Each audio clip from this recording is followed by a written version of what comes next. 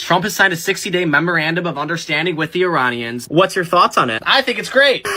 That's hilarious because no one's even seen it. According to JD Vance, it's 1.5 pages long, and it's a very general document whose details still need to be worked out, but what it does is stop fighting immediately, open up the Strait of Hormuz, and give 60 days for negotiations. Okay, a lot of issues. First off, Israel hasn't even seen the deal, and their officials are calling it terrible. Axios is also reporting that Trump's own CIA director warned that there are serious doubts on Iran's willingness to make a deal. Oh, and JD Vance said Iran could have access to $300 billion in reconstruction funds. Those funds would be business or real estate investments from the Gulf countries that we would only allow and our Gulf allies would only do if Iran makes sufficient concessions. Republicans freaked out for years when Obama freed frozen Iranian assets in exchange for a nuclear deal. Trump is proposing a $300 billion investment incentive of new money for a deal that would include the current Islamic regime to stay in place, which is why Republicans like Mark Levin have called it terrible and leading senators are skeptical about this memorandum of understanding. Well, the deal has already been signed digitally. Trump says the formal signing will take place on Friday and then the text will be released and we can have this debate then. But look, we have two fundamental options right now. Continue this war or try to negotiate a settlement. We've decimated the Iranian military and I trust the president's judgment now to make a deal. He's made it clear we will not give anything to Iran in terms of sanctions relief or whatever until they make verifiable concessions. Well, as of now, our own CIA is doubting their willingness to do that, and Iran claims they'll still be charging fees in the Strait of Hormuz, which they were not doing before the war. So it begs the question, if the world is worse off after the war than before and Iran is richer, who is the winner? Bro, the Iranian supreme leader is dead and their military is decimated and we're on a path towards a nuclear deal. I'll believe it when I see it. Same. All right, guys, and we are live.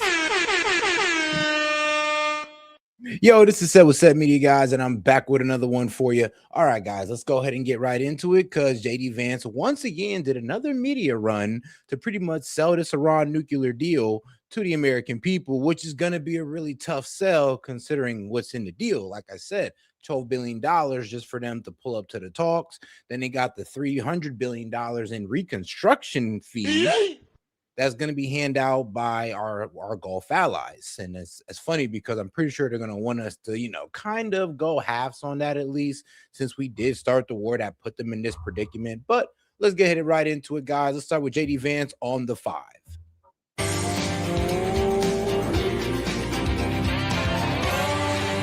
So you heard that right. Yes, Vice President JD Vance is here. He will be joining us for the entire hour, and we're going to have a lot of fun. There's a lot of news to get to as well, including his new book that is out now, and we have a whole block on that coming up. But first, let's dive into the big topic of the day. He's been talking about it as well.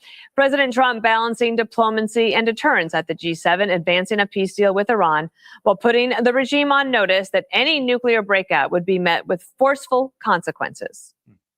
And if they do, they suffer unbelievable consequences. Not just a little bit like, I won't even tell you the consequences, but the consequences are the ultimate consequences. And they will not develop, purchase, buy, or any other thing. They're not going to acquire a nuclear weapon. If they do, all hell will rain down on them. And they're not going to do that. And while the details of the deal remain under wraps, President Trump is promising the American people won't be kept in the dark for long. Here's the crazy thing about this, so-called ceasefire/peace deal is that it doesn't even touch on their enriched uranium. It doesn't touch on their nukes whatsoever. They're once again just hit us with the trust me, bro, we're not going for nukes, which we've been saying for a while now, and you guys haven't believed in. I mean, I guess rightfully so. But I mean, here's the problem. They're hitting us with the same thing, and they're saying that their missiles and proxies are off the table. And of course, like I said, $12 billion just to sit down. And that's not even to pretty much take their enriched uranium. That's just to sit down and talk. So you kind of see the position we're in right now. It's not really the best one. I'll not only release it, I'll probably have a press conference and read it to you word by word so that the press covers it accurately. Because it's a very important document, and unlike Obama, who could have destroyed the Middle East with a horrible JCPOA, it is the worst agreement. That was a road to a nuclear weapon. Mine is a wall against a nuclear weapon. But the Democrats remain opposed no matter what. The word that comes to mind to me is incompetence. I just keep thinking that this has just been, just the height of incompetence with this government. The president doesn't want you to see this agreement because it is essentially a report card on what a disaster this war has been. And the Dems kind of have a point, sadly. Sadly, the Dems got a point. Like I said, if you actually look through this deal, and yes, the Iranians leaked the deal. It's all over social media. It's all over X, and everybody's reporting on it. So they're not just talking out their ass here. I wish they were. But one of the craziest things is sanctions on Iranian oil and petrochemicals and related exports would be suspended for 60 days.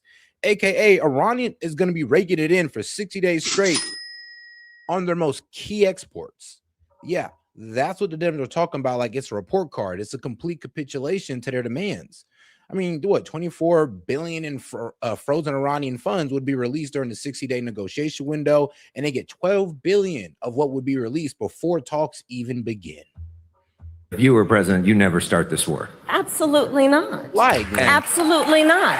That is an absolute lie. Kamala, you was talking about how Iran was our #1 enemy. You said it in an interview.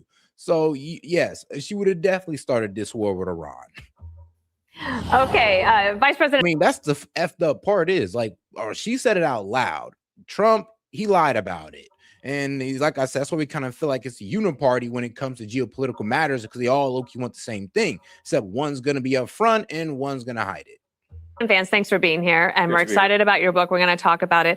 You've been on air a lot today, and I guess maybe start off with the question of why can't you or won't you release that document now? Yeah, so there's some diplomatic procedure at work here where the Qataris and the Pakistanis have been mediating this entire negotiation with the Iranians. And they've asked us effectively to sequence the way that we roll this out. I frankly don't understand it. We'd be happy to release the agreement today or tomorrow. We may release it as late as Friday, but fundamentally in the grand scheme of things, that doesn't matter, because whether it's tomorrow, whether it's Friday, people are going to see what's in this agreement very soon. Friday, of course, is the formal signing ceremony and the kickoff of these negotiations, and that's when they've asked us to delay it. We're trying to push that forward, but look, the agreement's actually very simple. It says, 1, Iran can't have a nuclear weapon. 2, the Straits of Hormuz are open.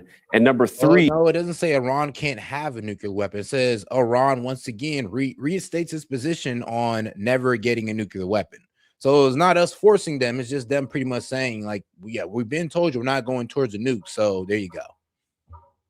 There are all of these benefits contemplated that the Iranians can get if they behave, if they stop developing terrorism, if they stop funding terrorism, if they stop supporting the rebuilding of the nuclear arms program. They actually can get some real benefits. If they don't do any of that stuff, they don't get anything. And I think that's where a lot of the misunderstandings come from, is you've got Iranian propagandists out there saying, well, we get all these things. And they leave out the fact that they only get those things if they fundamentally transform themselves as a country. So the United States wins either way. As the president fundamentally transform themselves as a country in what way? Because the regime is still in place, and that's what we're giving the billions of dollars to. So what is he even talking about? Like, that's the crazy part about this. And the thing is, we're giving them $12 billion not to do a damn thing, but to pull up to the talks. So we're not making Iran jump through hoops of fire to get this money. We're kind of just giving it to them just to sit down at the table and open up the strait. But all right, it said. Oh, and God, don't forget to double tap that screen, like the video, guys. Let's get more people in on the conversation by double tapping that screen and smashing that like button. Fundamentally transform themselves as a country. So the United States wins either way. As the president said, either they get nothing, we destroyed their nuclear program and the Straits of Hormuz are open, or they fundamentally transform themselves. And that's a big win too. It's really up to them. I'll ask you one last quick one. Maybe Sure. it's quick. It's a quick question. I don't know about the answer. So it's a 60-day period that you would look at and see, are they complying?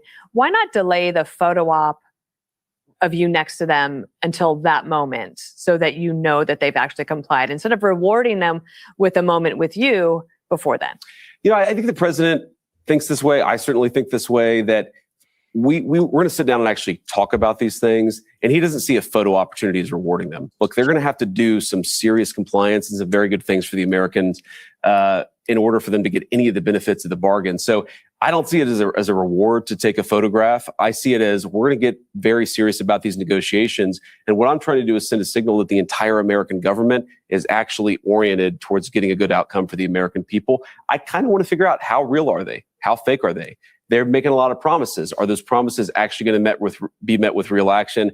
That's why I'm going to show up to the negotiation. That's why I showed up to Pakistan a couple of months ago, and we're going to stay involved in this process You've throughout. racked up the miles. Too bad. Indeed. Too bad I don't get frequent flyer I know. miles, but Too bad you don't. I travel in style. We'll take it around the table. Jesse, you're next. Been all over. Well, media. from what I understand of the deal, it's the exact opposite of the Iran deal, where proxies and missiles are covered, because if they fund the proxies, then they don't get the economic benefits, and the missiles are covered because 85. And like I said, they can fund the proxies with that 12 billion we're giving them just to sit down. But I mean, honestly, the way Iran's looking right now, they probably do need that $12 billion, considering that they're going through a financial crisis and a lot of their infrastructure has been destroyed. So they definitely do need all the money they can get.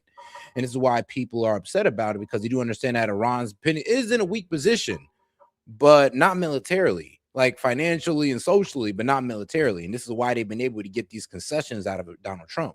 5% of them have been destroyed, and 90% of the industrial base has been destroyed. So they've been disarmed. They can't rearm because they can't manufacture more weapons. And now they can't really project power outside of their borders because they have no Air Force and they have no Navy, and they don't pose an imminent threat to the United States anymore. And they have no air defense. So we have full air superiority. Also, the difference between the Obama deal is they cannot build a nuclear weapon. Even in the Obama deal, they wasn't building a nuclear weapon, bro. Like, what the hell? Like, they was enriching at 3.67%. Like, please tell me, Jesse, is that building a nuclear weapon enriching to only 3%? Please lie to the people and tell them that, because that is absolutely insane. Like, no, Obama's deal had their nuclear enrichment under control and had it capped at about that 3%. Once Trump got out of that, that's when they hit 20 and 60% enrichment. So Obama's deal kept them away from a higher enrichment percentage. They can't enrich at all, and they can't stockpile because they can't access the uranium. The dust is so deep down there, the only people that can get it is us. And if we even just let it sit there in a uranium grave for eternity, it's already destroyed their nuclear program. All the centrifuges are shattered. Their nuclear scientists are all dead. So if we do nothing, it's already accomplished the president's main objective, which is prevent them from ever getting a nuclear weapon. Everything that he laid out the day after the bombing started has been achieved. This does what the Obama deal doesn't do. And if they screw around and make mischief again, we could still reinstitute the blockade. We could still hit them again. So that's fine. And you've already seen oil go down into the 70s. Gas prices are, a couple cents away from the $3 range. Stock market at all-time high. And inflation should taper off as the Strait opens throughout the summer. So I think what Jessica really wants to say is thank you.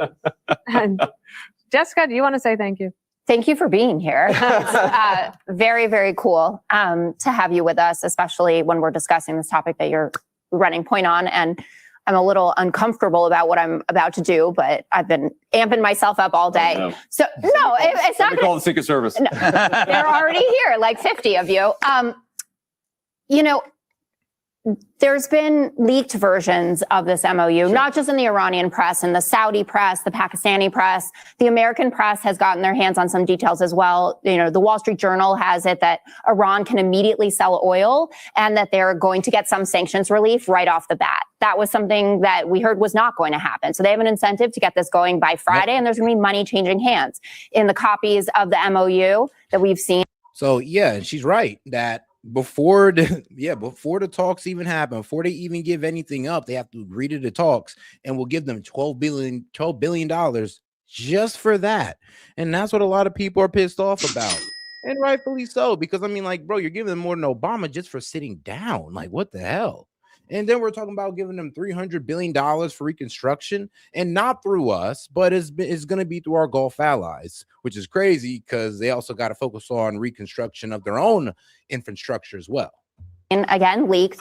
We have this $300 billion fund. And I saw you last night. You were with Sean talking about it. He said, well, it's not our money. It's, Gulf nation money, our partners' money, but that's still a $300 billion payday. And that's something that they desperately want to have. The punting on the nuclear program for the 60-day negotiation, that's the real tough stuff of this, right? Like, that's the meat of what we really need to get done. And you say the JCPOA, didn't have anything about that. It's in the preamble of the JCPOA that Iran will cease all efforts to have a nuclear weapon and enrichment will be held at about 3%. Well, they can't And enrich that's what now because they happened. can't get the dust, Jessica. Also, Yeah, but Jesse, you pretty much just said that, oh, well, Obama's deal was allowing them to go towards a nuke when it wasn't. I mean, actually, us getting out of that deal pushed Iran closer to a nuke than Obama's deal did. So, like, come on now, where's the argument here? The facts are right in front of us, sadly, and the results are right in front of us. And I kept saying that, well, the more aggression you put on Iran, the closer we push them to a nuke. And now it looks like the more aggression we put on Iran, the stronger we make them. Barack Obama never buried it. Well, the vice president. Oh, guys, make sure to double tap that screen, like the video, guys. Let's get more people on the conversation by double tapping that screen. Appreciate the support, guys. And any question, comment, jokes, or disagreements, super chat, PayPal, Venmo, and Rumble. All right, let's keep it going.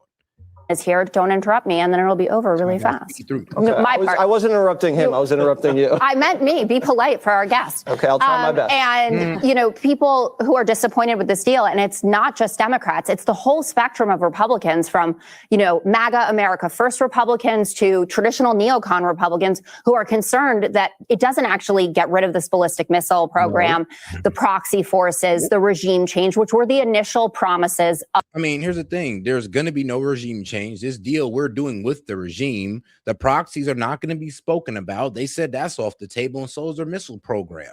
So at this point, I know why Israel's upset, because those are their main concerns. But our main concern should just be the nuclear enrichment, and we should just keep it at that. And as long as we're heading in that direction, as much as I don't like tossing Iran money, I do like the direction we're headed in when it comes to taking care of their nuclear enrichment. As long as we stick on that, I'm fine. But if we try to overreach and go for the proxy and ballistic missiles, I mean, the deal is going to go under every time. And that's why the deal went under the last couple of times. Iran has been ready to give up their nuclear enrichment, been ready to give up that stockpile of enriched uranium, but we keep on bringing in, oh, you got stuff on your proxies and your missiles. And they're not doing that. But hey, it is what it is. Of this war.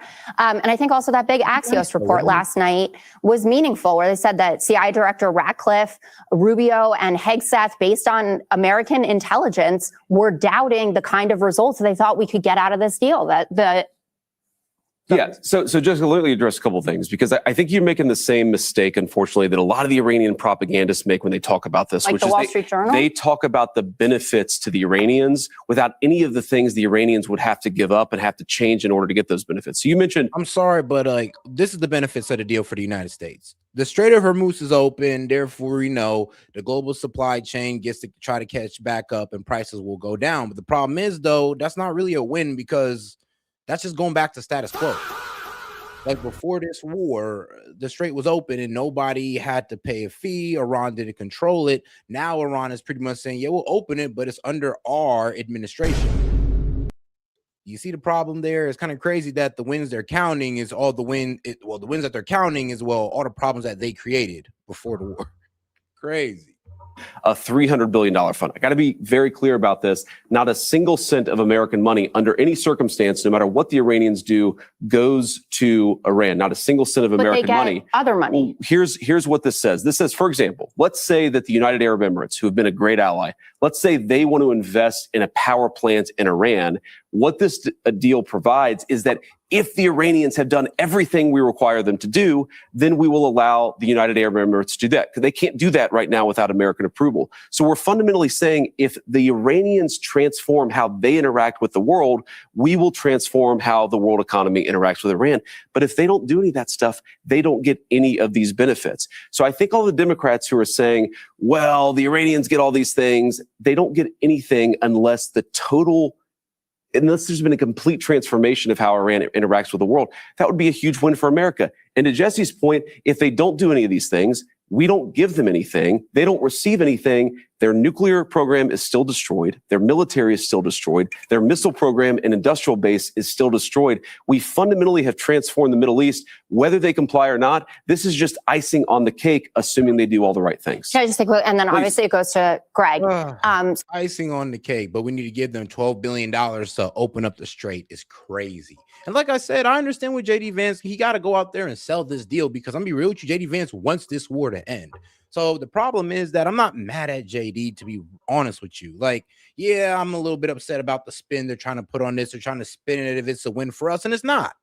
But he wants this war to end, and so do I. So if I was JD Vance, I hate to say it, I'd be doing the exact same thing, capping my ass off to get this deal pushed through so we can end this conflict that I disagreed with in the first place. Like, I feel what he's doing, even though I don't like it. So I guess two things. One, there's already been reporting that the Qataris have been paying off the Iranians Not to true. get them to. I've seen the report, by the way, and we have a great relationship with the Qataris. It's just no money has exchanged hands. Iran has not gotten a single dollar from any Gulf partners.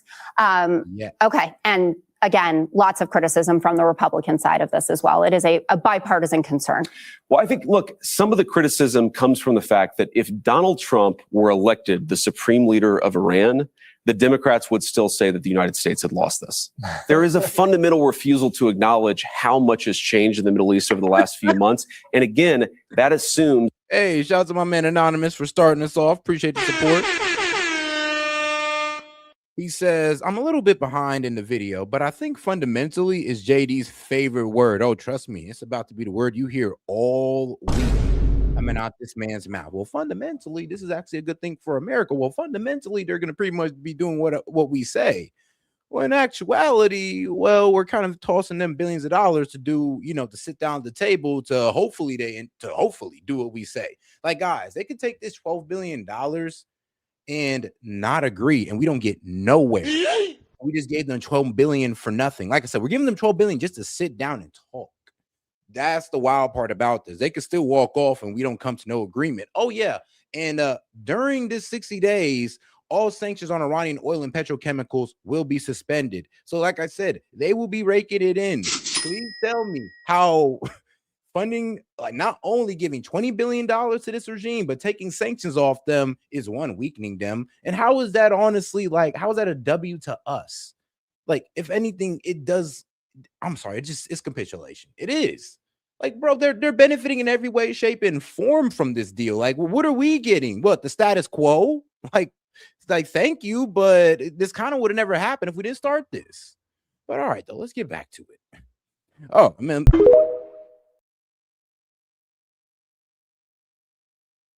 But all right, let's get back to it.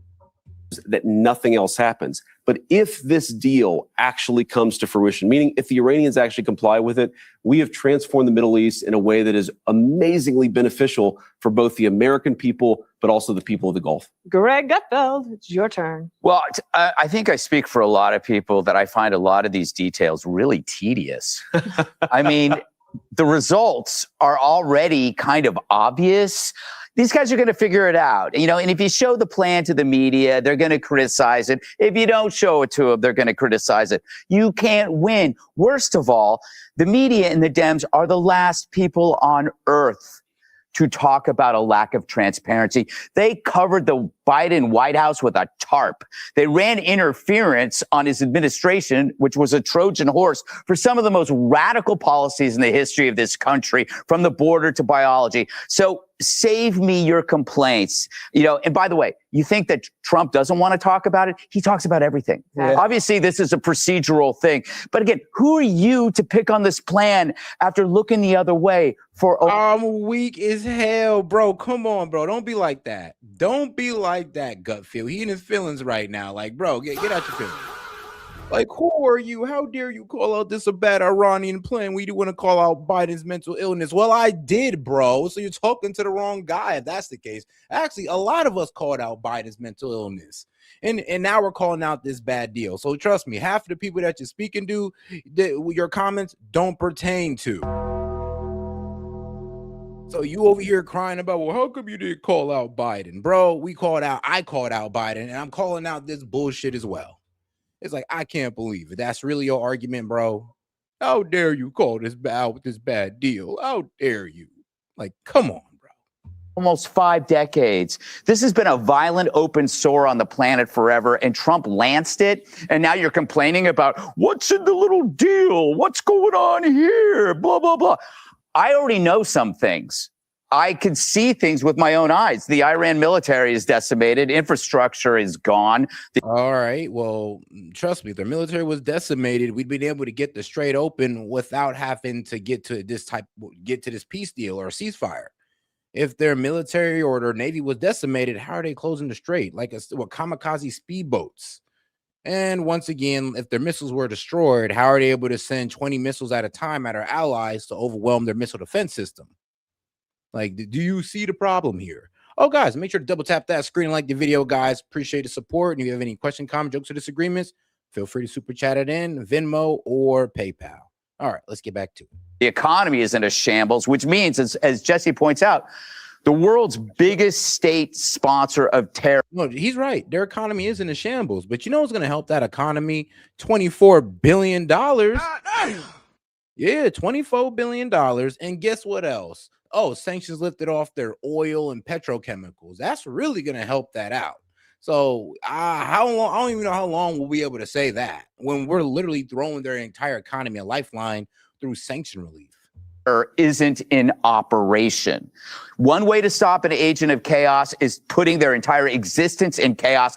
And Trump kind of already knows. He does that all the time. He's like, if somebody's messing with him, you just make their life difficult. Did that with Iran. You can complain all you want, but that is a concrete success story. You can see with your eyes. Iran isn't sponsoring any terror. They can barely sponsor a little league team. I've asked. All right. Be sure to like and subscribe for all the. Now let's go to the interview where JD pissed a lot of people off, right? So you know how Trump went off on Megyn Kelly and all that good stuff. Well, guess where JD Vance pulled up to? Yup, Megyn Kelly. And I know everybody was pretty much everybody on the right was having a an oh shit moment. But here's the thing, it's not that bad. I'm glad JD Vance is bridging that gap. And it kind of just shows how he's trying to separate himself from, these neocon politics that the Trump administration has been on.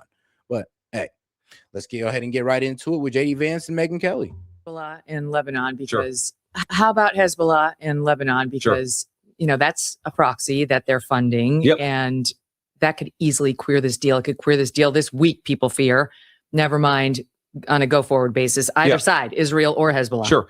Look, it's always delicate with these things. And, what we've seen with the ceasefire in Lebanon, and it's been clear, to be clear, a dirty ceasefire. There's been some shooting back and forth, but frankly, there's way less shooting now than there was 2 weeks ago. There's way less shooting 2 weeks ago than there was before. So with these things, as the President of the United States said a couple of weeks ago, he said, sometimes the ceasefire just means they're shooting less. Yeah. And that's the progress. And then you get to the next stage. Is it included? Is Lebanon included? Lebanon's, Hezbollah? It is a regional peace deal. It's going to include the Gulf. It's going to include Israel. It's going to include Lebanon. The idea is this is a true regional peace deal. Yeah, I mean, I think a lot of people on the Middle East was actually upset that it didn't include Gaza, but I'm like, come on, guys, one thing at a time. But yeah, so the deal pretty much starts a fighting between us and Iran and Israel needs to cut the crap with Lebanon. The problem is Israel does not want to cut the crap with Lebanon because Israel wants to take Lebanon. And it's obvious at this point. And they're the ones, the pro-Israel guys are the ones that's really crashing out over this deal. Like I said, they wanted us to continue going to war until regime change happened. Now, and you notice how anytime we try to veer off that, you got Ben Shapiro, Mark Levin freaking out. Bro, now they're really tripping. Now they're really going out their way to pretty much say, oh, we should keep on going into this. How can we trust Iran? Why are we giving them money and all this good stuff? And I'm like, because, bro, they got leverage. Escalation dominance in the area, and no matter how much you fantasize about it, we cannot topple Iran. We don't have to leave that to the people. Well, because how do we do that? We can't topple Iran without throwing away the entire Middle East and putting it in darkness and famine. I mean, and leaving them without no clean water. I mean, yeah, we can take out Iran without doing that. Netanyahu. Sorry, forgive me for interrupting. No. The idea is that if the Iranians comply, then we are going to have a true transformative deal for the Middle East. And if not, they don't get any economic benefits. The United States, we got what we came to do, and we're done. And that's the basic approach. We would not turn on. Oh, guys, make sure to double tap that screen, like the video, guys. Let's get more people on the conversation by double tapping that screen and smashing that like button, guys. Appreciate the support and subscribe to the channel if you haven't already. All right, let's get right back to it. On the spigot, if Hezbollah hit Israel over and over? Well, what I would say is, if Iran is funding Hezbollah, we're not going to allow a bunch of unfrozen assets to freeze to the Iranians, right? Now, I want to be clear about this too, because those are not American assets. There's been a lot of misreporting on this, and people have said, oh, is the United States going to give Iran billions of dollars? No, it'll be very, very crystal clear. Even if the Iranians do everything contemplated by this deal, not a penny of American money flows to Iran. But let me. Yeah, you see how he worded that? I love JD the way he worded it. Not a penny of American money is going to be flowing to Iran. You're right. It's going to be their own dollars released by sanctions. So he's not lying to you. He's not. You're right. Not a cent of taxpayer dollars is going towards Iran. It would just be their unfrozen assets that we have locked up. That's all. Let me give you an example of, one of these things that people, again, have misrepresented. Let's say, for example, that the United Arab Emirates, they've been one of the best allies that we've had in the region. Let's say that they want to invest in a nuclear power plant in Iran. They really can't do that without us lifting some of the sanctions that exist in the global financial system to make that possible. Now, are the Emiratis going to invest in Iran, or is America going to let the Emiratis invest in Iran unless the Iranians change their behavior? No. So all these people say, well, you're giving Iran money. No. We're saying that if the Iranians change their behavior, we're going to let some of these other countries invest in rebuilding their country and creating some prosperity for their people. Mm-hmm. That's like a good thing, right? Mm-hmm. If the Iranians stop funding terrorism. No, but that's the thing, though. That's what the pro-Israel guys and the neocons won't allow. Like I said, they want complete regime change, and you're pretty much saying that, we're going to allow this regime to rebuild Iran, rebuild its economy, make it better for the people. And even though, I'm gonna be real with you, that's not a bad thing. But the problem is that the regime that everybody's fear mongering on, that Lindsey Graham, Mark Levin want us to put boots on the ground to take out. Yeah, they're still in power, and that's why they will never accept that deal. Even if we're willing to accept it and we're willing to let the Iranian people prosper, no, they don't want that. They want a regime change. They want the entire country thrown into dysfunction. And to that, I would say, well, go do it yourselves. Like, why don't you guys go to Israel since you love them so much and, gather up y'all forces and go take on Iran. Good luck. I mean, we tried, Saddam tried, and we couldn't do it. So, I don't know what makes you think you guys can. They're behaving and their relationship is transformed, not just with us, but with the whole region. Like, that's a thing to celebrate. Somebody said, I forget who, but somebody said, this is like doing the Marshall Plan when the Nazis are still in control. Mm-hmm. And that's wrong on a few different ways. Number one, the Marshall Plan was a lot of American tax money. This is not American tax money. Number two, we're saying you only get the benefits of the bargain if you change your behavior. If that happens, we're talking about a transformed Middle East. That's a great legacy for the president, but more importantly, it's a great win for the American people. Will we have inspections of whatever they are or aren't doing when it comes to nuclear / enrichment? And is enrichment even on the table? Because I haven't been able to totally understand what President Trump is saying on that. If they want the benefits of the bargain, enrichment is going to be on the table. And more importantly, verification and inspections is going to be on the table. But that means we'd let them do it a little? Like, what else are we in? Yeah, because Iran is pretty much saying that they're willing to give up their 60% enrichment, but they will not give up their right to enrich because under the non-proliferation treaty. And they've reinstated their position from the non-proliferation treaty that Iran will not go towards a nuke. So we're pretty much going back to the status quo of the JCPOA. Inspecting. No, look, our plan is, what we would be inspecting is the full part of building a nuclear weapon. So I'm hardly a nuclear engineer, so forgive, the scientists are going to have to forgive me for this summary, but building a nuclear weapon is the infrastructure to enrich uranium. It's the infrastructure to turn enriched uranium into nuclear fuel. It's the infrastructure to turn that nuclear. So it's pretty much saying, hey, well, we got to get rid of their entire enrichment capability. Like, they can't enrich no more, and Iran is not agreeing to that. They're not.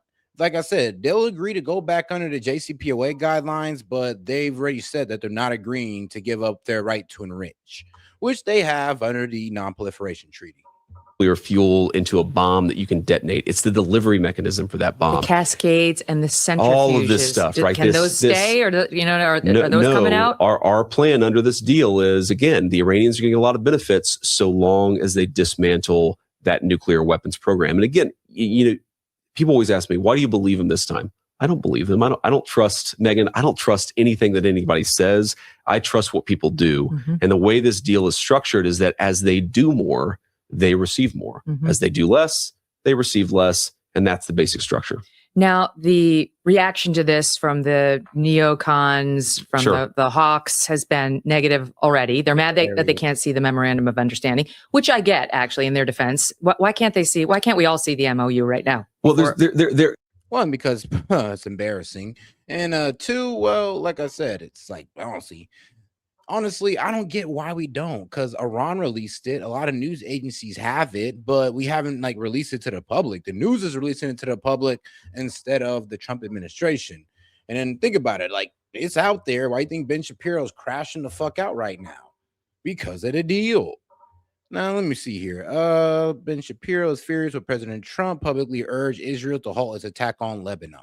You know what? Let's go ahead and react to, Ben Shapiro crashing out on this deal, and then we'll go ahead and get right back to our guy, JD. I do want to cover this real quick. It's essential to the topic.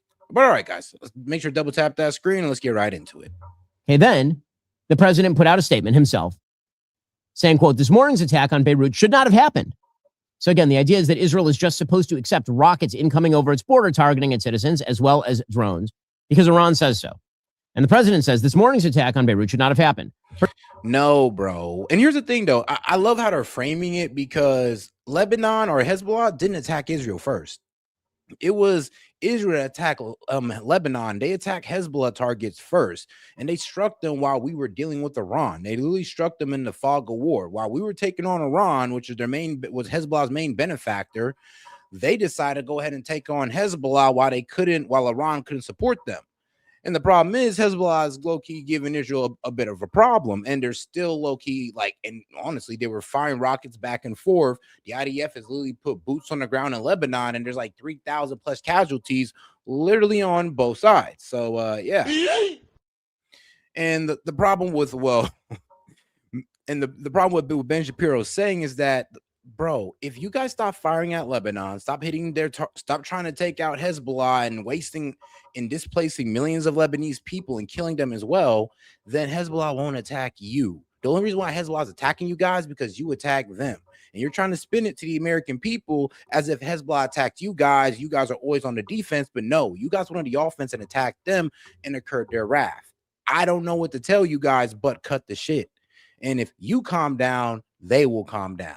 And look it up. Look up how much times Israel's broken a ceasefire with Hezbollah. Hezbollah has been trying to have a ceasefire with Israel, and Israel keeps starting to back up because they want to take Lebanon.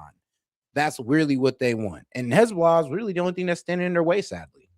It should be the Lebanese army. It should be the Lebanese president, but they want to be cowards. Particularly on a special day when we are so close to a peace deal with Iran.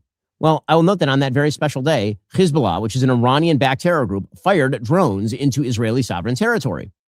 He said Israel has the right to defend itself against threats, but the attack it was responding to was very small and meaningless. Nobody was hurt, injured, or killed, and should not disrupt this important process. I really don't think the president would see it that way if same crazy. And guys, make sure to double tap that screen and like the video, guys. Let's get them likes up to 20 likes by double tapping that screen. Appreciate the support. We're at 12, so let's get to 20 likes. And I'm sorry, but that is fun. He said this morning's attack on Beirut should have not happened. Yeah, we know, particularly on a special day when we are so close, to a peace deal with Iran.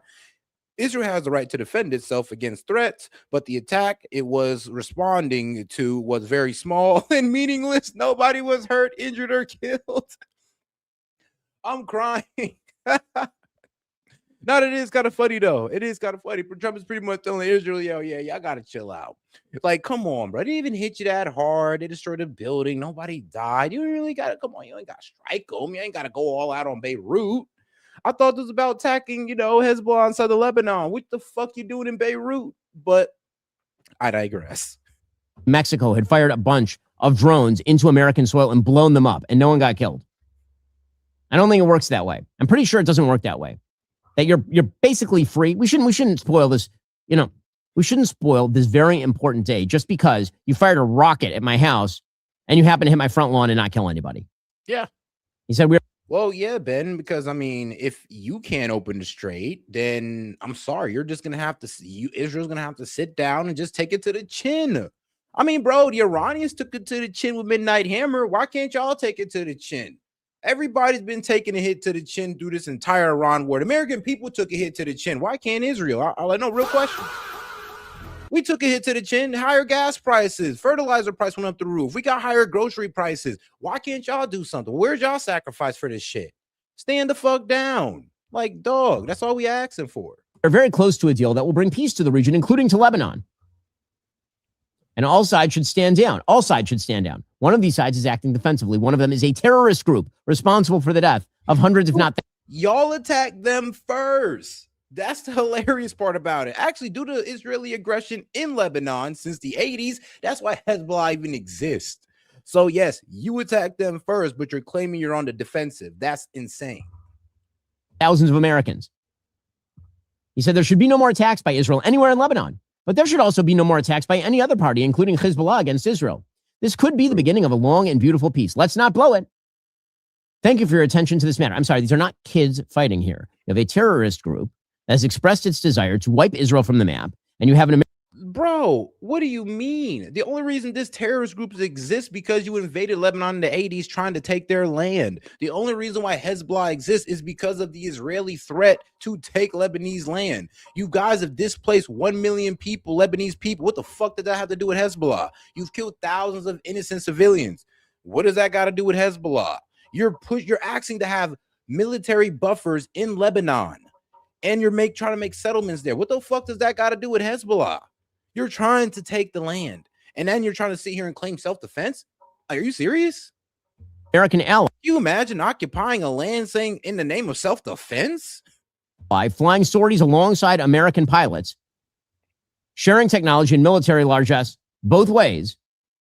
And the idea is that that state is supposed to what? Just go silent when it is attacked? And then Trump went to Axios. And again, this is just the kind of signaling that is not useful. It is not good. It does not help negotiations. It looks like weakness. And the Iranians can sense weakness. They can smell it. The president went to Barack Ravid at Axios, who used to be like the Obama cutout. And then he became J.D. Vance. Bro, the weakness was shown when we couldn't release them off the strait. Okay, bro? When we couldn't get these assholes off the strait, that's when weakness was shown. When Trump pretty much kept saying, I'm going to exterminate your entire civilization back to the Stone Age and didn't do it, that's when weakness was shown. I mean, bro, are you serious? When we put a blockade on top of a blockade, and like I said, instead of just trying to rush them off the strait, weakness was shown. I'm sorry, but literally Trump has already capitulated in other ways. So I really don't know what he's talking about. Like, let's be real. He's honestly doing the reasonable thing. Like it or not, I know people like Ben Shapiro is going to be mad, but this is the reasonable thing. What would be unreasonable is what you want, which is going back to kinetic strikes with Iran. Vance's team's cutout over at Axios, and now the president is using Barack Ravid as his cutout. And the president went to Axios, and he said that he was shocked when his advisors called him to brief about that Israeli strike in Beirut, and he fumed at Netanyahu. Quote, "It is so bad I couldn't believe it. An hour before we're supposed to sign the deal." Trump acknowledged that Hezbollah attacked Israel first, but stressed it didn't cause any damage and nobody had been killed. Why did Bibi have to do an effing attack? I was so pissed off. I let him know. He has no effing judgment. I let him know that. Yep. And then he said the same thing to the Wall Street Journal. Bibi shouldn't have done that. I didn't like it at all. They fired a couple of small missiles and missed their mark by a lot. They have to fight because he's trying to separate himself from Israeli interest. Because he understands that if Iran sees that we are aligned with Israel, then they will not pursue this deal with us. Trump is doing this honestly for show for Iran, ironically. Why? Because he wants to show Iran that we are not aligned with Israeli interests, and we're willing to call them out about it. Please don't cancel the deal over this because Israel wants to be bloodthirsty. And I mean, it looked like it's working. The fact that he's going out cussing out cussing out Bibi, it kind of shows that, yeah, our interests are separate from Israeli interests, and we're going to go ahead with that peace deal. And if Israel wants to try to F that up, then, I mean, I like where Trump is going with this. Then you guys can take on Iran on your own, and good luck. Fire back, then he'll fire back, then the whole thing never stops in the Middle East. So we are now back to what? Cycle of violence nonsense? That suddenly there's no difference between Israel defending itself and Hezbollah firing missiles and rockets at Israelis in Israeli territory? Mm-hmm. Okay, this is the problem. This is why I am skeptical. So again, I think that there's not much in this 60-day memorandum. I think the memo of understanding is probably open-ended. I think it probably doesn't involve a lot of substantive discussion. I'm hopeful that essentially all it is the United States saying, listen, we're done here. We've done most of the damage we're willing to do. You want to mess around in the Strait of Hormuz, that's your business. The Europeans and the Chinese can take care of it. Wow. We're out. I'm hopeful that's what this is. And that basically there is no second step, because I think a second step would be quite bad. But we're not going to know until we see the text. The one thing I will say with regard to the president and the vice president and the signals they are sending, if you keep sending the signal to a terror-backing regime that chants death to America, that you want to deal with them so badly that you're going to tell our allies in the region to stand down, you are giving them an enormous amount of forward momentum. And that is a huge mistake that should not be done. Bro, this entire conflict was a huge mistake. This is why we're here. Like, mistake number one was following Israel into striking Iran. Now, it's kind of funny how we got to tell Israel to stand the fuck down so we can get a peace deal and we can end this conflict/war. That's the problem, Ben Shapiro. We followed y'all way and it led us here. And now you guys want to crash out and get mad that, well, Trump is getting mad at Bibi. For one, he led us into this war by saying it was going to be done in 96 hours to 2 weeks. That was wrong. And then when Iran opened the strait, what was it, like about a month ago? That's when he carried Netanyahu decided to carry out one of the biggest strikes on Lebanon, 100 strikes in like 10 minutes. And then what did Iran do? Close the strait down again. So I'm sorry, but yeah, Israel's been getting in the way of a peace deal, and they need to step to the side because they're not willing to take on any responsibility outside of just Lebanon.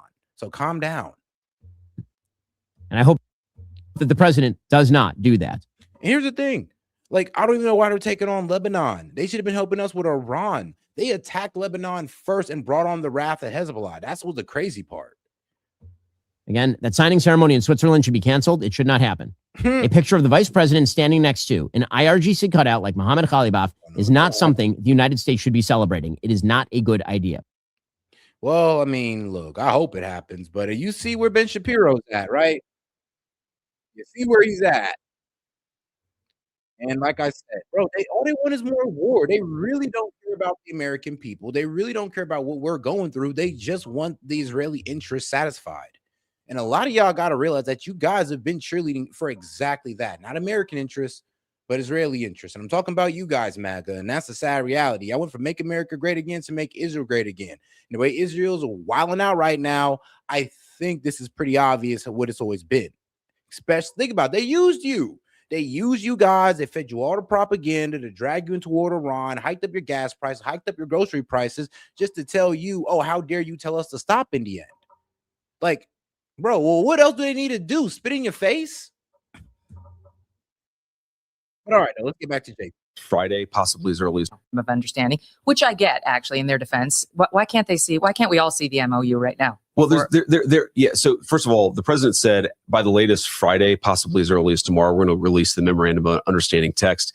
The reason why we haven't released it yet is there are some delicate diplomatic things going on where the Iranians, and not just the Iranians, but some of our mediators, the Pakistanis and the Qataris, have asked us to sequence this in the right way. I don't frankly fully understand it, but there are sensitivities that exist in the Arab and Muslim world that we're trying to be responsive to. Fundamentally, does it really matter if the deal comes out on Wednesday versus Friday? No, that's why we haven't emphasized it so much, is because at the very latest, the text is going to be out on Friday. Okay. Yeah. And I mean, you've already signed it, but it's not like legally binding to where you can't undo it. It's a diplomatic agreement. So it's correct. If people freak out, there's an utter meltdown here in the United States. It could always be undone if you change your minds. Exactly. And I could summarize this deal in like 2 or 3 sentences, which is that if the Iranians change the way that they behave with regards to their nuclear weapon, with regards to their financing of terrorism, we are going to bring them into the world economy. If they don't, we won't. It's really that simple. Okay, so here's some of the reaction. Mark Thiessen said, "If and you see what Ben Shapiro is freaking out about, and why, I'm gonna be real with you, all the neocons, all the pro-Israel guys are about to start freaking out on the JD. They're about to start going crazy because JD is literally saying it straight to their face, like, look, I know the regime's still in power, this radical regime that you all hate, but sorry guys, but we're trying to bring these guys into the world economy, and we're going to give them the sanction relief. We're going to cut the bullshit. You're going to cut the bullshit in Lebanon, and we're going to actually start working things out with the Iranians. Sorry, Israel, we're going in a different direction. I know what? Maybe we can be friends. Maybe we can be friends with the Iranians. Right, guys? I'm playing, but you get what I'm saying, though. If the deal terms are accurate as has been leaked, it's a complete disaster. He's calling this, by the way, the Vance deal. I wonder why he doesn't call it the Trump deal. I wonder too. There is Ben Dominant. No, look, they're already setting JD up for failure. They're gonna push all this on him. Oh, this JD who did this he's the one who pushed this deal. He's the secret jihadist in the Trump administration. They're gonna go crazy, guys. I guarantee you. She was on Special Report last night, called this the hillbilly Obama deal. I wonder who that's a reference to. Seems to be a shot at you, sir. Not bold foreign policy. There's a guy named Yanan Magal, who is an Israeli journalist who's very close with Netanyahu, who is basically his mouthpiece, who called you a lowlife, called Donald Trump a loser. Damn. The Israeli ambassador to yeah, guys, read Israeli media. That's really going to make you want to get up out of here. That's really going to want to make you put Israel in their place. Bro, if you read Israeli media, oh my God, bro, Trump's a loser. Americans are a bunch of fucking idiots. We can't do nothing right. We could even take out a regime that they can't even take out themselves and that they dragged us into taking out. I mean, it's getting real disrespectful. Like, Israel's mad at us and they're mad at Netanyahu for not going far enough. And they're not mad at us for not going far enough and trying to get a deal with Iran. So, yeah, go ahead and look at Israeli media right now. Guarantee you're going to feel like, yeah, maybe we should stop funding these guys since they're oh so disrespectful. United States called this so disappointing. Then there's Mark Levin, who's been rage tweeting about it every 5 minutes. He demands to see the memorandum. He demands that this be treated like a treaty, to where now you have to get congressional approval for the MOU. That shit was hilarious, bro. Lindsey Graham, Ben Shapiro, Mark Levin all talking about, oh no, this got to go through Congress now. Like, hold on now. You guys were going against running it through Congress to get into this war, but now you want us to go through Congress to get out of it so you guys can hold it up in Congress? Yet no, fuck you guys. Honestly, no, fuck you guys. Like, oh my goodness, that really did piss me off. So you can drag us in, no Congress, but if we want to get out of there, oh, now we got to go through Congress. Yeah, no, we're gonna get out the same way we got in, without Congress. The Constitution does say you need approval to declare war, which Trump doesn't think he did and didn't seek. But now, and he defended him on that. But now that we're ending it, which you definitely don't need congressional. Oh, guys, you got any question, comments, jokes, or disagreements? I'll be happy to read it out loud and engage with it. Just $2 up in a super chat, Venmo, or PayPal, guys. Appreciate the support. Let's keep it going. Approval for. He wants this treated like a treaty and is demanding you go before Congress, sir.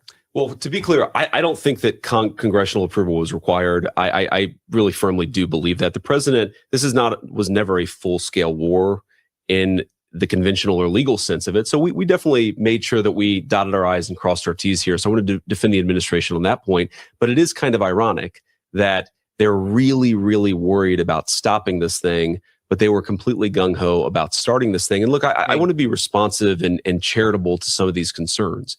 So first of all, why do they believe Iranian propaganda only about one thing, the peace deal? They don't seem to believe Iranian propaganda, rightfully so, about anything else.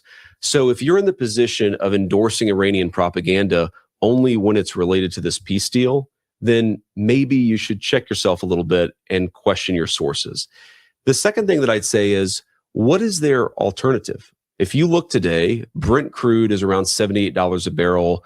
Oh, no. Their alternative is to go back to war with Iran, send skyrocket prices, and destroy the entire Middle East. Like, that's the thing. They don't have a peaceful resolution. They don't want to be peaceful about this. They want to keep going until they get regime change, because that's the only way Israel's ever going to feel safe, is if the regime in Iran is out of power. And sorry, but we couldn't make it happen. So I guess you guys should. And trust me, I already said we shouldn't even try to make it happen. But hey, for some reason, we were all ignored on this side, on the America First side. They went ahead into it. They failed spectacularly. And now here we are giving Iran $12 billion just to sit down and talk. I mean, thanks a lot, Mark Levin, Ben Shapiro, and the rest of you guys. Hey, y'all was cheerleading this. Now look at the results. Now you're crashing out about the results. We told you this was gonna happen. West Texas crude is even lower, $75, $73 a barrel. I mean, the numbers float around a little bit. But what that means is lower gas prices for Americans, lower energy costs for Americans. That means that this little blip that we've had of an increase in energy costs, which has caused a lot of people some problems, we're now getting back to normal. And I think that fundamentally, if you look at what they're proposing an endless conflict. They want this to go on until every bomb has been dropped or until every Iranian is dead. That is not what the president of the United States wants. What he said is, I said about this to end their nuclear program, to eliminate their ability to threaten their neighbors and project power, and to fundamentally make sure that no future child would have to deal with a terrorist regime with an atomic bomb. That's why the president set out to do this. He feels, and he's right, that he's accomplished that goal, and now we can get to the negotiation to see what are the other benefits that we can get from this, and frankly, what are the benefits the Iranians could get from this if they behave. I just don't think that people who are criticizing this, one, they're not actually dealing with the reality of what's in it, and number two, they don't have an alternative. If you're no, not only are they not dealing with the reality of what's in it, but they're also not dealing with the reality of what's been going on the battlefield. Like I said, we did all this bombing and the regime's still in power. They still have their missiles and drones. They still control the strait, and we exhausted damn near our munitions for them. And they're being ungrateful about it, and we still have not got none of our goals achieved. So yeah, what would you guys do? And you're not willing to do anything to, like, let's be real. Like I said, while we were doing all this, what was Israel doing? Trying to take Lebanon. Were they trying to help us anymore with Iran? No, they were just egging us on to escalate things with them while they try to take Lebanon. This is why it's low-key disrespectful for them even to try to get in our way of a peace deal, when they don't really have they have no real plan to help us achieve the goals that they want us to achieve. There's no real plan towards that, but just keep on going and keep on trying things that's failed already. Like, these dumbasses are still saying that we should give guns to the Kurds and the Iranians to go out there and get themselves killed in the streets. Like, same dumbass plan. Alternative is just to drop bombs without any clear goal or any clear American interest implicated, then you're not making the wise decisions on behalf of the American people. The president is, and that's why we're in this position. I'm going to give you a SOT from Sound on Tape from John Podhoretz, who is the chief over at Commentary Magazine, which is very pro-Israel, very neocon-y. Preview, he's not happy. Here it is. I honestly don't know if it could be worse. America is going to be in a strategically... Nah, this guy is different, bro. Look, he was on this show, bro, and this man literally said that, yes, we use Jewish money to buy politicians, to buy elections. I was like, hey, yo. He just said it out loud. He said, yes, Jewish money is our power that we use in politics. I was like, bro, do you know that this is anti-Semitic to say if you're not Jewish? That's the funniest part about it. It's like, oh, yeah, like Jewish money, we use Jewish money to control politics. You're effing anti-Semites. And I'm just like, well, damn. I'm just repeating what my Jewish homie told me. Like, what I do? Tactically and militarily worse position than it was under Biden. He made a choice to test America's resolve, and he has choked. He has chickened out. He has bled himself dry. Trump, the crazy lunatic psychotic who doesn't care about lives and will do anything and do anything, could not bear the idea of putting a boot on the ground anywhere in Iran, and could not bear the idea of a single American possibly being taken hostage, which I understand. I'm not saying that either of those is a good thing, but if you're going to go to war, you have to put boots on the ground. Everyone in the military has volunteered. Whoa. Yo, this man is wild. He says, well, if you're going to go to war, you might as well put boots on the ground. I mean, like, I get why you might not, but I mean, you got to fully commit here. I'm like, what you mean? These people signed up to go there and die for Israel. That's what that's what our soldiers signed up to do, is go out there and die for Israeli interests. So you need to put boots on the ground, Trump. So, anybody else want to tell me how these pro-Israel guys are MAGA? Like, anybody else want to try to explain that to me and make sense while doing it? please. To put their lives on the line for their country, and that the country itself may have to sacrifice in the form of wildly higher oil prices. If you think that the American national interest has to be engaged in this process, and if you go into the process and you lose it, and it's a complete war of choice, you have made things worse. The situation is worse. Thoughts on that? Well, there's a lot to respond to in there, but I actually think, John, I appreciate that because John is kind of giving away the game. He's saying he really doesn't care that much about higher oil prices for Americans. Yep. He doesn't care about high gas. They don't. Bro, Mark Levin was on his show talking about how we should learn how to sacrifice more. Americans are so ungrateful. They need to take these higher gas prices. What about those who sacrificed in World War II? What about those who sacrificed for Afghanistan with the higher gas prices in Iraq? And I'm just like, bro, we're literally fighting this war for the country that you cheerlead for, and you're telling us, oh, no, you guys need to give more? Bro was just pretty much telling us how we need to give our soldiers. We need to give the best of our best to go out there and die in Iran in a hot fucking desert for Israel. And here's the thing. What the reason I say for Israel, because not American interests. It's not for American interests. It's for Israeli interests. So we got to give up our soldiers. We got to face higher gas prices for Israeli interests. It's basically what you're telling us right to our face. I love it. I fucking love it because they're finally exposing themselves, and it's right in our face. We can now pull this up and we can be like, oh, no, you guys are being anti-Semitic. No, what do you mean, bro? No, the pro-Israel guys are saying it to our face now, man. So all this anti-Semitism stuff you were throwing don't even mean nothing no more. Why? Because I'm just repeating what they're saying. Gas prices, and he wants boots on the ground and in a doesn't country. seem to care about casualties. Exactly, and wants boots on the ground and casualties. Literally, he just said, well, you put boots on the ground, I know it's going to be bad, but that's what they signed up for. Like, are you fucking serious? Like, did you forget the part where those are, people's family members? Let's not just think of them as just toy soldiers you can just throw into a fire any moment you fucking want, dude. Like, those are people. But, oh, I'm sorry, the Israelis, I'm sorry, the way y'all treat the Palestinians, I guess y'all must have forgot that. The way y'all see every Arab as a terrorist, you want to kill them all. I guess we don't share those values, huh?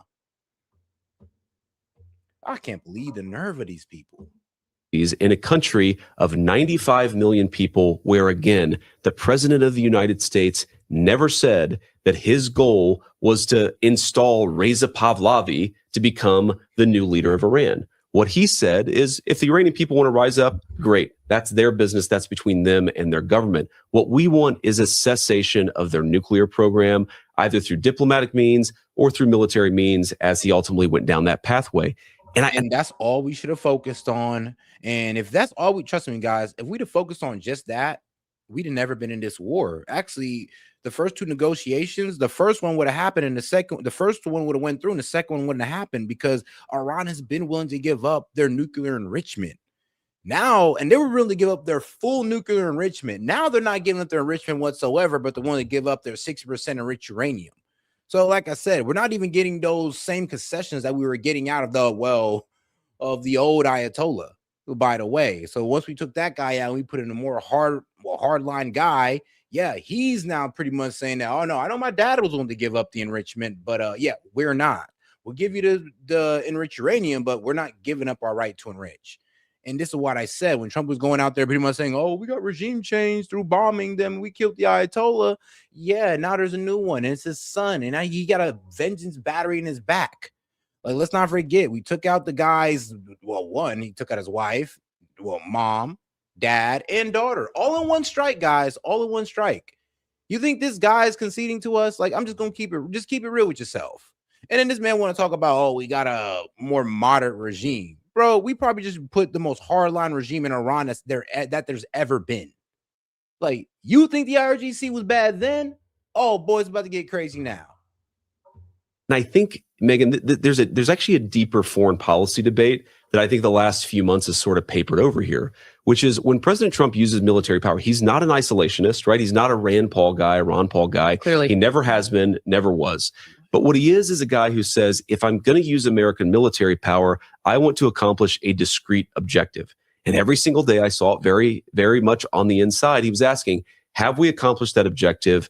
Can we stop this? And once we got to the point where people were saying, yes, we feel like we are in a much stronger position. We feel like their nuclear program is destroyed. We feel like their conventional military, it's going to be impossible for them to rebuild it for very, very many years. He said, okay, then I want you to go and negotiate a deal that transforms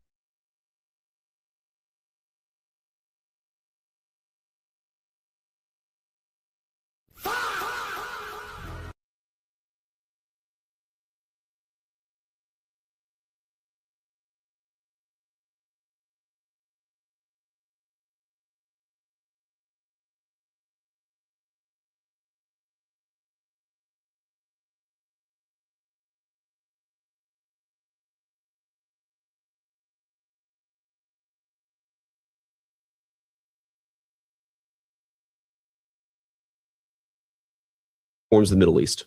And that's what he did. Thanks for watching this clip. If you're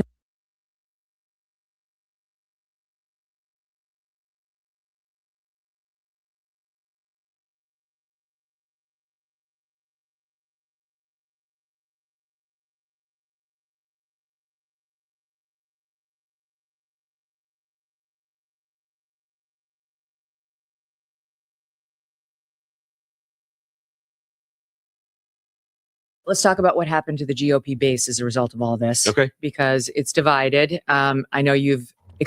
Whoops, my bad, guys. My bad. I was moving on to the next video.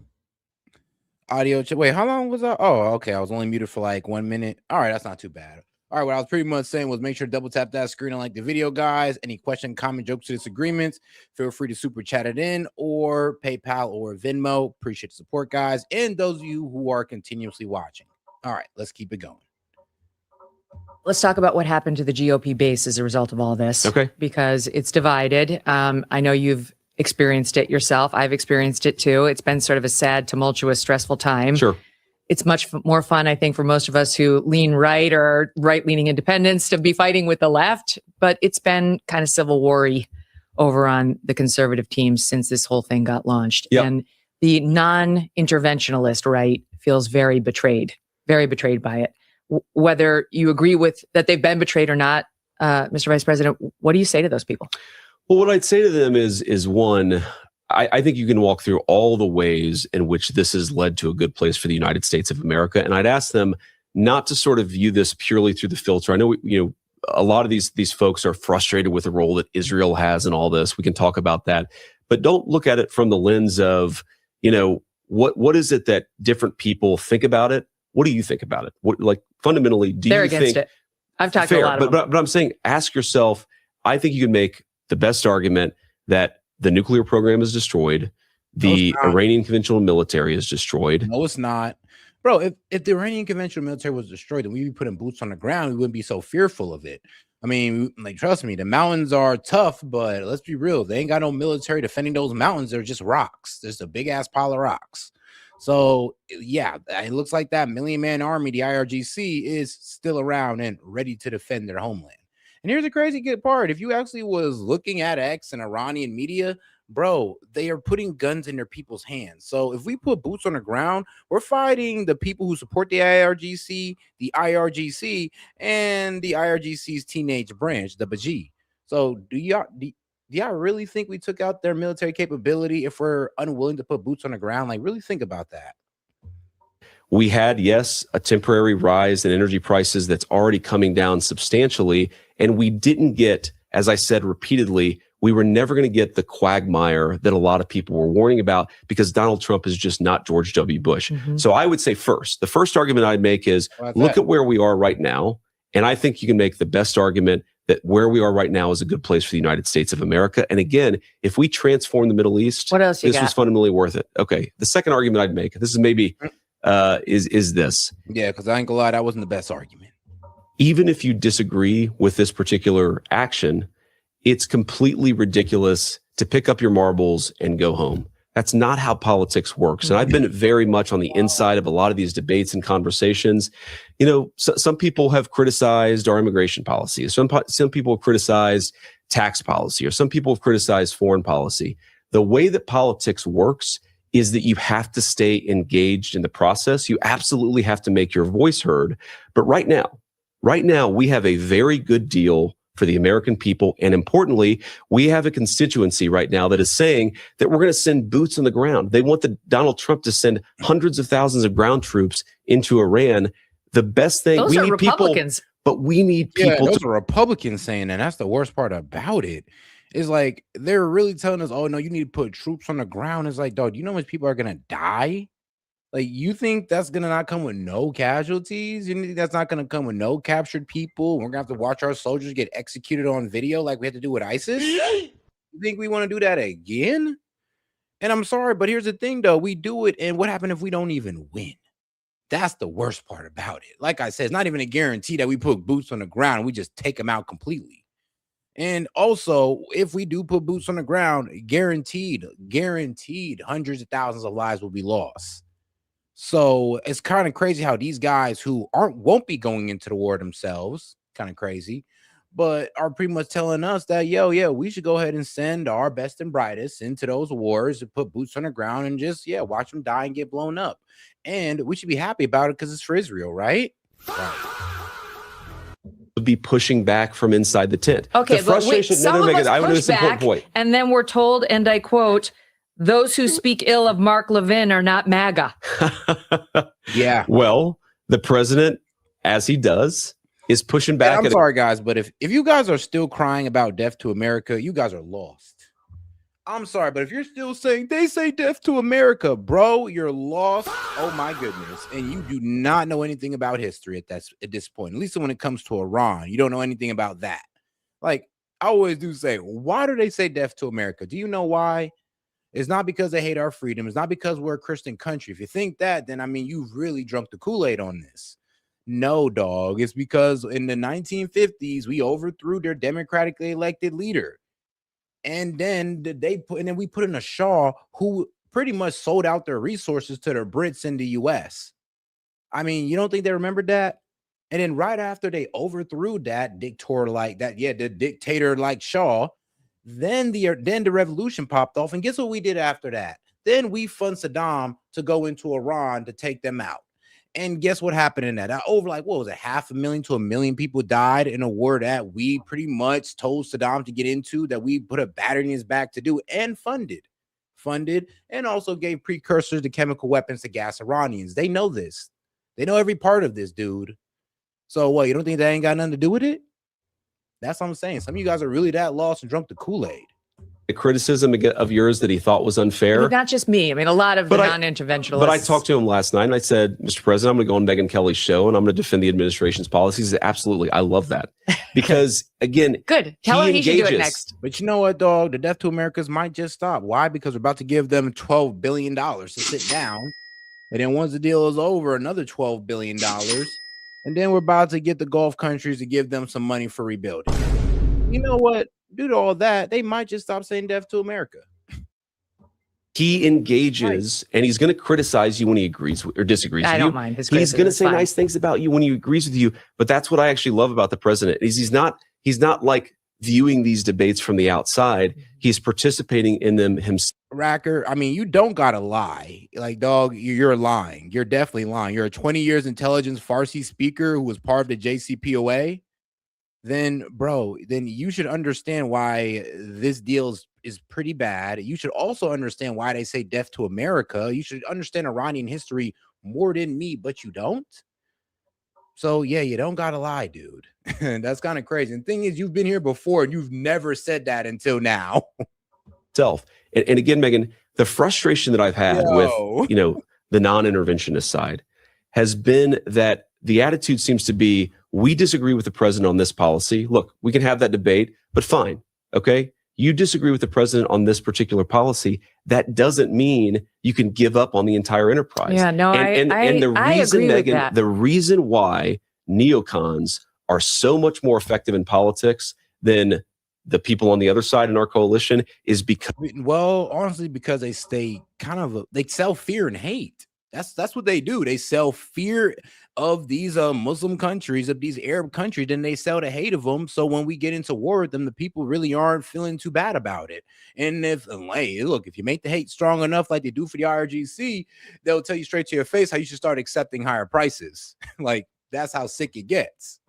because they play the game. They get disappointed, they make their criticisms, and they go back and they live to fight another day. Right now, we need everybody who recognizes that this is a good deal for the American people and that we don't want, like John Podolsky. All right, and BG, all right, tell me how I don't know what I'm talking about. Go, or you're gonna get kicked out. You got 5 minutes, and that's enough time for you to write out your argument. And he's like, why now? Because bro, let's be real. One, you can't be an intelligence analyst and not know anything I just talked about. You can't be an intelligence analyst and not also understand that the intelligence community was the one that came out with Iran still has 60% of their navy, 70% of their pre-war stockpile. You never came out and said any of that, and you're an intelligence analyst? So if anything, you should be on my side because the intelligence community is going all out against Trump.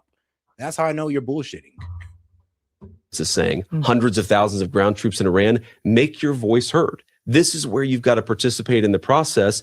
Disagree when you disagree, agree when you agree. But I don't like this idea of the president did something I didn't like, so I'm out. Yeah. I think it's a very immature way to approach the political process. I agree with you. And it's the way to ensure that your enemies always win. I've been saying the same because a lot of people have been saying that they feel blackpilled by the whole experience. You know, like I'm just out. And I have been trying to make the point that you can't do that, right? No, you got to stay. That's right. But realistically, because after these midterms are over. Can I make one more point about this, Megan? This is like very important. I'm sorry to interrupt, but no, it is. So look, the coalition that made Donald Trump the president of the United States and J.D. Vance, the vice president. I'll see you, BG. Tell me when you actually have an argument. Gone. I'm weak. Where you see that open source? Bro, I'm sorry, but like everybody's reporting that. Bro, that came from our DIA, our Defense Intelligence Agency. That's where it's coming from. That's what I'm saying. How are you intelligence analysts and you don't know this? You're exposing yourself, bro. Remember, this guy called himself an intelligence analyst, but don't know what's been coming out the intelligence community.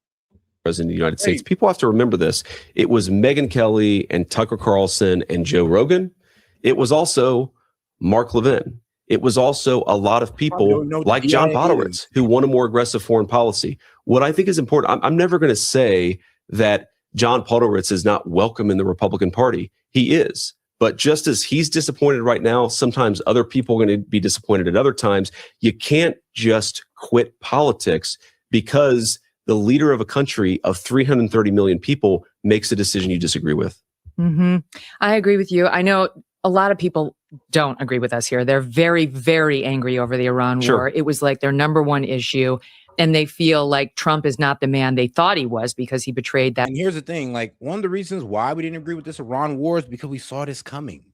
We saw it coming. Like Trump was trying to treat this like it was going to be Venezuela, and he was sadly mistaken. And so was everybody else. And everybody was over here believing Trump, saying we decimated all of their missiles and all that, while they're over here sending enough missiles to overwhelm the Iron Dome and our allies' missile defense system.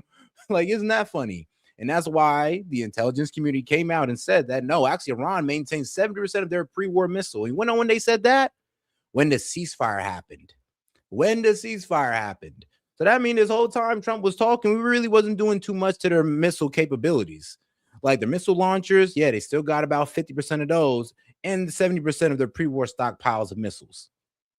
Like, guys, we didn't do anything when it came to those capabilities right there. I promise, and didn't explain much about it. And I understand their feeling too. But I will just say that, you know, Podolsky and Levin and all those guys, that's the original Never Trump crew. They hated him. I was there. I had those people coming on my show saying, absolutely not, never Trump. And then they embraced him like a bear hug just as soon as he decided he was going to attack Iran and was cozying up with Israel. And that's their main issue. And now they're starting to get a little wobbly. And I wonder whether the president sees maybe his new best friends aren't quite as in love with him and loyal as he thought. Yeah, and I would say the same thing to them that I'd say to the non-intervention. Nah, that's what I'm saying. It kind of, and I've been told everybody this, that look, as soon as Trump tries to go in the direction of a ceasefire, Mark Levin, Ben Shapiro, all the pro-Israel and neocons are going to turn against him. And that's why Trump kind of played himself. He said, oh, Mark Levin is really MAGA. And I'm like, all right, Trump, but when this war don't go in your direction, you're over here trying to get a peace deal with Iran, watch how Mark Levin do you. They're all going to throw you under the bus. The same guys that were cheerleading you into this war is going to throw you under the bus trying to get out of it. But hey, you threw away the real ones for the fake ones, so I can't feel bad for you. Interventionists who have been a little blackpilled over the last few months, I'd say you don't quit the political process just because the president, who, by the way, has way more information than any of his critics have, is making a decision that they don't agree with. Disagree with it. We have the First Amendment in the United States of America. I'm not saying be a patsy. I'm not saying be, a person who always falls in line. Make your viewpoint understood. But I think this is a very important part. In a coalition, we have a two-party system in this country. You've got, 80 million people, 85 million people who voted for Donald Trump. Nobody is going to agree with the administration 100% of the time. So, it actually doesn't bother me that Mark Levin is criticizing this deal, even though I think this deal is great for the American people. I'm going to go on a show for the next few days. I'm going to defend it. What would bother me is if Mark Levin said, you know what, the president just did something I didn't like, and I'm going to go home. I'm not part of this coalition. Screw that guy. I think that's the mistake that way too many people across our political system make. Thanks for watching this clip. If you're new here, subscribe. I agreed on that. I'll give him that. All right, guys. Now make sure you double tap that screen and like the video, guys. Let's go ahead and move on to the next segment here as we get into the neocons melting down over the Iran peace deal. So Zionists, oh man, like I said, guys, you see what they're saying. They're pretty much telling us that, no, you guys need to put boots on the ground. You need to put your soldiers in danger and all this good stuff. Not in danger, but just pretty much throw them into the wood chipper so we can get regime change in Iran. It's like, are you guys serious? Knowing damn well that that's a bad idea. It's like, wow. And here's the thing, like I said, they don't care about Iran's enrichment. They really don't. They want regime change in Iran. They want their missiles watered down. They want their proxies defunded. The thing is, though, that's where our interests diverge, is that they want to focus on that. Let them focus on it. They want to fight Iran over that. Let them do it. But we need to focus on the enrichment, and then we let Israel deal with that on their own. We shouldn't be honestly fusing our interests with Israeli interests, or else we'll never get anywhere. But all right, though, let's get into it with Jimmy Dore. Oh, make sure to double tap that screen, like the video, guys. And if you haven't already, subscribe to the channel, and appreciate those of you guys who've been watching the whole time. Shout out to you guys. Israel is going to have to respond to terrorism across its border, as we'll see. If the United States is going to suddenly become an advocate for the idea that Israel can't defend itself, then this is a giant L. Wrong, my friend. You are at the wrong live. I actually supported Trump, and I called out Biden. Bro, I called out Biden before the election with his bro. I called out Biden during his whole mental cognitive breakdown. Actually, if you look it up, I even did a video on Biden explaining his history of mental problems. Biden has had many brain aneurysms, and that's the reason why he is the way today. And that's not giving an excuse to it. That's just me saying that why the hell they even let him run, knowing that he's had all these brain problems in the past. That's how deep I went in on Biden. I'm being consistent. Trust me, if Biden did it, I'll be just as actually pissed off, because I'm be real with you. Like, honestly, they were kind of open about it. So I'd be just as pissed off. And Biden let Israel get off with a lot more bullshit. Biden let Israel just, massacre a whole bunch of women and children. So no, this is not the pro-Biden channel. You're at the wrong spot, friend. This is where we hold both sides accountable. I'm sorry, you may not be used to it. For the United States and for our allies. So there might be a peace deal. Everybody's saying there is.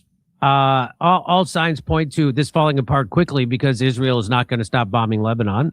But we'll see.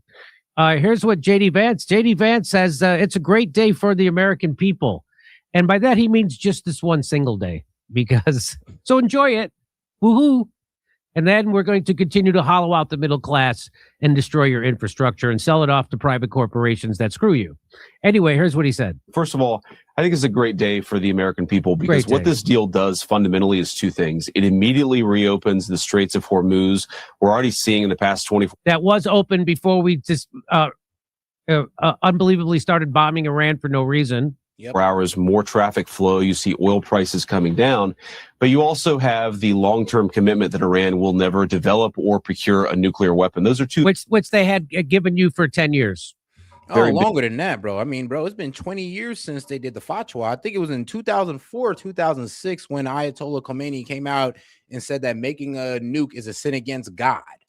Yeah, a sin against God. And it's been over 20 years since that happened, man. We still ain't listened. But here we are now, damn near being forced to listen. big wins for the American people. I think the important thing to The understand big wins are we're going back to everything that was before the war. That's the big wins. is that the agreement is fundamentally built around a two-step verification process. We say to the Iranians, you are welcome to have access to an unsanctioned economy. You're welcome. Todd, and the thing is, you're right. You're right. They are both covering up evil. Evil corruption, bro. Evil when it comes to just, well, I'm gonna be real with you, crime in general. Like, bro, both sides cover up the Epstein files. Both sides cover up corporate corruption. Both sides cover up for political corruption. Trust me. I get it. But we do like to sit here and try to call out the few good apples that we have in politics. And the fact that I can only say a few, maybe we do need to flesh out, this entire government. Not take it all the way down, but just flush out Congress and the Senate, because I'm gonna be real with you, this whole thing is kind of cooked. And it's filled with just nothing but corporate interests, political corruption, corporate corruption, and, well, in a way, nepotism too. I mean, think about it, we got political families. Like, what's different between that and like what the nobility people were dealing with under the monarchies?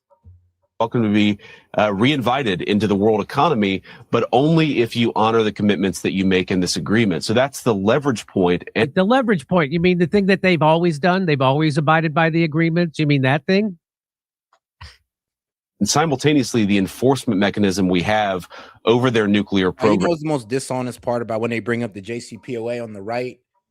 It's one, how they try to frame it as if Obama gave taxpayer dollars to the Iranians when no, it was unfrozen assets. And then two, it's about pretty much how, oh no, this was actually going to lead Iran into a nuke. And it's like, no, actually we got inspectors on the ground. We're making sure they enrich at 3.67%. This was the best thing to make sure Iran never went towards a nuke. And if they did, we'd be the first to know. We have inspectors on the ground. And a lot of people also want to bring up, well, they had hidden secret facility. And guess what, guys? That was before the JCPOA in 2009 when we discovered Mount Fordo, which is why Barack Obama was rushing to get the JCPOA, because he needed to put eyes on the ground, or he needed to put some type of inspectors out there to actually see what else is going on, because Mount Fordo was a huge scare to us. Like, bro, a whole underground mountain that we got to come to them about. So trust me, I understand the concerns of Iran's enriching uranium. But also, let's not forget that our aggression towards Iran low-key pushed them towards this. And the only way to reverse this would be to not be so aggressive towards Iran. Like, we could still try to overthrow the regime through economic leverage, but that should be it. Okay, again, they always had that, always did. Here's Ben Shapiro. So now here's the crazy maniacs. They don't want a deal. They want endless war, and they want United States to back Israel's endless wars. Here's Ben Shapiro. He kvetches up a storm over Trump's Iran deal. Let's listen. Israel is going to have to respond to terrorism across its border, as we'll see. If the United States is going to suddenly become an advocate for the idea that Israel can't defend itself, then this is a giant L for the United States and for our allies. Israel, man, it's so funny. No, we're not saying that Israel can't defend themselves. We're saying that Israel just can't start shit. Okay, that's all we want. We're not saying that y'all can't defend yourselves. Y'all just can't start shit no more. Okay, because y'all started this with Hezbollah. Actually, y'all started this with Hezbollah since the 80s. And then here's the thing: when this war popped off, you guys broke the ceasefire with Hezbollah and went attacking them and bombing innocent civilians and displacing millions of not millions, but about over 1 million Lebanese people. So I'm sorry, but to try to frame this as, oh no, we're the ones on the fence is asinine. You guys attacked them first. So basically, we're telling you that, no, we're not telling you that, oh, you don't have a right to defend yourselves. We're telling you that you don't have a right to start shit no more. That's what we're telling you. And you kind of need to abide by it if you want our support, which I don't even agree to giving you guys, and if you do abide by it. But hey, we gotta have some leverage here when it comes to Israel instead of just giving it all away to them. Has the right to defend itself against threats. But the attack it was responding to was very small and meaningless. Nobody was hurt, injured, or killed, and should not disrupt this important process. I really don't think the president would see it that way if, say, Mexico had fired a bunch of drones into American soil and blown them up and no one got killed. I don't think it works that way. I'm pretty sure it doesn't work that way. That you're basically free. We shouldn't spoil this, we shouldn't spoil this very important day just because. Yeah, but here's the thing, though. That's not exactly how it worked out, Ben. No, in your scenario, Mexico attacked us first. No, in real life, no, you guys attack Lebanon first, and then they sent drones your way. That's how it really worked out. So if you really want to make a real point, if we attacked Mexico, right? We attacked Mexico. We bombed the shit out of them. We take out a whole bunch of villages and a whole bunch of people, and they send drones at us and miss a couple people. I mean, and we don't retaliate. I'm be real with you. That's not unreasonable. Yes, you guys bombed them. Y'all took out innocent people. And they go fly some drones over, don't take out no innocent people, and y'all feel like y'all just want to go scorch the earth on them. Yeah, y'all sound nuts. Let's be real. And then try to sit here and frame the story as if they're the ones attacking you, they are, but I'm sorry, but if they're the ones aggressing towards you, when no, they're the ones defending themselves from Israel. And that's the problem here, that you guys gotta stop starting shit in the Middle East. You have a right to defend yourselves, but you don't have a right to keep on starting shit. Fired a rocket at my house, and you happen to hit my front lawn and not kill anybody. He said, we are very close to a deal that will bring peace to the region, including to Lebanon. And all sides should stand down. All sides should stand down. One of these sides is acting defensively. One of them is a terrorist group responsible for the death of hundreds, if not thousands, of Americans. He said there should be no more attacks by Israel anywhere in Lebanon, but there should also be no more attacks by any other party, including Hezbollah, against Israel. This could be the beginning of a long and beautiful peace. Let's not blow it. Thank you for your attention to this matter. I'm sorry, these are not kids fighting here. You have a terrorist group that has expressed its desire to wipe Israel from the map, and you have an American ally flying sorties alongside American pilots, sharing technology and military largesse both ways. And the idea is that state is supposed to what? Just go silent when it is attacked? And then Trump went to Axios. And again, this is just the kind of signaling that is not useful. It is not good. It does not help negotiations. It looks like weakness. And the Iranians can sense weakness. They can smell it. The president went to Barack Ravid. Yeah, but like I said, I snapped on Ben already about this. Like, I already reacted to the whole video. And it's like I said, it just kills me because it's like, bro, you guys attack them. You guys started this issue with Lebanon. Israel is literally trying to take Lebanese land, and you're calling them the aggressors when you guys started this. You guys are taking their land. You guys are displacing millions of people. Hezbollah has not displaced millions of Israelis. Israel has displaced millions of Lebanese. Like, let's just make sure we understand what's really going on here now. But all right, let's skip to what Mark Levin is bitching about. Yeah, jets bomb Beirut and Lebanon. That's what they're going to do. Here's Mark Levin. Mark Levin seeks to undermine Trump's deal with Iran by insisting it should be a treaty. So let's listen, because when you declare war, it doesn't have to be a treaty. No, and yeah, this is where he pissed everybody off when he pretty much said, so yeah, if we're going in, we could drag you guys into war without going to Congress. But if you want to get out of war, we need to go to Congress. Yeah, we want to kind of drag the process. I'm like, are you effing serious? So you neocons were cheerleading for this war, and it was F Congress then, but now you want to talk about Congress when it comes to getting out of it. Yeah, like I said, kiss my ass. Like, no, we don't care no more. We're going to get out of it the same way we got in without Congress. And I hope that's what Trump does. But when you want to end a war, it's got to be a treaty by 2/3 of the Senate. Let's listen. Congress is going to review it because that's not discussed either. Yes, Congress will have to look at this. And most importantly, they're going to look at whether this deal can be upheld, I suspect. Now, this should be treated as a treaty under the Constitution for we constitutional conservatives. But Obama and Congress. Again, so ending the war has to be under the terms of a treaty, meaning 2/3 of the Senate agree. But starting the war, Trump can just do it. He doesn't have to ask anybody. So starting a war, don't read the Constitution. But to end the war, definitely read the Constitution. Okay. Pretty much. Oh, God, make sure to double tap that screen, like the video, guys. Let's get more people on the conversation by double tapping that screen. If you have any questions, comments, jokes, or disagreements, make sure to super chat it in, Venmo or PayPal, guys. Appreciate the support. Let's keep it going. Democrats and all Republicans but one, Tom Cotton. All of them decided not to apply the treaty requirements under the Constitution to the Obama-Iran nuclear deal. So that's where we are. Now, what does instead of making it a deal, you want to make it a treaty so you can hold it up in Congress. I saw you duplicitous bastards. Wow. So y'all was even trying to do this with the Iran deal. So any deal that ensures that we don't get into no aggressions with Iran, you guys are always going to try to, stop. Always going to try to sit there and rip up the next president. And that's what's kind of effed up. So who says that Trump gets this deal through, we get the next president in there, and Israel comes through, takes control of this guy, and gets him to rip up the deal. And here we are again with Iran. Except this time, like, God forbid, we have a more neoconish president that's wants to put boots on the ground that says F us.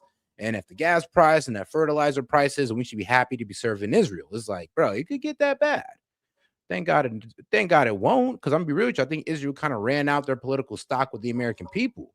After this, I'm sorry, but they're cooked. Any pro-Israel guy, like the way Mark Levin's talking, the way Ben Shapiro's talking, this should discuss any person that's America first. Any person. If you're not disgusted by this, you're not America first. Constitution actually say, if it was followed, Article 2, Section 2, Clause 2. The president shall have power by and with the advice and consent of the Senate to make treaties, provided 2/3 of the senators present concur. The Senate, 2/3 of the senators present concur. Well, Obama realized he couldn't get that. So he conspired not only with his party, but the Republicans to get around it. Because that's a high bar. And it's set intentionally as a high bar by the framers of our Constitution. Yeah, but they didn't realize that the whole government was going to be a Zionist-occupied government. Yeah, facts. That they were scared to death of AIPAC, and that AIPAC has a stranglehold on our government. Actually, the forefathers actually never really wanted us. Well, I think it was George Washington who said, don't get entwined into foreign affairs, for they would drag us into their problems. He didn't really say, I'm paraphrasing, but you guys get what I'm saying. Our forefathers already seen this coming. Not really seen it coming. They just said, well, look, if you go get buddy with a certain nation and y'all get too friendly and they feel like they can drag you into their conflicts, that's going to be bad for America. And our forefathers called it out, and look what we're doing with Israel. And they were right. They were right. Realize that. But anyway, here we go. To ensure that any arrangement and any agreement with a foreign power is so beneficial to our country that it not only passes with the support of Congress, but we're going to call it a treaty. And the Senate, which represents the states, at least theoretically, can only approve it with a supermajority. Now, listen to this. The deal now, like the precedent set by Obama and the Republicans and Democrats in Congress, will require Congress to prevent the deal by 2/3 of both houses. In other words, it's flipped. It's flipped. The process is flipped. So it's highly likely that this deal, despite the hostility of the Democrats and objections by some Republicans who don't believe a deal should be going through at all, it's likely it'll sail through because that's the way the system was perverted. Yeah, so he likes to follow the Constitution when it serves him, and when it doesn't, start a war. Yep. So this is the people who are freaking out that there might be peace. He doesn't care if there's $10 gallon gas, because No, bro, he said on his show that, bro, us American people need to learn how to sacrifice more when it comes to war, that we shouldn't be complaining about the higher prices, that we should just accept it, and we should just hold on strong to support Israel and Donald Trump. And I was just like, this guy can't be serious. And then I heard a lot of Republicans start, kind of echoing what he's saying. How, oh, well, I'm okay with higher gas prices for war with Iran. And I'm just like, yeah, y'all losing like your average individual. Like, bro, your average American is not that brainwashed to sit there and say that, yeah, I'm okay with higher prices for war with Iran. That's not giving us any benefits whatsoever. And has it given us any benefits at all now? No. Not at all. Actually, Iran's the one getting all the benefits out of this, believe it or not. He doesn't worry about that. He's got the money. He doesn't care at all that there's no fertilizer for the food, so food prices are going to skyrocket because he's got the money for it. You kidding me? Miriam Adelson will just give him $1 billion. There you go. Keep saying what you're saying. He doesn't care about you. He doesn't care about the United States. All he cares about Israel and these AIPAC and Jewish donors. It's amazing. It is amazing when you look at it. It's like, well, the Constitution. But we didn't follow the Constitution when we started a war. Shut up. Shut up. Shut up. But that also means Yeah, and that was the thing that irritated me the most. It's just like, hold on now. So now y'all switching up. Now, what was it? You were upset that the Dems were pretty much trying to get this to go through Congress when Donald Trump started the war. Now you guys are like, oh well, for this peace deal, it needs to go through Congress. Why? So you can get your pro-Israel guys to vote it down. And then here's the thing, like, if that's what you guys want to do, then like, what's the alternative? What? Go back to war with Iran? Like, you already see that Donald Trump's not willing to do that. So what's your plan if y'all want to stop this treaty? Like, that's what sounds so insane with these guys. Like, what do you think? Just because you stop it, oh, well, I guess boots on the ground is the only option. Like, bro, what's wrong with them? But all right, Giant L, let's get right into it. Oh, you know what? Actually, hold on here. Where is here it is. So let's get into this Pierce Morgan debate. Make sure I ain't getting out of order here. Nope. Yep. This is it. Hold on here. There we go.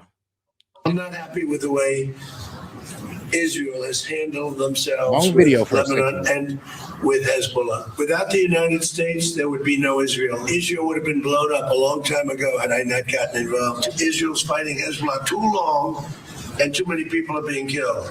Yep. And you don't have to knock down an apartment house every time you're looking for somebody. Bro. Hey, yo, finally somebody calls it out. Like, bro, we've been trying to call that out about Israel for a minute now. It's like, bro, they literally need to take out an entire neighborhood to kill 2 people. It's like, dog, to kill the Iranian scientist, they took out an entire neighborhood. They killed the Iranian scientist, his family, his neighbors, everybody. It's like, that's the problem. To take out one guy. If Israel wants you dead, you might as well get up out your neighborhood, bro, because you're a danger to the entire neighborhood at that point, and Israel will take out you and everybody around you. And that's what Donald Trump is talking about. He's like, dog, to take out two Hezbollah members, you're taking out entire villages, killing way more people than Hezbollah. Like, what the fuck is wrong with y'all? Damn, political shots fired from Donald Trump against Israel. And that's not all. We have a lot more clips where he takes on Israel. And Israel now has firing back through all of their assets in America. So we've got a doozy of a situation on our hands as Trump has now turned around, seemingly for now, is arguing in favor of peace. And obviously the Israelis are livid about it. So Anna, tell us all about it. Well, Cenk, what's important to keep in mind, and this context really does matter, is that Trump had some harsh words for Israel. Guys, make sure to support the stream with a question, comment, joke, or disagreement, super chat, Venmo, PayPal, or if you're on Rumble, you can send it on Rumble as well. But if not, make sure you guys are double tapping that screen or smashing the like button and continue watching the show, guys. Appreciate the support. Let's keep it going. Israel as he was sitting alongside the Qatari emir at the G7 summit in France. And we know how Israel feels about Qatar. So with that in mind, I want to go to this next clip where Trump seems to say some pretty complimentary things about the IRGC. Take a look. You talk about regime change. I never cared about regime change. It's never a part, but I guess you have regime change because you know better than anybody. The first group, they're all dead. The second group, they're dead. A part of the third group is I don't know about the second group. Now, the second group is alive. We killed the first group, and then they've been replaced with, more radical hardliners. Yeah. So I'm sorry, but when Donald Trump says that, yeah, we killed the first group, which is, we did kill the first supreme leader and their secretary of defense and all that good stuff. But the problem is that those guys have been replaced with more radical guys, more hardline guys who are honestly against doing a deal with the U.S. So Donald Trump blew up the guys who were willing to give up their nuclear enrichment for guys who are not going to give up their nuclear enrichment and who's willing to control and who's willing to keep the Strait of Hormuz closed and in their control. And they're not going to release it unless we, give them billions of dollars. The old Ayatollah was way nicer. You know that, guys? I damn near missed the bastard. And we're dealing with people that I think are very rational people. I mean, they were nice to deal with. They were strong people, smart people. I think actually they're smarter than the first and second group. But they're not radicalized, and they're, looking to help their country. So, again, I don't believe the regime change. I've watched regime changes for years. They never work. Sounding a lot. Oh, now you know. Nick, I can't believe this man just said that. Oh, now you're starting to sound like the Trump we voted for. Yeah, no regime change wars. But then look what you tried to do in Iran and failed at. Now you want to pretend like you wasn't trying to commit to that? Now you want to pretend like that wasn't the goal? Like, now that we've completely failed, now that we have, like I said, we didn't get the Strait of Hormuz open. The only way we're getting that open is through working with Iran. Like, their military still intact, missiles still intact, drones still intact. So, oh yeah, Navy still intact. What was accomplished here, guys? This is why I'm low-key pissed off. It's like, are you serious? Dude, like, yeah, this is why regime change wars don't work. Yeah, I know. You said that already. For some reason, you jumped into one with Israel. Like Donald Trump circa 2016, when he would rail against the former Bush administration's regime change wars in the Middle East. Now, look, I still have this cynical perspective on what's going on. I don't trust the Trump administration, and I am worried that a lot of this is kabuki theater. But just consider the words that Trump used to describe the IRGC in that short clip that we showed you. He referred to the IRGC as smart, as rational, as strong. And he went from open up the strait, you crazy bastard, and destroy your whole civilization, to we must now work with the IRGC. These are very smart, strong, and intelligent people we're dealing with, guys. They're actually really rational once you actually talk to them. Once they close the strait, blow up a couple of your allies, and then you sit down and talk to them, they're actually pretty nice guys. It's like I said, the tone switch is hilarious. Even if in the end, Trump is tricking us yet again and peace will not prevail, at least we have a little bit of a gift here in that we can watch the simultaneous meltdowns of the Israel firsters here in the United States and the Zionists in Israel, who have completely turned on Trump because he dares to pursue peace in the Middle East. Cenk. Yeah, look, these are shocking words coming from a president who until now has just been totally kowtowing to whatever Israel wanted. So there's a bunch of things in there that isn't exactly right. We're not better off now than before the war. It's not like Iran was about to build a nuclear weapon and wipe out Israel, and Israel wouldn't exist without Trump. Those things aren't true, right? And that's the usual flamboyant Donald Trump statements. But there's no question that he's saying, okay, we've had enough of this war and we're done with it. And in this memorandum of understanding, which is now leaked, we know that yes, Iran will get the sanctions relief they're looking for. They will get apparently about $300 billion, not from us, but from the Gulf countries. But they promised to not have a nuclear weapons program. Now, the $3 billion that the Dems been kind of going off about, pretty much saying, no, we're getting them $300 billion. We're getting them $300 billion. No, not really. Now, it says that the U.S. and our Gulf allies are going to commit to giving Iran $300 billion. And that's what it said, and the breakdown of the memorandum that's yet to come out. So, but hey, what people are now pretty much saying, or how the Trump administration is spinning it, is that, oh, no, it's just going to be the Gulf nations. No, they're going to be the ones going to pay that $300 billion. And I'm just like, I don't know about that. I mean, they still got to rebuild some of their infrastructure that was destroyed during this conflict that we popped off. Can you imagine popping off a war and our allies are the ones suffering for it, and they're the ones that got to pay for the damage that we caused, not only in Iran but in their land as well. From our war with Iran attacked our allies, and they've sustained significant damage to their infrastructure. You think that they got enough money to shell out $300 billion when they need their own shit fixed for a war that we started, that we brought upon them? I mean, if you don't think that our Gulf allies aren't pissed at us at this point, dog, you're delusional. And I know if you're in the audience and you've seen this movie throughout the entire process, that they already had a fatwa to never have a nuclear weapon. They had already promised that several different times over. But right now, we're not concerned about what it was before the war. We're concerned about ending the war, in my opinion, and getting to peace. And so the fact that Trump is headed in that direction, and the fact that the Israelis are so mad, and the fact that he's saying on tape, look, the Israelis are not doing the right thing here, and they've got to get back to sanity, and we've got to end this war, is all terrific developments given where we were just a couple of days ago. So this is not the time for, hey, should we have gone into the war? We'll do that's easy, and we'll get back into that later. And this is the time to be kind of amazed that Trump is not listening to the Israelis.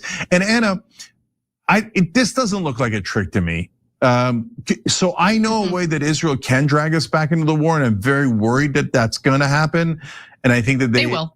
Yeah, and they're certainly going to try. There's no question about that. There's no way that Israel goes quietly into that good night. No, they are going to say that, oh my God, Hezbollah is attacking us. Whether that's true or not true, it doesn't matter. They're going to start bombing Lebanon over and over. They're not going to leave Lebanon. They already said it. And they're going to try to ruin this peace deal. So they're going to do what they do. This is what they do. This is what Israel is. This is what Israel does. Israel believes that the American people should pay for and die on behalf of Israel's endless wars in the Middle East, where they pretend to be the victim. Bro, we've had like 3 pro-Israel guys pretty much tell us to our face how we should have put boots on the ground, how we shouldn't get into this deal. And like I said, it's crazy. Like I said, they want to deny the peace deal, and their plan is, well, we just need to continue kinetic strikes on Iran. And like, wait, Israel, you guys are going to do it? No, America, you'll do it. And we want you to put boots on the ground while we go take Lebanon. Like, come on now, you know how this is. But all right, guys, let's get into redacted and let's see what they're talking about. They had a pretty interesting story. So Netanyahu to release Epstein files to stop U.S.-Iran peace deal. And it's so crazy. I did point it out last night how every time we get close to a peace deal, some type of like piece comes out about Epstein that just makes Trump look horrible. And it's just like, well, damn. And they did it again a couple of days ago. Like they interviewed one of the talent models. Or my bad, one of the talent managers or modeling managers that Epstein was involved with. And trust me, it did not look good. Did not look good. Bro's excuse was literally, oy vey, I paid, he paid. Who cares what happens to the girls after he paid? It's like, damn, okay. But all right, though, let's get into redacted. Let's see what they got to say. Different backends, Shopify will do it all. We're learning more now about this peace deal between the United States and Iran, but of course there's still a lot we don't know. How much will the United States actually pay in reparations? We think we have a framework. We'll talk about that in a second. What does this mean for shipping through the Strait of Hormuz, Iran's nuclear program? And we also don't know the full extent of Israel's involvement in this agreed peace. Will they try to be a thorn in the side? We're not sure. Reporting today saying, I can now confirm that Israel formally requested access to the Iran MOU, the peace agreement, and was denied. A remarkable and highly unusual development between close allies on an issue of such critical national security importance.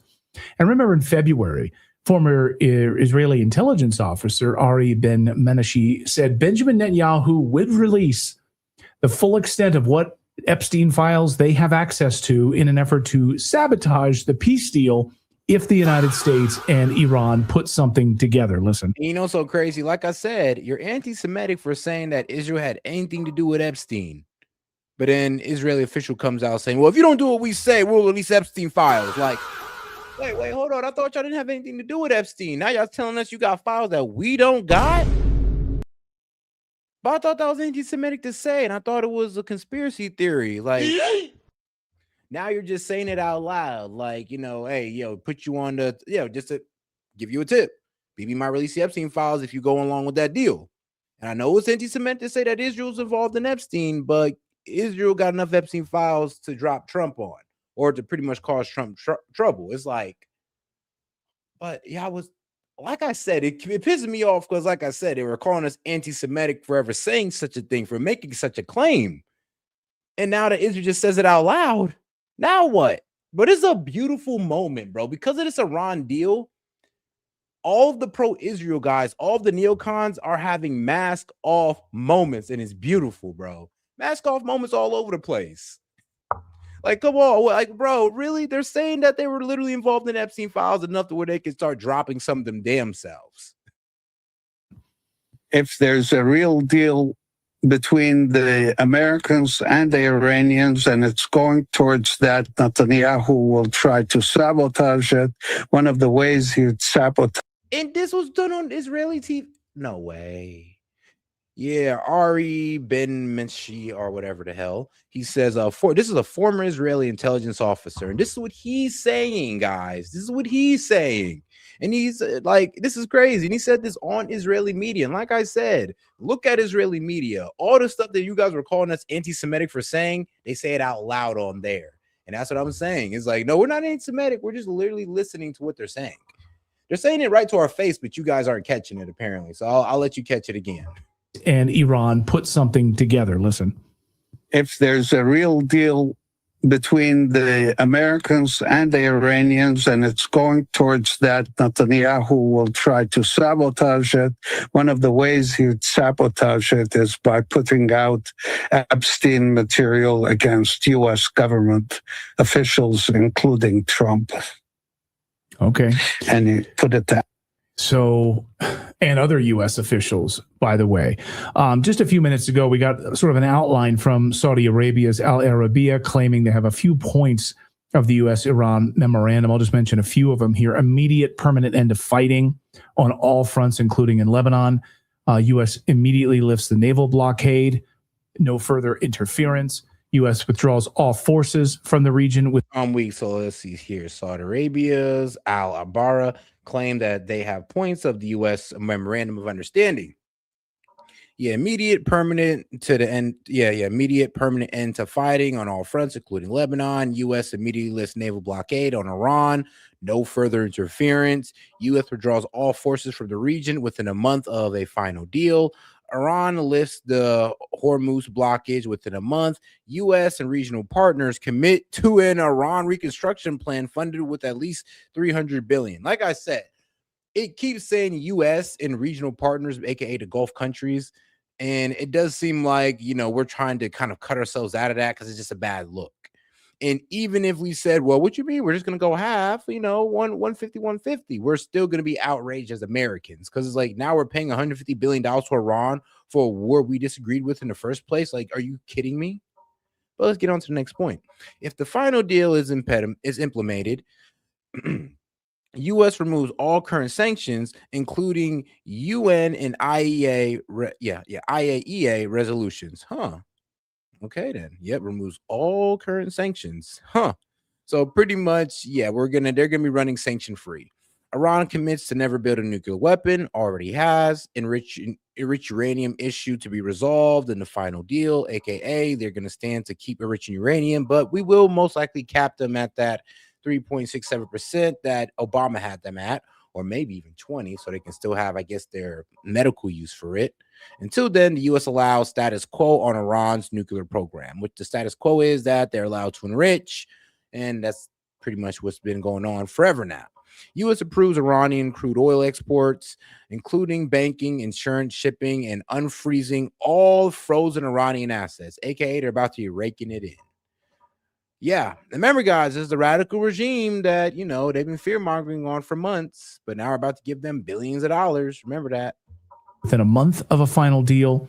So that would be incredible. They can't be that bad. They can't be that bad if we're willing to give them all that. US would move all forces out of the region within a month of the final deal. Iran lifts the Hormuz blockade within a month, which is kind of hilarious considering that the United States says we are the ones with the blockade. Anyway, we're going to dive into all of this. I'm sorry. It was just funny when B Guys and MAGA was debating, oh, no, we control the strait. Like, okay, dude. Okay, bro. I think it was even Tim Pool who said, oh, no, Trump went to close the strait on purpose. Like, wait, what? Like, I ain't gonna lie. Some people have some of the craziest takes, man. It was hilarious. I was like, okay, guys, you got it. Now with Brandon Weichert. Brandon Weichert, of course, is the author of the Weichert Brief on Substack, and he just published a brand new report on his Substack.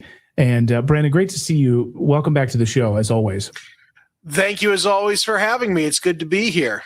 So maybe you can walk through your initial assessment of what seems to be a peace framework and whether or not Israel will be involved in this. Just kind of going over these details from Al Arabiya. We don't have official confirmation of these. All right, guys, let's go ahead and get into Alex Jones. Let's see what he got to say.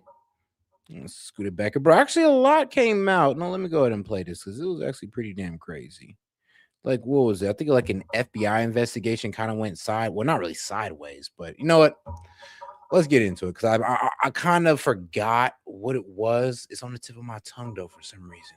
All right, let's go ahead and get into it with Alex Jones. Let's make sure we double tap that screen and like the video, guys, and smash that like button. And any question, comments, jokes, or disagreements, feel free to super chat it in, guys. How we keep the show going longer and how we get to hit the goal and get to open up the call-in lines. We have some of you guys up.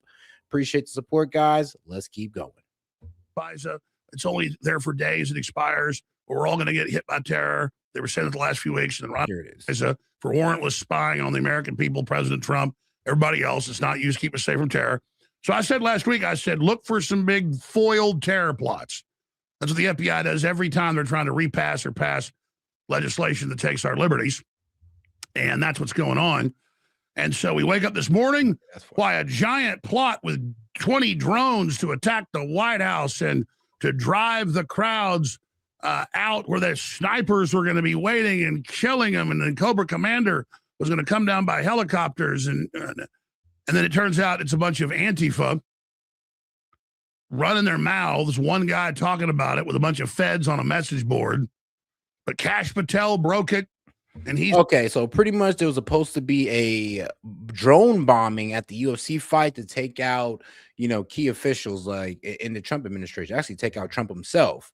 So yes, FBI disrupt alleged explosive drone plot targeting White House UFC event, official says. So yeah, they were planning on pretty much taking out Trump and all of these neocon politicians at the UFC event. Luckily, it was forwarded. The UFC, not the UFC, but the FBI did its job and stopped this terrible, event from taking place. Thank God. It's a bunch of Antifa running their mouths. One guy talking about it with a bunch of feds on a message board. But Kash Patel broke it, and he's a hero protecting us, and we got to pass FISA. And to show that Trump isn't even read in on this, they keep him out of it. I know how it works.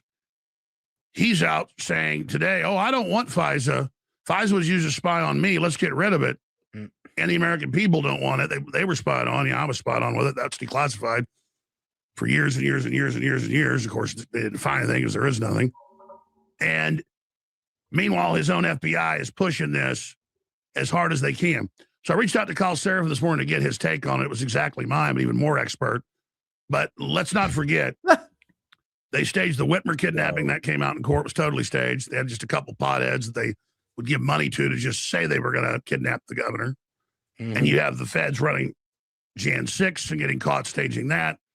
And even the New York Times has had big headlines. The terror factory, 97% of terror plots were manufactured by the FBI. It doesn't mean Antifa aren't terrorists. It doesn't mean they don't go out and hit Christians over the head when they have prayer vigils in places like Seattle and Portland and Austin. It doesn't mean they wouldn't like to do all this, but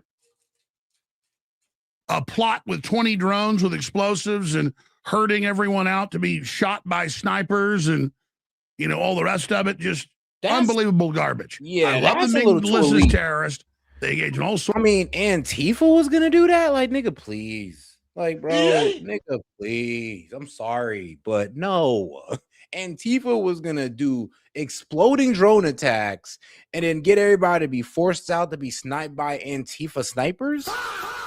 Do you hear this shit? Like, bro, I'm sorry, but Antifa starting to sound like a real terrorist organization. Like, goddamn, they got capabilities like that. When did that happen? I feel like we'd have been on top of Antifa a long time ago if they was out here able to send exploding drones and have Antifa snipers. Like, what? Which Antifa snipers?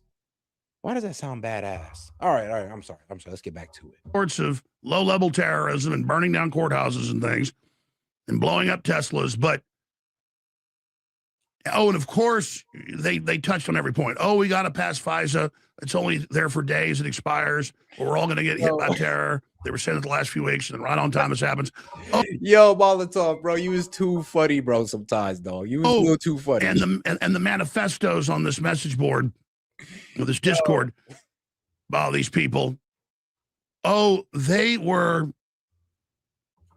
also wanted to hit the capitalist and kill. Yeah, so FBI stopped cold a bombing plot, thousands at Trump's UFC White House event. 5 people taken into custody, with 23 identified as part of the possible network. Okay, yeah, like I said, they caught them. The alleged plan involved explosive drones, targeting mass evacuations, and directing crowds towards a sniper team. Antifa snipers. Come on now, man. I maybe I'm just in disbelief though. Antifa, they got snipers now. Okay. The capitalists, including anyone funded by AIPAC. So, it's about killing Jews, of course. Now we need to pass censorship and control. Yes, the false flag being set up. But again, the FBI normally doesn't actually carry through with a full actual fake attack. In 1992, they did cook a real bomb, and then the guy cooking it for the CIA and FBI recorded them saying do it and went public. So that blew up in their face, literally. But normally they just find nuts that brag about what they're going to do and then bust them before they're able to carry it out, as if a bunch of meth head Antifa were going to do this giant coordinated attack and overwhelm all the feds and police and Secret Service and military honestly, though, at the UFC. I mean, who buys that? This is so... No, honestly, though, it's just like, so you're telling me these are, because let's be real, Antifa is just a bunch of wild leftists. You're telling me these guys were gonna make explosive drones, and they were gonna have a sniper team to start sniping people once they use the drones to cause a mass evacuation? Like, what? Nah, bro, if you'd have said you'd have caught Al Qaeda, you'd have caught, I don't know, IRGC members or whatever. Oh, all right, cool, that's believable. But Antifa is where you're losing us, bro. Damn transparent. His name? This is an emergency transmission from FEMA Region 6 in occupied North America. There is a... Morning going into Tuesday morning. And now here we are, ladies and gentlemen. Oh my God. There was some leftist communist organization. They've arrested a couple people. They were planning with up to 20 other people to launch dozens of drones at the White House and the UFC historic event. They were going to panic everybody to run out and then have snipers mow them all down. It was all theoretical. It was all talk. If you look at the arrest information, indictment information that the feds have put out, and this matches the classic FBI modus operandi, where most of the time they don't actually go stage a real terror attack like they did the first World Trade Center bombing in 1992. You can look that up. Cooked the bomb, prepared it, let it go forward. No, usually it's like Governor Whitmer, where they find literal homeless white potheads, tell them they're in a militia, give them tens of thousands of dollars over a year to say that they will kidnap the governor. And then they turned over in discovery hard drives, but they'd erased most of the recordings, but didn't think to write over them. So the lawyers were smart and restored the hard drives and got hundreds of hours of the FBI agents telling him, I'll give you $1,000 this week if you promise that you will try to kidnap her and at least go out there with us and stake out her house. No, I just want weed and a cheeseburger. I don't want to kidnap her. I don't even like guns. Well, I'm not going to give you any more money if you don't come to the meeting and at least talk about kidnapping her. I'm weak. Like, if you don't want that weed, man, you're gonna kidnap that damn governor. Like, wait, what? Like, damn, bro. I mean, you sure you can't find something else to, that isn't a felony to where you can get some weed? So there have been books about it, the Terror Factory. It's well known. And you have the FISA, warrantless spy on the American people, set to expire this week. And on the last few weeks, they've been in Congress saying, if we don't pass this, we're going to get hit by major terror attacks. And now they're saying FISA is the reason that we stop this warrantless wiretapping of the American people. Now, Trump, when he was asked about this, said this morning, I didn't hear about the terror plot, but I don't like FISA. It was used on me and the American people. Yeah, it was used on yours truly and Crossfire Hurricane and of course, Arctic frost and all the rest of it going back to Obama. That's all been declassified. So just classically, Trump, and not just defending Trump, I know the MO, I know what goes on. He is not involved in this stuff. It is these agencies around him that are engaged in all of this different type of chicanery. But I'm going to table that for now because Kyle Seraphin, very smart individual and former FBI counterterrorism agent, will be joining us coming up in about 22 minutes at the bottom of the hour to talk about this. It's a big deal. In the meantime, and we have Victor Boot joining us again, the Russian military expert, can't beat his analysis. And then Mike Adams to cover the waterfront, from the AI data centers to DNA, top scientists confirming major studies being a transceiver that literally picks up multidimensional information from the universe and human thought waves. Amazing developments there. We're going to get into his long-term projections and short-term projections for the economy, the world. I'm going to have Mike on for 2 hours. Don't want to miss that coming up today. So Kyle Seraphin, Victor Boot, Mike Adams, and yours truly, Alex Jones, today. And remember, you're the Paul Revere's.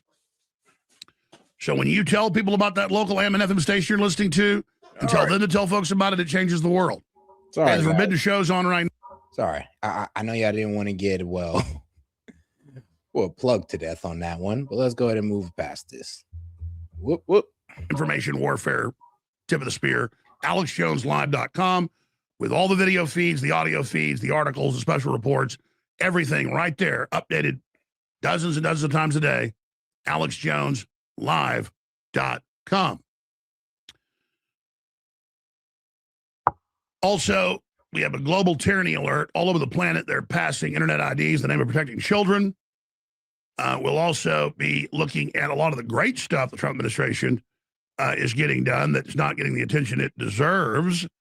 Like Gavin Newsom, they've been searching his businesses and homes and his friends and family. He's extremely corrupt, very naked about the corruption. Yeah, there's like an entire investigation going on with Gavin Newsom, which, since he's talking about it, let's go ahead and bring it up.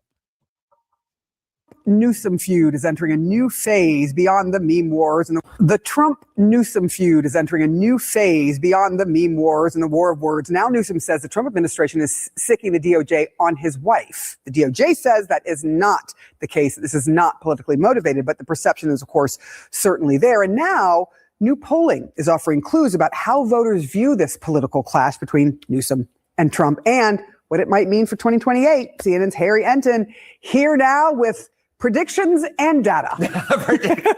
Predictions and data. I'll tell you this much. Gavin Newsom wants to be going after President Trump, and he wants President Trump going after him from a political point of view because Democrats hate Donald Trump. And Democrats hate Donald Trump. Right. I got it right. And you could just see it here. Look at this. Google searches for Gavin Newsom since, of course, he held that little spiel yesterday since 3 p.m. on Monday. Look at this. Up like a rocket, up 635%, a 3-month high.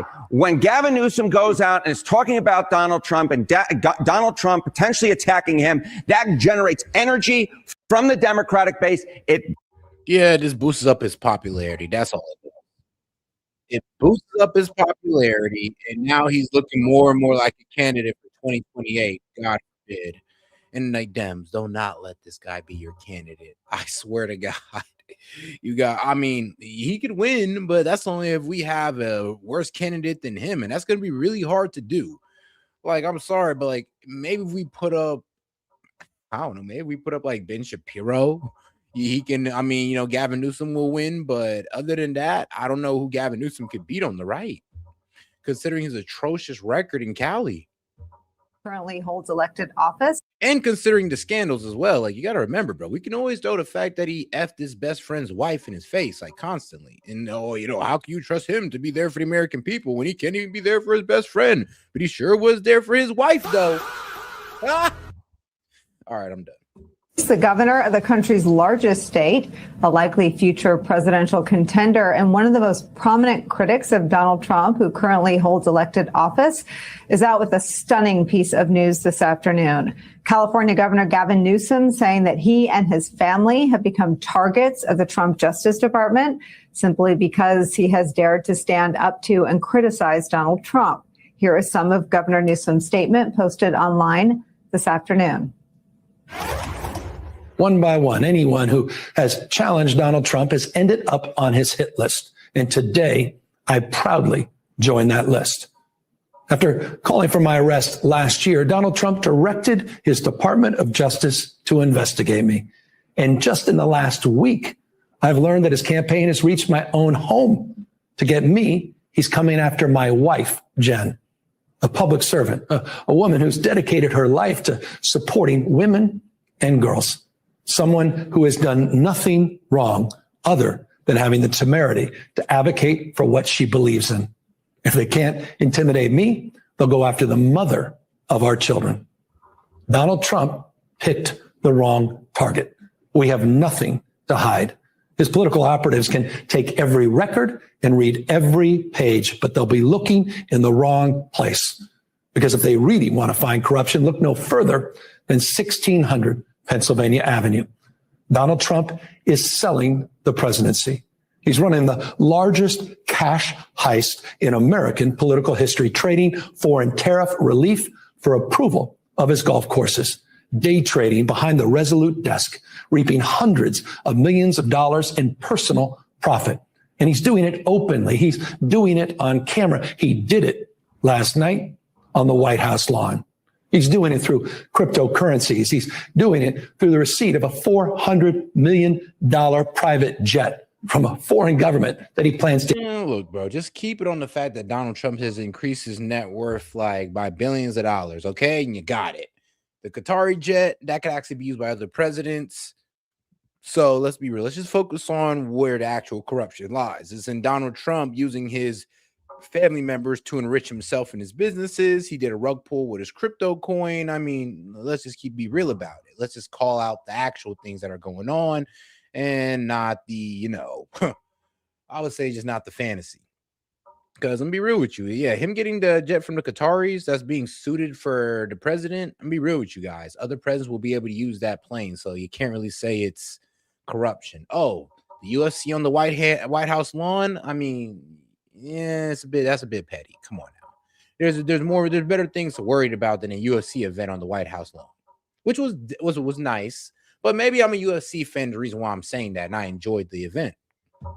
Keep when he leaves office through his son's ventures in countries where his own administration is simultaneously making policy. His personal fortune has skyrocketed by $4 billion since making his return to office. This is the behavior of a regime, not a republic. The White House has become... He went from like 2.2 billion to like $6 billion net worth. Like, oof. I mean, probably not the best thing to do while you're president. A marketplace for sneakers and coins and watches, cologne, guitars, Bibles, and phones. Influence for sale, access for sale. And today, my family and I can personally confirm that justice is for sale.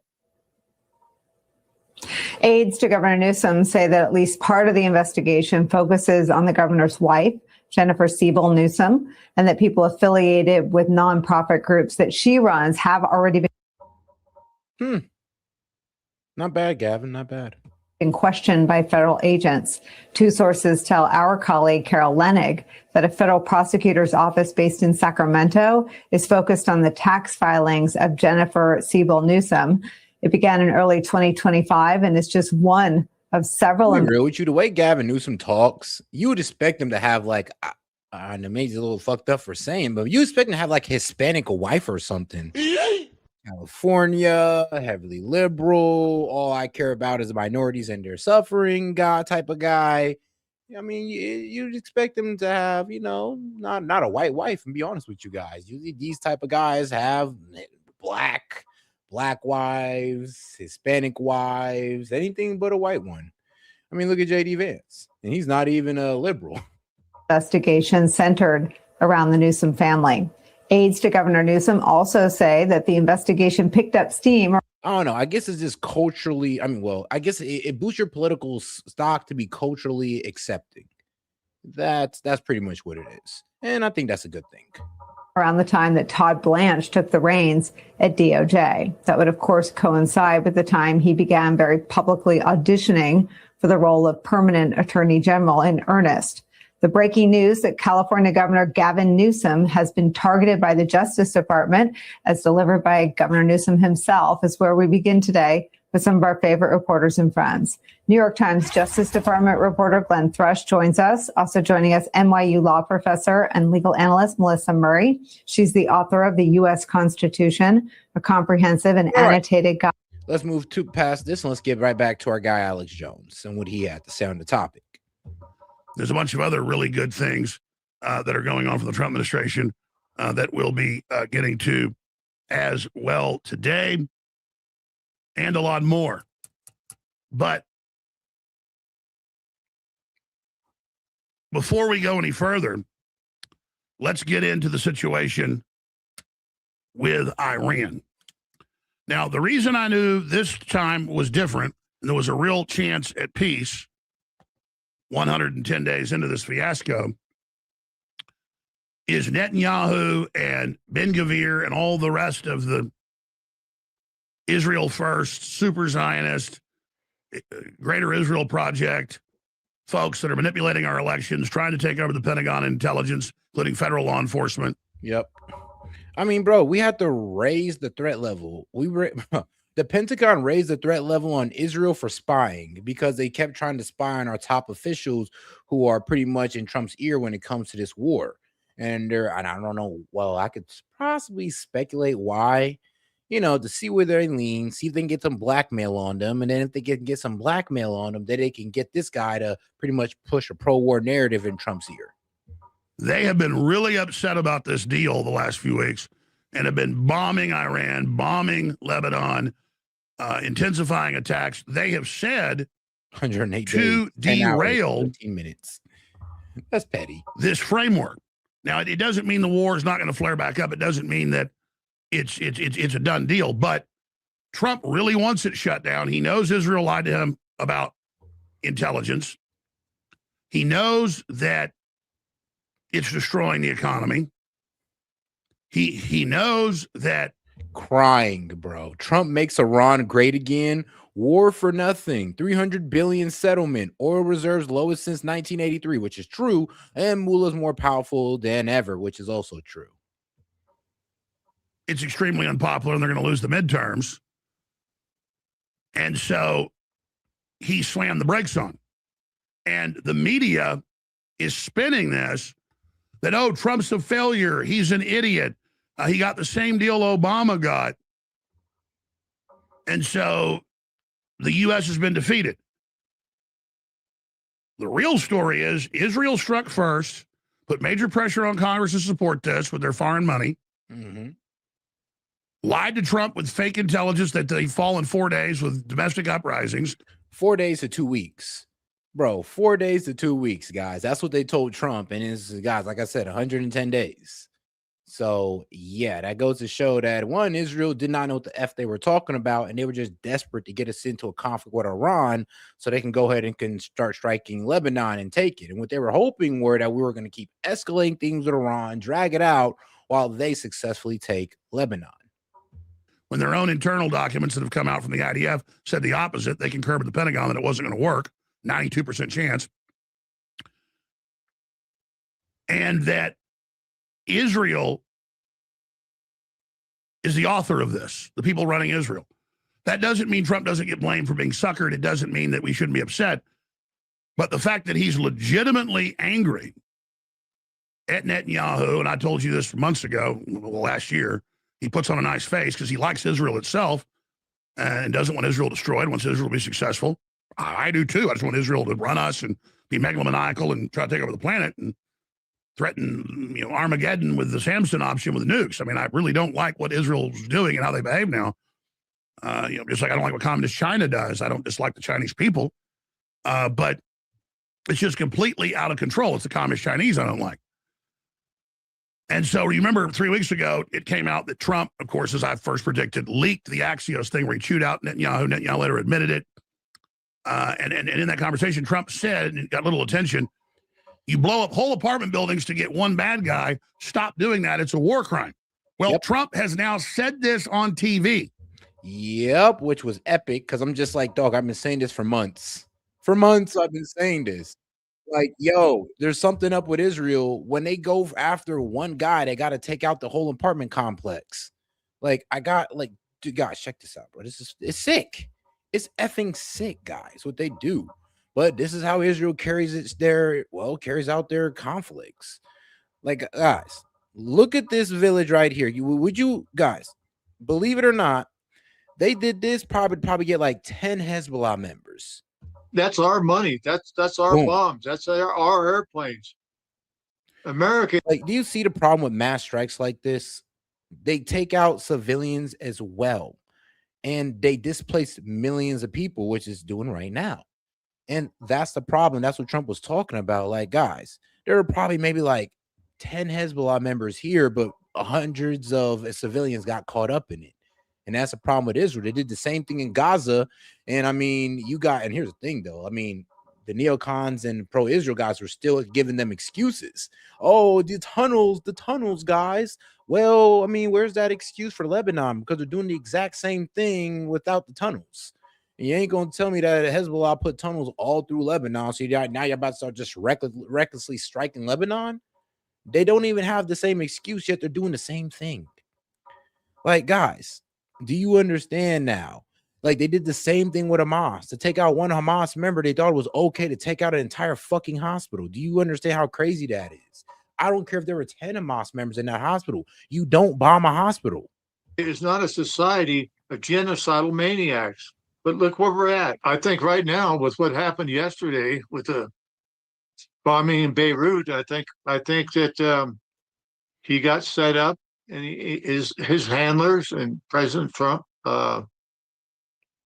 probably said, "Hey, that's enough. We got to stop." And Netanyahu, everybody heard it. He doesn't care what America says or what America does. He's not going to abide by it. He said, "We don't need America." Well, I believe they do need. Yeah, I believe they need us too. I think they're just being highly arrogant. I mean, like, all right, maybe we need to break that illusion for them. Go out there, do it yourselves. Good luck. And when you come running back, don't worry, we'll be there, not to fight the war, but to go ahead and work out a peace deal for you guys. POTUS tells G7 audience Israel military killing too many innocent civilians in Lebanon. You don't have to knock down an entire apartment house every time you're looking for somebody. So the good news is we're seeing real legitimate breaks from President Trump with the hardline lunatics running Israel. And we'll play that clip in a moment. But yes, Trump made a mistake. Yes, Trump got suckered into this. And it's good for us to put pressure. Yeah, the regime is more powerful than ever. They're about to get billions of dollars in sanction relief. I mean, bro, they're not only going to get $12 billion just to sit down and talk, and I'm going to keep stating that because that's the reality of it, what it is. And also, we're about to release sanctions off their oil and petrochemicals and other key exports. They're probably making a lot of money, guys. On him, and good for him to get this war to end for the innocent lives, so it doesn't escalate into full regional war, potentially nuclear war, so the economy doesn't stagnate, so the recovery works. Looks like it's too little too late, but at least it won't be as bad as it was. Oh, guys, make sure to support the stream with a question, comment, jokes, or disagreements with a super chat, Venmo, PayPal. Great way to support the stream and go ahead and push us closer to the goal so we can go ahead and get this call-in line open, guys. Appreciate the support. Let's keep it going. And if you can't do that, guys, just keep on watching. And if you ain't like the video, well, go ahead and like it right now. Be a real one. Being engaged and letting Trump know what you think is important. A lot of people said, oh, he'll never end it. He's just a puppet of Israel. Well, he was being controlled by Israel, but once we pointed out he'd become a puppet, he's like, no, I'm not. And then we can get him to pull back. That's not worshiping Trump. That's not facelifting Trump. Because every time I talk about this, people say, oh, you're just kissing his ass. You're just saying he's. Hey, and shout out Deborah Parks for sending a flow state for 200 joules. Appreciate the support, Deborah. I actually just seen that. So I'm gonna go ahead and give Deborah a shout out. Appreciate the support, sis. And all right, guys, if you want a celebration like Deborah, go ahead and send a GIF, super chat, Venmo, or PayPal, guys. Appreciate the support. Let's keep it going, and don't forget to double tap that screen and like the video and smash that like button. All right, back to it. And let me take a little bit back here just in case. Or to end for the innocent lives, so it doesn't escalate into full regional war, potentially nuclear war, so the economy doesn't stagnate, so the recovery works. Looks like it's too little too late, but at least it won't be as bad as it was.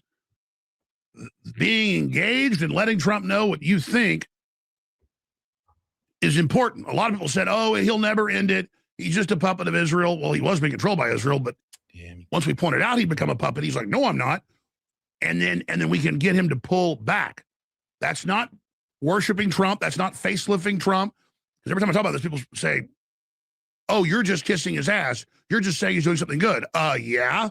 When he starts pulling back from total war and bankrupting us and all the rest of it and Israel's war crimes, that's a good thing. Yeah. And that'll help us in the midterms because I want to get good Republicans elected. I mean, like I said, I'm happy about it. Yeah, get us back on track, but that's only if he can get us back on track. And he derailed us pretty damn far. I mean, when we were at 2.4% inflation and now we're at like 4.2, it's going to take a while to get that number back, bro. We were at $2.98 a gallon nationwide. That was a nationwide average. Now the nationwide average is at like what, 390 something? Which I'm happy it went down from like the 450 average a couple months ago. But yeah, be real with you, we still lost ground on affordability. And that should have been the main thing Trump was focusing on to put the Republicans in a good position for midterms. Now he completely almost decimated their chances of maintaining the House. They're not perfect, but they're better than Democrats by light years. So that's where I stand on that. Absolutely. I'm a pragmatist about all of this. But yeah, they got headlines in the New York Times. Iran will enter nuclear talks feeling emboldened. They're emboldened because they didn't fall in 108-9 days. Yep. Technically, the U.S. has been in 108.5. Israel. I mean, yeah, they're emboldened because the strongest military in the world did not destroy them, did not cause a regime change, and couldn't even take their ass off the Strait of Hormuz. Of course, they feel emboldened. They feeling like them. Okay, so let me not go too far, but they feel like them guys right now. They were able to back off the strongest military in the world and able to get us to concede to their demands. Yeah, they're feeling pretty damn emboldened. 109. They started it. They're emboldened because their plan to close the strait worked. They're emboldened because they didn't fall. But the Pentagon told Trump that was the case. And of course, he just got mad at Tulsi Gabbard and Joe Kent in the Pentagon for telling him that. But at least now he begins to do the right thing. Now, Israel says they're going to attack Lebanon, and they already have been, and Iran. They hit them a week ago. But Israeli Air Force chief just said, well, they pulled back from a major attack last week under pressure from Trump. And that's because Congress may be bought and paid for predominantly by Israel. And a lot of the state houses are. But with Trump, even if he takes a bunch of Israeli money, at the end of the day, he likes to believe he's in charge. And that's why psychologically it was important to point out he wasn't in charge so that he would then, using that psychology, do the right thing. Trump told Iranian protesters help's on the way, but the peace deal leaves the mullahs more powerful than ever, dissidents say, which I said would happen 108-9 days ago. So, yeah, this was a bad thing.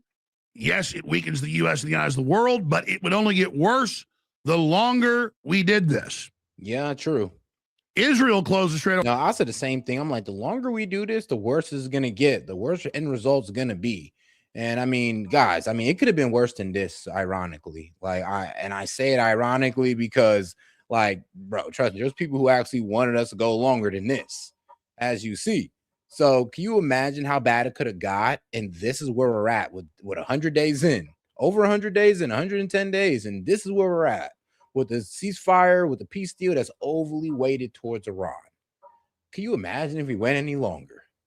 Or moves for their attack because Iran had passed a law last June during Midnight Hammer that they would close the strait if there was a large attack by Israel or the U.S. or both on them. It's just the facts. And I said 108 days ago when this started, I said, if the mullahs could magically be sent to Mars, if they could just magically disappear and the Iranians could actually have a real election, I would be for it. But the CIA and British intelligence and the Israelis always try to put somebody worse in when they overthrow a country because they want to have another enemy to fight again.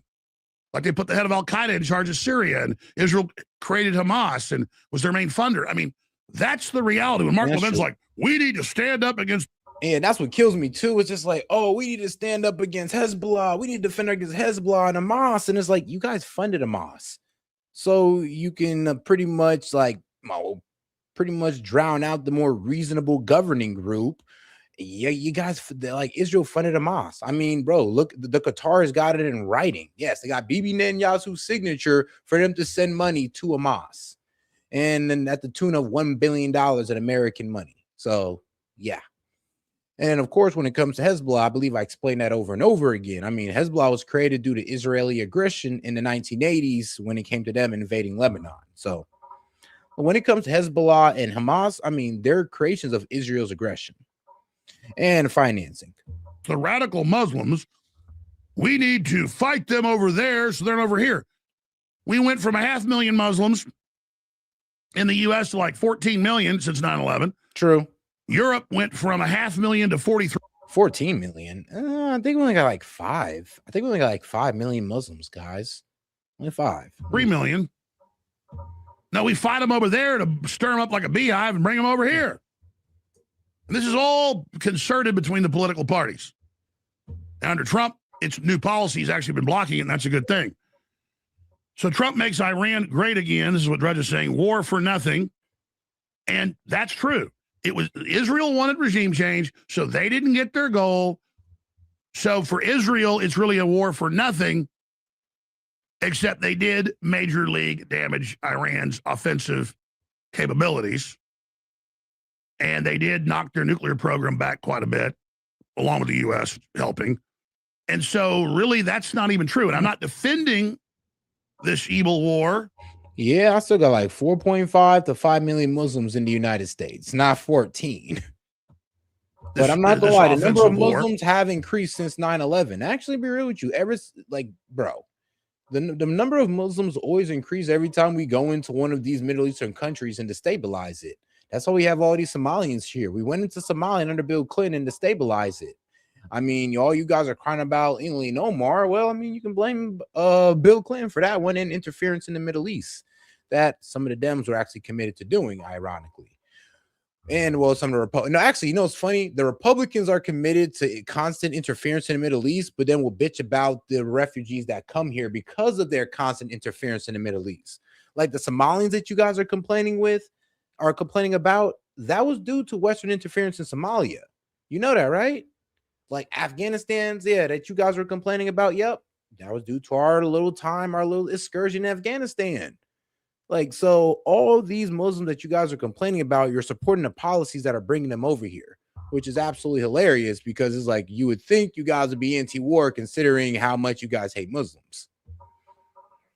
This economy-wrecking war, but I'm just simply calling balls and strikes. I don't think anybody can disagree with me that the statement that it was for nothing, well, the main objective didn't happen. So I guess if you don't care about that, yes, it was for nothing. But they're trying to spin this like Trump's a loser, he's a failure, so that he will try to re-engage. That's what Israel's saying. You stabbed us in the back. You betrayed us. No, Israel, you stabbed us in the back. You betrayed us. You knew Trump wasn't about to strike 114 days ago or so, about a week before, 4 or 5 days, 6 days before, and Trump had decided to hold back. So you hit him first to drag us in, just like the Secretary of State said. And that's wrong. Peace at last. If this is the end of the war with Iran, Trump still has plenty of work left to do. That's at AlexJonesLive.com. It's an excellent article. Trump details Iran deal at G7, no nukes, conditional sanctions, and relief. Yeah, they're going to give up their uranium and down to low-level enrichment and allow foreign inspection of all that. Yep. Yeah, I know. And here's the thing. with the moderate Iranians, you know, the ones, you know, before we popped off this war, they were willing to give up all of their nuclear enrichment. They were willing to give up nuclear enrichment altogether. Now that we blew them up, now we got guys pretty much saying that, yeah, we're not giving up our nuclear enrichment. We're keeping our proxies going, and we're also keeping our missiles going as well. But, you know, we'll go back to the JCPOA. I mean, like, I mean, that's cool, but right back to square one. So that's just some of the news on that front. Fox, Mark Thiessen torches $300 billion Trump gift to Iran. Yeah, let them have their own money back. They got more than $300 billion in damage just from what we did in the last 100-something days. Oh yeah, guys, $300 billion. You could tell that was negotiated because originally they was asking for $1 trillion. Yeah, they were asking for $1 trillion reconstruction fee. So yeah, it is a lot more than just $300 billion in damage they have sustained. So, but I mean, you know, considering that we're taking sanctions off their oil and petrochemicals and other exports, I mean, they should be able to make up the difference. Yes, it's not good. Yes, it's a disaster, but it's a lot better than keeping it going. And it's a lot better than destroying the world economy. And it's good to have not just Trump, but the world awaken. Like he told Netanyahu, everybody hates Israel now because of you, Netanyahu. Yeah, and they hate us now because of you hitching your wagon to them, Trump. Mm-hmm. So that's extraordinarily positive that Trump is out publicly saying what he said to Netanyahu on the G7 stage. So here's Trump tells a G7 audience, Israel's military killing too many innocent civilians. And then we'll dovetail that with the former Mossad operative, who I agree with, saying Israel has got the Epstein files and they're probably going to throw a fit and release a bunch of stuff very embarrassing to Trump selectively. No, so crazy. Where was his criticism with Gaza? Like, you're killing too many civilians, Israel. Like, chill out. Oh, no. And now that it's Lebanon and now that Israel's holding our deal up because of Lebanon, oh, now we care about innocent civilians being killed by Israelis. Okay, now it matters. Not about Trump himself, but the people in his orbit that are basically all former Democrats that now come into his administration, like Howard Lutnick and others. So let's play those two reports back to back. He's done an amazing job of pulling it together. He's not a Boy Scout, but he's done an amazing job of pulling it together. And he is very good with Hezbollah, does not like them. And I'll tell you what, Israel's fighting Hezbollah too long and too many people are being killed. And you don't have to knock down an apartment house every time you're looking for somebody, because there are a lot of people in those apartment houses. And they've been fighting Hezbollah since the 80s, guys. Like, remember that. They've been fighting these people since the 80s. Not all Hezbollah, that I can tell you. And I suggested to Israel to let Syria take care of Hezbollah. Huh? Because to be honest with you, I think they do a better job of doing it. Huh? Dude, what? You want to send in? Hold on. Cause we just put one of the old head of Al Qaeda, or pretty much the head of Al Qaeda, in charge of Syria, and you want to let the Syrians take care of it? Like, you know, ISIS could get involved too. You know, ISIS is pretty crazy, but then again, I mean, ISIS basically works for us, even though they won't tell you that out loud. And I didn't like Syria. I didn't like where 2 hours before we're signing the agreement, that there was an attack in Lebanon, in Beirut. It was right in, it wasn't like in the southern side, and you know, it was in Beirut. I did not like that. I let them know that. So I didn't like it. Now we're treating Iran like a superpower, guys, and this is what I'm talking about. So, guys, when we want to beef with a superpower, do we do it directly? Of course not. They got nukes. So we do it through proxy, like we do with Ukraine. And trust me, if the Vietnamese was ever to get into it with China, we start supporting the Vietnamese to fight China. This is how proxy works. And if you don't want to take a country up top because of the damage that you might sustain, like closing the Strait of Hormuz, then you're just going to go ahead and use proxies like the proxy forces in Syria. So now we're treating Iran like a superpower. Instead of getting involved with them directly, we're getting involved through proxy. Not at all, but I think that Syria, and he's pulled that country together amazingly quickly. If there's a real deal between the Americans and the Iranians, and it's going towards that. Netanyahu will try to sabotage it. One of the ways he'd sabotage it is by putting out Epstein material against U.S. government officials, including Trump. And he put it out there. New material that wasn't seen before in public. So it's not just Trump. I know that Howard Lutnick is mentioned. There are other officials. And not just Trump, other officials too. Yes. And he'll try to sabotage the whole negotiation and deal that would be that they're trying to make together. Oh, did you know that all the former Mossad chiefs have come out against Netanyahu saying he's going to destroy Israel? Oh, did you know that almost every former top general did? Did you know? Yeah, because he's exhausting the IDF. Like, guys, if you don't know, the IDF put boots on the ground in Lebanon. They're doing airstrikes and boots on the ground. So they're exhausting their munitions when it comes to these airstrikes. And then they're also exhausting IDF soldiers' lives, because about 3,000 IDF soldiers have died so far, pretty much doing a ground invasion in Lebanon against Hezbollah. And about 3,000 Hezbollah militants have died as well. So, you know, ground forces pretty evenly matched. And like I said, there's a reason why Hezbollah was able to push these guys out in the 80s. Like, they're nothing to fuck with.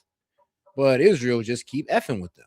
Dozens of them went on Tucker Carlson's show months ago before this, warning of this. Israel is now carpet bombing for months southern Lebanon, 90+% Christian, and just carpet bombing whole neighborhoods, men, women, and children, thousands dying. And the Israeli settlers, I'll get to this later, threw fits over the weekend over the peace deal and burned more of the Christian towns in the West Bank and other areas. I mean, it is a frothing free-for-all. And then these Israeli military and others, you see all the videos, and on national TV over there, they talk crap about America, how they hate Christians, and how they are basically God's chosen people. The rest of us are all cattle. And yes, it's true, because I studied all this. That's an interpretation, because I got like 60+. And the attitude is now like, shut up, you effing goy, and fight my war for me, for the Holy One. Well, that's the attitude now of the pro-Israel guys, apparently. Big books and hundreds of others. It's just rabbis arguing with each other. They don't just have the Old Testament, folks. They've got all these other books. Yeah. So whatever. Like the Talmud, like when people bring up the Talmud, they bring it up kind of disingenuously, say, no, that's their holy book. That's their book. And it's just like, not really. Remember, they're supposed to be following the Torah at the end of the day. The Talmud is pretty much a collection of arguments done by rabbis. And the thing is, the Talmud is not just one book. It's like multiple volumes of all these arguments carried out by rabbis over the years on how they should practice Judaism and how they should, evolve their culture. And yes, if you do look through some of these arguments, there were some crazy ass rabbis that were talking about, F the goy, these people need to be, or they're going to be our slaves anyway. We could do whatever they want to their women. We could do whatever we want to their children. This is how we should practice our Judaism. There was some crazy rabbis in the Talmud. But then there was also some reasonable ones in the Talmud. I was like, hey, yo, I'll be real with you. That shit you talk is what got us kicked out of all these countries. And yeah, I actually read that in the Talmud, which was pretty interesting. It kind of changed my view on it when there was literally like rabbis sticking up going like, yo, we don't need to treat non-Jews like this. We're only going to cause more problems. And this is the same attitude that got us kicked out of multiple countries. It's kind of crazy how they addressed that. Opinions you want from rabbis. You see the rabbis on the show, we play clips saying Israel's evil and bad, and Israel worked with the Nazis, or the Zionists did. You got those guys. You got every flavor in there. But the ones that call us the enemy, and the ones that hate everybody, and the ones that say everybody will serve Jews or die under their Messiah, that was, 20-30% of Judaism before. Yeah. And now that's the Judaism in charge of Israel. Basically, Jewish Nazis. I mean, supremacists, global dominators, megalomaniacs on power. Yeah, literally going for the Greater Israel Project. They want to take Lebanon. They want to take Syria. They want to take Iraq. Like, guys, they're going for it, and they're kind of getting stopped in their trail here because with Lebanon, that's why they're so upset, because they truly feel connected to this greater Israel prophecy that they got going on here. And remember, this is about their whole eschatology. Eschatology or whatever. Like, they truly believe that if they take over these regions and they blow up the Alexa Mosque and they bring back the third temple, that their Messiah will return. And really, all they're going to do is piss off 2 billion Muslims. Power trips. That's why we harp on Israel so much. That's it. Eschatology is because it is the most powerful lobby in Congress. It's running. And if you don't know what eschatology is, it's pretty much how they believe that the world is going to end. Like, there's Christian eschatology, Muslim eschatology, Jewish eschatology. It's all what they believe about the end times, or, their revelations. Around trying to take over everything, and it's out of control. And you've got the majority of the other establishment Jews over there going, "This is crazy. Stop it."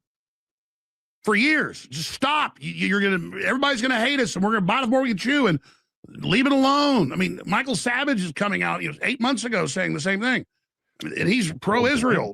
He's America first, but I mean, he's a smart guy. I admire him. You could have just said blacks, bro. Bro, you could have just said blacks, bro. Like, yo, he said they influenced the niggers and everyone against whites. It's like, God damn, you could have just said the blacks. With Michael Savage, not with Benjamin Netanyahu. Like, you're not wrong, but all right, we're going to break. So many new exciting things at the AlexJonesStore.com. Bigley goes out and finds out whatever's the highest rated and whatever's the top rated, and they bring it to you at a discounted price. They've come out with these new premium nylon tactical belts at a super low price. These sell in stores for like $70 because I own some. And they're selling it for $39. Heavy duty nylon webbing with smooth automatic ratchet buckle, no holes, no guessing, no too tight or too loose. You know what? Actually, man, make sure you tune into Alex Jones' store. Hey, he needs it, man. He needs it. He's on a new journey here, so support this journey. And I noticed that by the time I got coffee and took a shower and got dressed and did some setups so I could wake up, because you can't sleep, but you're also not awake. All right. But let's get into the next video here. This one was about Russia.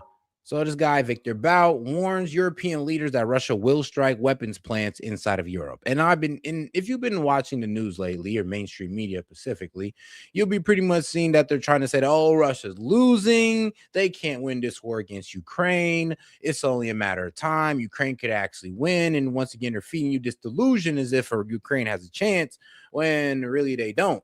And the only reason why Putin hasn't just steamrolled Ukraine is because Putin actually cares about civilian lives. If Putin had that Israeli mindset, God forbid he ever had that. God forbid he ever has that Israeli mindset. He would completely level Ukraine with civilians and all. But because he's trying to cause as least civilian casualties as possible, he's pretty much taking his time with Ukraine. And here's the sad thing. There's individuals in Russia that's going like, bro, F these citizens, you need to just hurry this shit up and just start taking them out. And luckily, Putin is not really hearing these guys out. I know, right? Putin not hearing out the genocidal maniacs in Russia. I kind of wish Bibi did that. But all right, though, let's get right into it.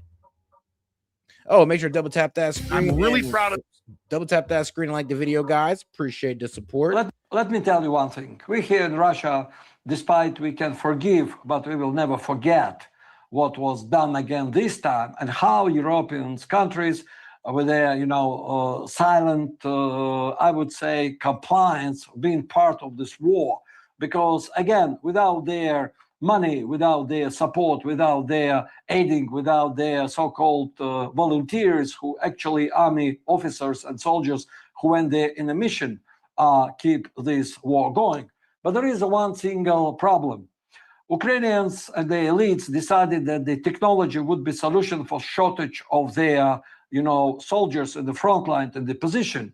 And now, apparently, if you don't have the soldiers, you are losing your territory, because only infantry can occupy and control territory, not the drones. And this is what's happening now in the front lines. And this will not, doesn't matter which technological advantage temporary Ukrainians have, because they've got massive, thousands and hundreds of thousands drones now massively produced in all countries, delivering, having some better futures, whatever. This will not help.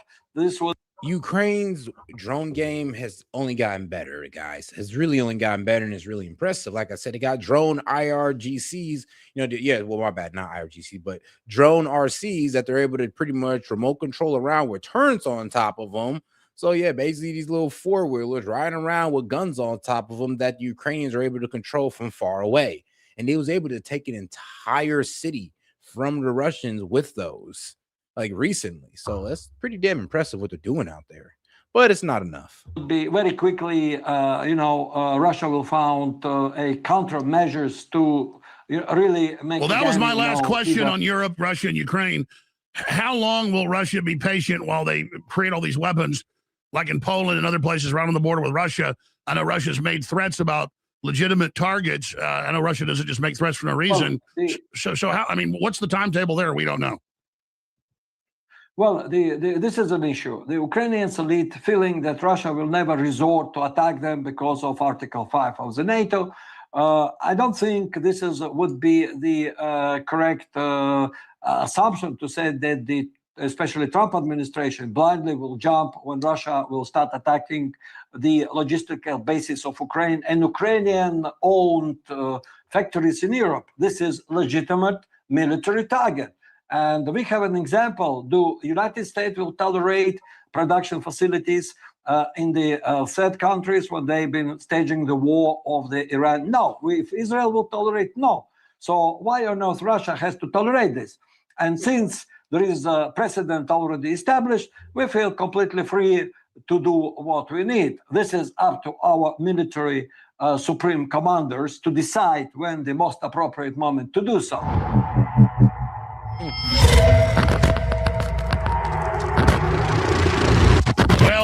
Well, a bit savage, but it is what it is. Sabotage that the other geopolitical developments that are unfolding. We're told the Russian economy is in shambles. Is that really true? We know the global economy is in trouble in general. And what does he? I ain't gonna lie. Honestly, this Iran war did Russia a favor. They was able to sell their oil sanction free for like 30 days. Actually, 60 days, I believe, because they extended it. So I don't know about that, man. Russia and China has been on the sideline just chilling. I think Israel will do, because we predicted this a month ago, and now they're saying they're going to sabotage the peace deal. How should Trump respond to that? We got former high-level Mossad officers saying they know Israel's behind Epstein, and they're blackmailing Congress right now, not even so much Trump, and we should expect more of that to come out. Israel has said they're going to keep hitting Iran and Lebanon. So we've got all of those angles to get into as well. And if you ask why the West, the EU particularly, is hell-bent on this war with Russia, it's their business plan. They admit demographically, economically, debt-wise, they believe winning a war with Russia, which they're not winning, will bolster them. That's why you see these suicidal tendencies of our so-called elites. You can follow Victor Boot on X, where he just got a few months ago. It's got a lot of followers now. Real Victor Boot, B-O-U-T, Real Victor Boot.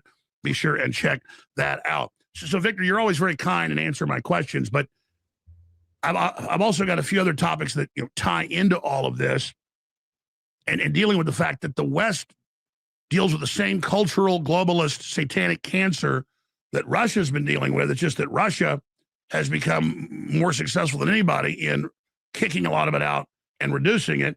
And we now have Hungary's globalist government just passed a law banning Viktor Orban from ever returning to power. They did that to Bolsonaro in Brazil. Tough. And so it's clear they stole the election there. It's the same thing trying to bar Trump from ever being able to run as they did years ago, but that failed. Just the incredible tyranny of these different power blocks, the British Empire, the EU, the Israel lobby, really all teamed up against the domestic populations of not just... Actually, you know what actually pisses me off about the whole Hungary thing is the only reason why they were mad at him is because he didn't allow his country to get flooded with a whole bunch of immigrants who were not white and weren't Christian. And I'm just like, I can't see him as a racist for that, and I can't even see him as anybody controversial. He's literally only taking in people that will assimilate to his cultures with his people. And I mean, that's just putting his people first. I cannot be mad at that. But then you got the whole EU over here going like, he's a racist. How could he sit there and keep these immigrants out? for the safety of his people, for starters. How about that? Start there. Maybe I should practice it. Russia, but the United States. I think it's really clear, and I don't know if you agree with this, that we really do face the same ideological, spiritual, cultural enemies. And then I wanted you to start wherever you want and go with any angles you want instead of me, setting the table here. But thank you so much for joining us.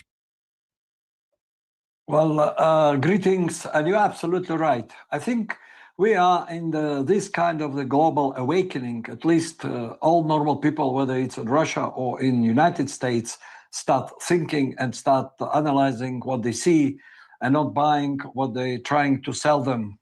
This mainstream media and all these globalist satanists who are in the definitely last battle, because they knew this is their last chance. And definitely we normal people, the resistance, will not tolerate them to control us.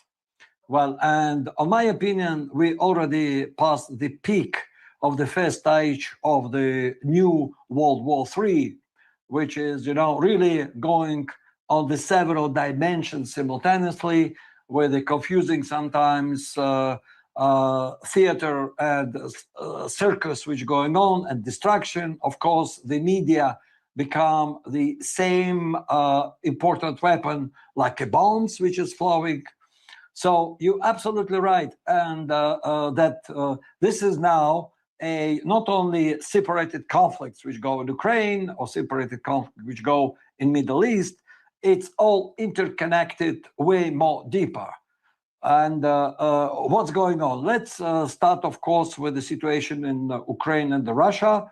Well, the Ukrainians on the front line now evacuating Kramatorsk agglomeration because Russian troops is already in Konstantinovka, and the Ukrainians admitting that's why they're evacuating. So, which means the remaining 15% of the territory of the Donetsk region would be liberated. And despite all the media attempts of the Zelensky sell that they are in the new technological advantage over the Russia, because they try to hit and damage some refineries and try to create a blockade for the fuel supply to Crimea. I'll say one thing though. The problem is with our media is that we take the smallest win that Ukraine has and oversell it. Swear to God, they hit an oil refinery and we're acting like they hit the only oil refinery in Russia. We oversell every win they get. This is a temporary difficulties. If they are damaging, yes. If they're difficult, yes. But if this is strategic and critical for Russia, absolutely not. Believe me, all measures been done. And even these sophisticated new high-speed drones, which is actually produced in America with the Starlink, there is already efficient way to first of all, shut them down. We see that just for past week, there was a huge, several massive attacks on the Ukraine. So the Russia are not backing off. And as we said, there would be definitely escalation provoked by the terrorist attacks of the Zelensky illegal regime. This, of course, was everything done before the Zelensky went to this trip in Europe and asking for more money, which was because Viktor Orban of Hungary, not anymore there, nobody blocking, and the European Union signed $90 billion of the euros, which they don't have as a credit to the Ukraine. And see here the situation, Europeans elites, and they are basically the front line of the globalist conspiracy against all the humanity, deciding they need to go to the war. And for them, if they don't go for the war and bring with them everybody else, they're going to lose the power and then would be held responsible before their voters. So this is a clear watershed moment when this is now up to the population of European countries, whether they're going to allow this tyranny to suppress them, allow this tyranny to destroy their language. Yeah, because the leadership of these European countries are trying to push their people in toward Russia, and that's very concerning. It's like because they can't push Ukraine into a W, they're thinking that, well, maybe we just need to go ahead and join Ukraine. And I'm just like, yeah, don't do that. Don't do that. Russia's going to start decimating y'all weapons. Y'all weapons manufacturing departments, depots, centers, whatever the hell y'all got. Russia's going to take it off the map, and they've already threatened to do so if you guys choose to get involved with Ukraine. So European countries, you might want to just back down on this one. Trust me, it's not within y'all best interest the way y'all think it is. But all right, guys, let's go ahead and move on to this video right here. I do want to finish this one up, or at least try to. But all right, guys, MAGA versus America. MAGA versus America First, the Great MAGA Divide, Part 2. Let's get right into it. And guys, let's not forget to double tap that screen and like the video. All right, let's go ahead and start this one from the beginning. And Bongino have seen their numbers decline. Notably, Bongino dropping from Spotify's top 10 to out of the top 100. Yikes. Daily Wire recently reported major staffing cuts. Meanwhile, critics of the administration like Tucker Carlson, Candace Owens, and Megyn Kelly have seen soaring ratings on their podcasts. It's kind of crazy. All the pro-Israel guys or the neocons are just, the ratings are just plummeting. Then all the guys who stood against it, ratings are skyrocketing. I mean, hey, God bless. If the fracture in the movement isn't real, how do we explain the vast discrepancy in viewership of these podcasters? I do think the Bongino thing is a little different because he did his podcast for years, basically railing against the deep state. He gets into the FBI and basically does nothing. So I think that's kind of a separate issue. He nuked himself. As far as the MAGA division or coalition divide, I do think it's like hyperbolic that people will sit here and attack Tucker. Here's the worst thing about Bongino. Like in that Axios article, or was it Axios or the New York Times? Well, in one of these articles where they were pretty much explaining how the Trump administration, no, it was the New York Times. Ironically, I remember the New York Times because Sid just super chatted in and he sent me the article. But yeah, in the New York Times article, it was expressing how Dan Bongino was like, yo, you guys are effing this up. What the fuck are you doing? And here's the thing. He had such a disagreement to how they were carrying this out, but he went out in front of all of us and pretty much, kind of went with what the Trump administration was pushing. Look, we're just going to tell him that he killed himself. We're going to tell him that he was trafficking to himself. We're going to make all these people move on. Dan Bongino was, in opposition against it, but then he went out in front of us and told us the BS. So, yeah, that's one of the reasons I can't forgive Dan Bongino. And shout out to my man Sid. He says, just tuning in. Are you pro-Trump again now that he's surrendering to Iran? Not really. I'm be honest with you. Like I said, dog, I can be pro-Trump again if he puts us he puts us back on the right path. And right now, because of this deterrence, he's completely taken us off the path. And I'm gonna be honest with you, I don't even think Trump can fix it.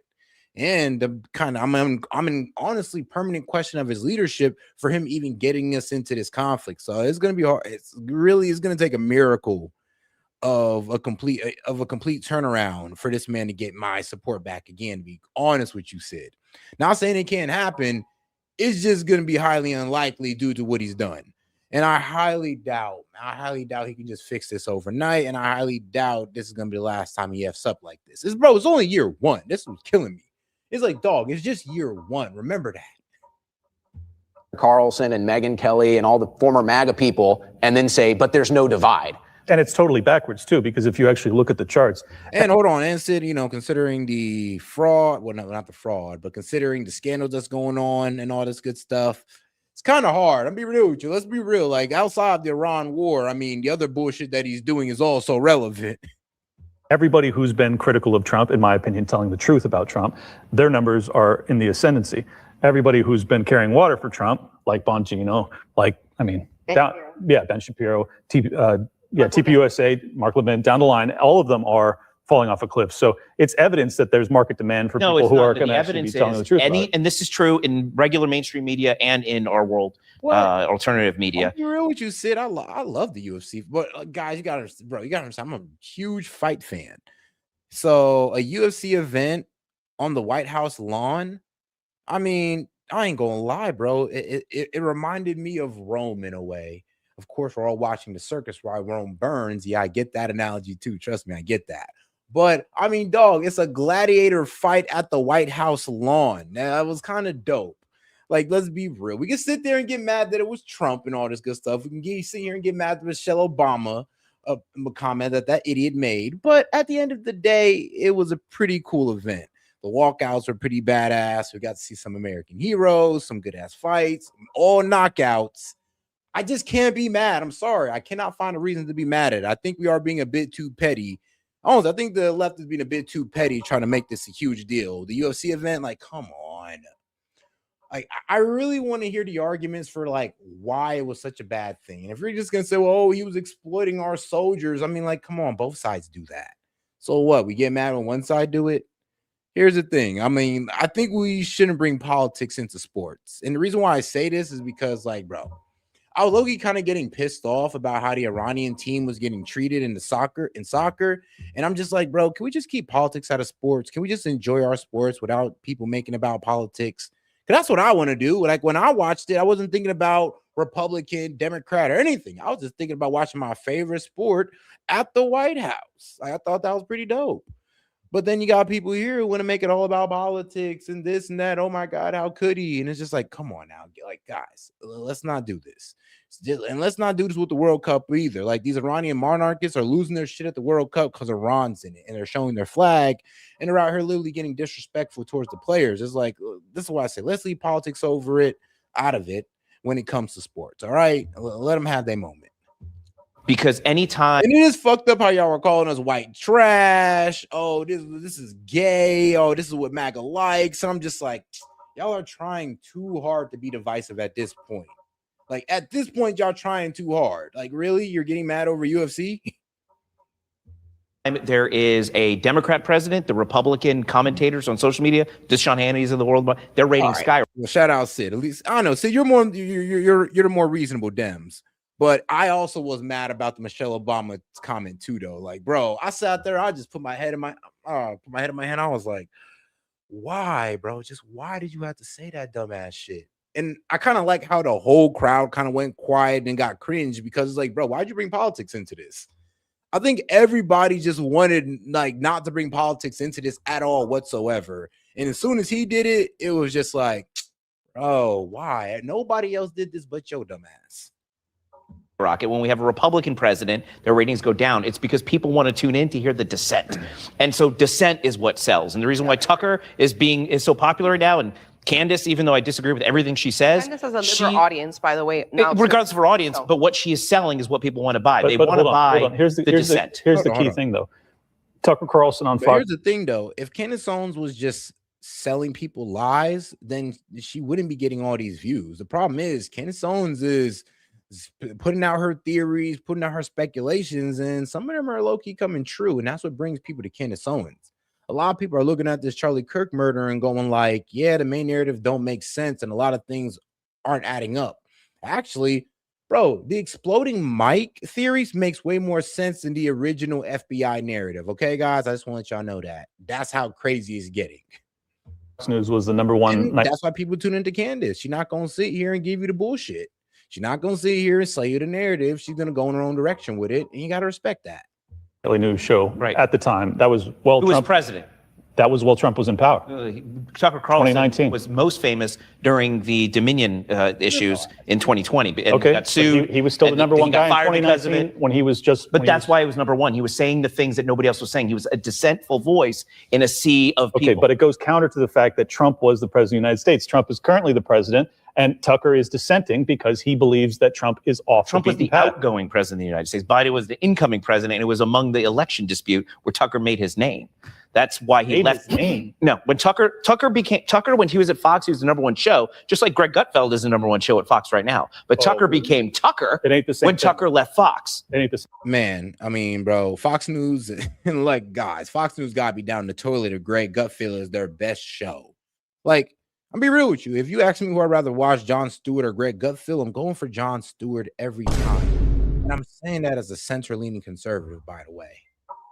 Same thing, though. So you think this is a normal ebb and flow? Yeah, it's obviously a normal ebb. Well, do you think that also applies? Because I heard you say something, and I think it applies, but I would like to know if you think it applies I think that that's kind of how we used to see Trump, was anti-establishment. Exactly. I made that point earlier. I agree. But now I don't view him that way. I view him as the Exactly. I agree with you. I said that point earlier. I said, but even in his first administration, he still carried that Why aura. are y'all low-key still supporting him if we're understanding that he is now working for the establishment? It's like what I was telling Sid. I'm like, honestly, outside the Iran war, there's just so much bullshit that he's doing. I can't even align with it no more.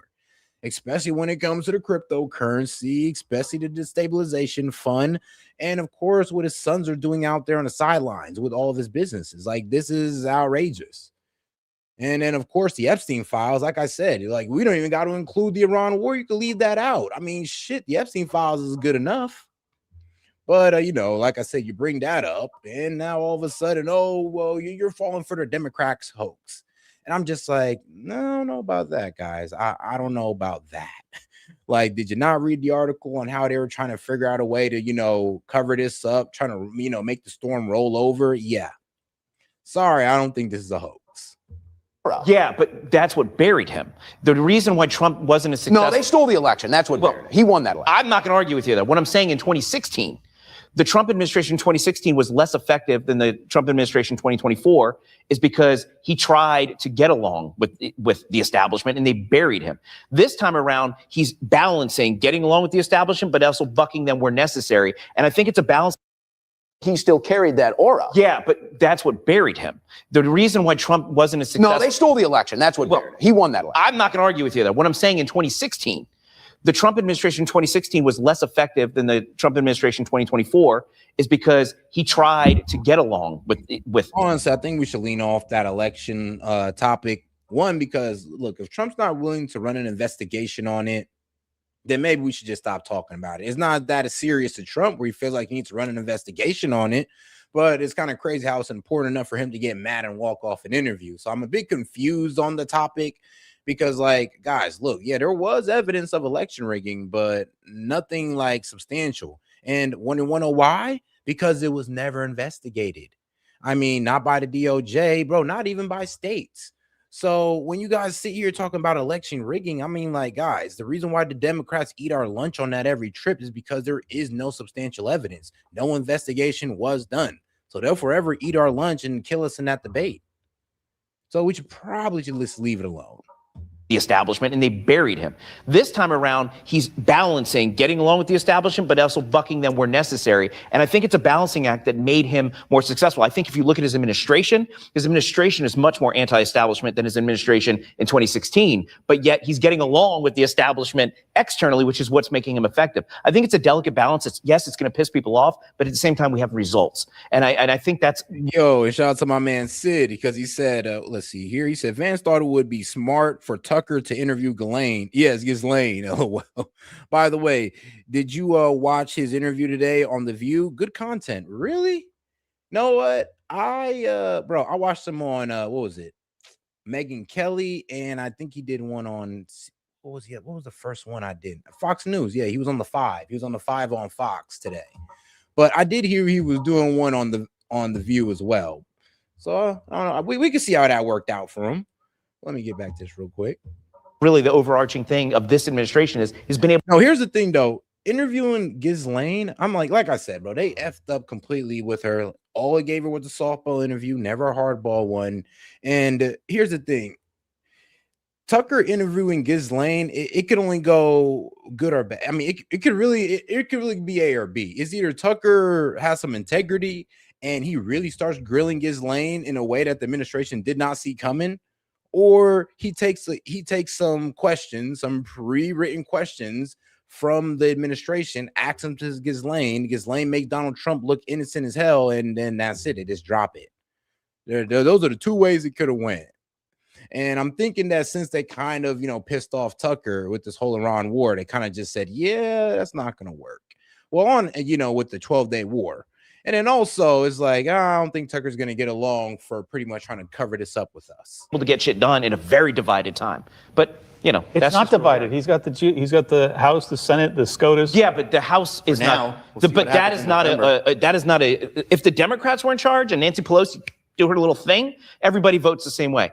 We have narrow margins in the House, so we have to get one or two Republicans that nobody's ever heard of from not voting against it just to become famous. Yeah, but the margin's so narrow, and yet Trump is still willing to expend energy on ousting people who have been diehard supporters, like Marjorie Taylor Greene, trying to get Thomas Massey out of power. Marjorie Taylor Greene voluntarily quit Congress. You know why? No, it doesn't matter why. They were. I mean, it kind of does. It does matter why. When you're sitting there getting ostracized out of the party, they're telling you won't go nowhere, that we don't like you, we think you're crazy. Yeah, I mean, that's why. It's not like she quit for no reason. It's not like she just woke up and just said, you know what, I'm tired of being a politician or I'm having a family emergency. No, she said, I'm quitting because the Republican Party is a bunch of traitors. The Republican parties are a bunch of betrayers. And at this point, she doesn't feel like she aligns with them. So she just says she's dropping out. That, and there was some threats made towards her kids, and Donald Trump just ignored it, according to Marjorie Taylor Greene. So that's also another reason why she quit. So no, it actually does matter why she quit, guys. You just can't sit there and say, oh, no, she quit, so nothing matters what she says.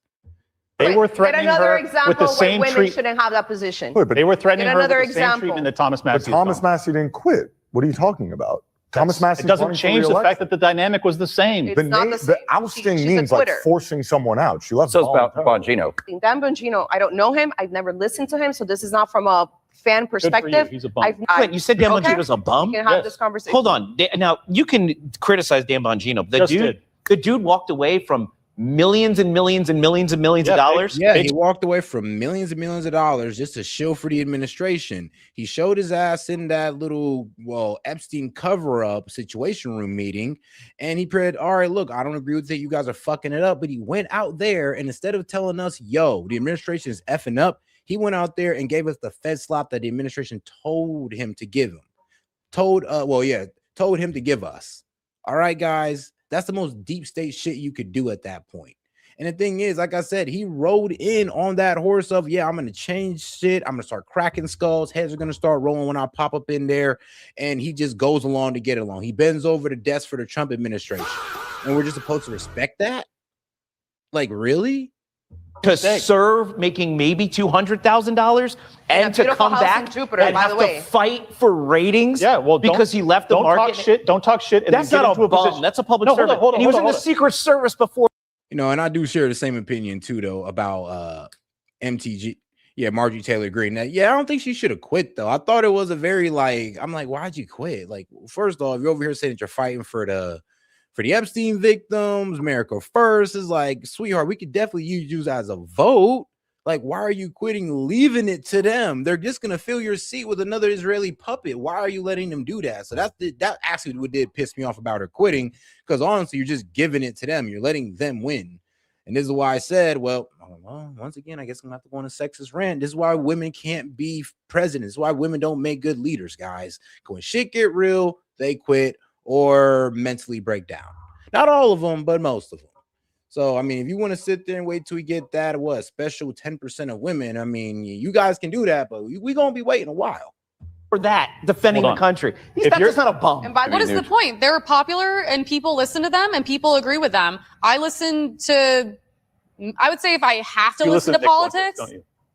Yeah, but I also listen to Megyn. If I want information, if I want to know what's happening, I'm going to listen to Megyn Kelly, and I think Matt Walsh is the best. I mean, he's very into his own bullshit, and it's great. But I'm sorry, I'm not listening. Yeah, Matt Walsh wants to play the culture war. What you got to respect about Matt is he knows his lane. He knows geopolitics is not his lane. I'm sorry, but he was about to challenge Sneeko to a geopolitical debate, and he dropped out. And I think that was the best decision for him because Sneeko would have cooked his ass, and Sneeko's not even a good debater. So, yeah, he stays in his lane, in the culture war lane where he should stay, okay? He made great films. He makes great arguments and all that in that lane. But when he gets geopolitical, that's where his ass gets cooked. To Ben Shapiro, he clearly has such an agenda. I think he cares way more about Israel than he does the United States. It's very negative to listen. Bro, I want Massey to run so bad, but I don't know. He's hinting at it. He's hinting, but you never know. And I did see the reception that he got when he teased it, but you still never know. And I think he should keep it hush hush until the right moment. Because I mean, if he announces it now, they're going to spend the next 2 years of like eviscerating this man, attacking him and trying to go for his character in every way, shape, and form. Probably try to get black man material on him. Like, bro, they're gonna go balls to the wall on Massey if he just announced it now. Same thing with Tucker. Honestly, these guys should start, and this may not be the smartest move, but they might want to start announcing it closer and closer to the election, so these guys don't have time to just run complete propaganda on them. Too, I feel like it's almost like anti-American sometimes, and I just think they're popular because people listen to them and they resonate with them. Maybe there's people like hate listening to them too, and that's a lot of their views. But I'm like, they're popular for a reason, and you can't deny that. In the next election, their voices are going to matter a lot too. David, there's one thing you just said that I do want to push back on a little bit, and it's only because I think that any Is this at risk of you not being neutral? Well, I don't know that Brandon, it betrays. move your chair a little bit. I don't know that it betrays any position in particular. I think it's just a point that applies in general, which is that when somebody makes a decision to go into either an elected office or something like high-profile appointment, like director or deputy director of the FBI, they're going to go on for the rest of their lives to sell books, to have. But he was already doing that. Speaking tours. Nobody is sacrificing by taking a position like that. Dan Bongino sacrificed a ton. I think ultimately that's going to be true, but I also think that you're correct. It's like, you know, look at how many people go from the administration. I mean, yeah, he sacrificed potential earnings for what, like 6 months? Well, yeah, like a year. Yeah, he sacrificed potential earnings for like a year. And I mean, let's be real. Yeah, acting like Dan Bongino wasn't making no money. He has like a heavy stock in Rumble. And bro, he had his people running his show. So honestly, I don't even believe that sacrifice, because the Dan Bongino show was still running with his co-host every single day. So what sacrifice did he make? Honestly, if his show is still running, he's still getting the Rumble rants and all that good stuff, still getting the watch hours on Rumble. Where's the sacrifice? Into the media. You don't believe me? Go look at his channel. You'll see it. It was that one girl that was running his shit the entire time. So what did he give up? How? When your channel is still running? How many people go into administration, into the lobbying agencies? But in Bongino's case, he definitely lost. I mean, he's still richer than probably all of us. Let's be clear, though. The reason Dan Bongino lost and the reason he lost market share is because he talked a hell of a lot of shit to get himself into that position of power. And then once he got that position of power, he didn't deliver. And now his reputation is fucking wrecked. Deliver to your expectations. But deliver to what he was supposed to do with it. Ain't just me, sweetheart. Look at the numbers. Hang on, but on that same argument, though. That's media. That doesn't compare to what he did internally in the FBI. And again, I'm not a fan of his. I don't care for him. That's based off of public perception. If he did, here's the thing, though. You know what? This is gonna sound wild what I'm about to say, but they got something on Dan Bongino. Dan Bongino has a bad temper, and I could see him possibly saying something in a conversation that could destroy his career for the rest of his life, and somebody probably got that. I don't know, because the way he sounded, he was also vociferous against the Epstein cover-up, then he went out and was the main voice of the cover-up. The way he just left and now shilling for Trump, it's like, bro, why are you doing this to yourself? If not, like, for your own safety. But no, that's just me throwing my wild speculation out there. Did a lot of great things at the FBI. Don't you think people would be interested to tune in? I agree. People like Kosh, Dan, were talking about the Epstein files. They got there and they said, I looked at the files. There's nothing there. So do you want him to start lying to his audience now? And be He is lying. He did, because when the Epstein files come out, he cannot point to the video, the files, not a paragraph or anything that showed that, Epstein killed himself and Epstein only trafficked women to himself. None of those claims were satisfied with the release of the Epstein files. Not one. Lying to his audience by saying but that's because you guys believe that. But they're the ones that saw the evidence and didn't find anything. Bring it back to the question on these people. Take the example of Candace Owens, for instance. Candace has a bigger audience than she did 2 years ago. The reason is now she sells like bullshit conspiracy theories that anyone who wants to watch, it's like watching Keeping Up with the Kardashians. It's like, what is Candace? It's a soap opera. What is Candace? I'm sorry, but like, what name one bullshit conspiracy theory? Because the whole Charlie Kirk thing, bro, we just found out that the bullet that shot Kirk was inconclusive, aka they couldn't match it to the gun that they said that Tyler Robinson shot. It's damn near looking like a slam dunk for Tyler Robinson if they're saying that, the gun that we said that you shot, the bullet don't match. And like I said, now this whole exploding mic theory is starting to gain relevance again. And them paving the what was it? Them pretty much paving the grass that Charlie Kirk got shot on, apparently to hide evidence and all this crazy stuff. I mean, I'm sorry, but you can't even hit her on that. The Brigitte Macron is a man thing. Well, I'm gonna be honest with you. Brigitte Macron, y'all should be actually getting mad at her instead of Candace, ironically. And the reason why I say that is because, well, one, Brigitte Macron put the lawsuit against her, and she is yet to have brought anything to discovery. And she's suing Candace over defamation for calling her a man, yet she is yet to prove that she is, well, a woman. That's the disturbing thing about this lawsuit. It's just like, oh, well, remember, she's saying that you're a man, and all you got to do is give us a blood test or something to show that you're a man, preferably a blood test. And Candace looks dumb, but she has not did that whatsoever. And she's threatened to do it, but she has not done it at all yet. So honestly, that one is just kind of being left open by Brigitte Macron, honestly. And I think people should be more on her ass than Candace's ass about proving that she's a man. So, everybody can prove Candace wrong and we can call her crazy, right? Don't y'all want that? Like y'all been trying to do for the past year or so? Okay, then. So put pressure on Brigitte. Why Candace? I mean, Brigitte's the one that brought up the lawsuit saying that Candace is lying. All right, great. Prove that she's lying. Prove that you are a woman. Just going to talk about today the Egyptian planes, gained a lot of liberals, or the bee cult in Utah run by communists. It's like, anyone, like, conspiracy theories are really interesting. She's created a soap opera, and people love buying into them because they're interesting and they're weird and they don't make sense, and you want them to make sense, and so you tune in for the other. I don't know about that, dog. A lot of these conspiracy theories we thought didn't make sense turned out to be true. Bro, Tulsi Gabbard just came out and admitted that we have biochemical labs around the world. And why do we need biochemical labs? Of course, to do experiments that we're not supposed to be doing that would probably be seen as crimes against humanity. So why are we doing this? And it's kind of funny how Tulsi Gabbard came out with this after she resigned. Like, anybody kind of sees that as weird, but okay. Okay, though. But remember, we were conspiracy theorists for saying so. People were calling us anti-Ukraine for saying so because they were saying that they were in Ukraine. And then Tulsi Gabbard just comes out and confirms it. Now what? Interesting, and they're weird, and they don't make sense, and you want them to make sense, and so you tune in for the other episode. That's why every time at the end of her episode, she goes, "Wow, I found really big evidence. Make sure you watch tomorrow." We're getting close. 5 months ago, she said that I have the actual documents that a French Legion working for Mossad wired $2 million to the army, the military, to kill Charlie Kirk. It's been 5 months. We still haven't seen these. Yo, that is not her claim.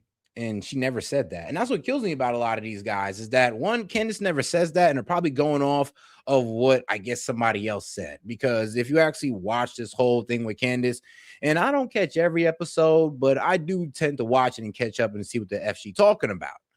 Because I'm gonna be real with you, it is low-key entertaining. But when I'm watching it, every time I hear somebody say, "Oh, well, Candace said this," I'm like, dog, I've watched every episode of this shit. Like, she has not said anything like that. So where the hell are you getting it? You guys don't even know her arguments. That's what kills me. People who hate Candace don't even know what Candace is actually arguing here. That's the wildest shit ever. Maybe you guys should go watch the show. Go watch Candace so you know what the fuck she's talking about instead of coming here sounding like an idiot. Go back. She said last year before his death that she had evidence that RFK, Kennedy, was engaging in Israel, of course, was blackmailing RFK. And she had this whole thing with Ian Carroll, never provided it. 3 episodes, LinkedIn, House and Habit, Jessica Reed Krause. That wasn't just Candace. Those are other people making that claim too.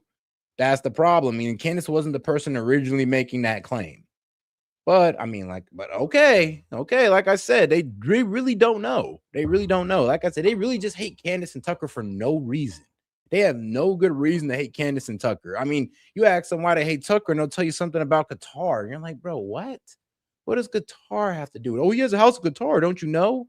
Yeah, so does other politicians. I mean, if he has a house in Qatar, what does that have to do with his politics?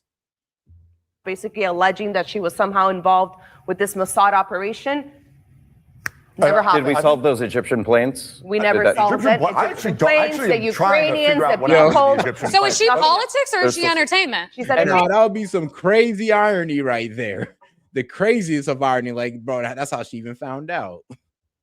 Okay, well then there you go. In terms of other people, like Megyn Kelly has like 1/10 of the views that Ben Shapiro does on an average video. In terms of Tucker Carlson, he tweeted this out himself. He said, my ratings have gone up by 300% outside of the US. I'm sure Pakistan would love Tucker Carlson as president. But if you look, I'm weak. And you see, it's the hating. No, Tucker Carlson just got really popular with Americans and other people from all over the country because they're seeing the message here. And I mean, let's be real. A lot of people want to try to put their country first, and that is what Tucker Carlson is preaching. A lot of people can get down with that, is even the people on the left who don't really like Tucker at all.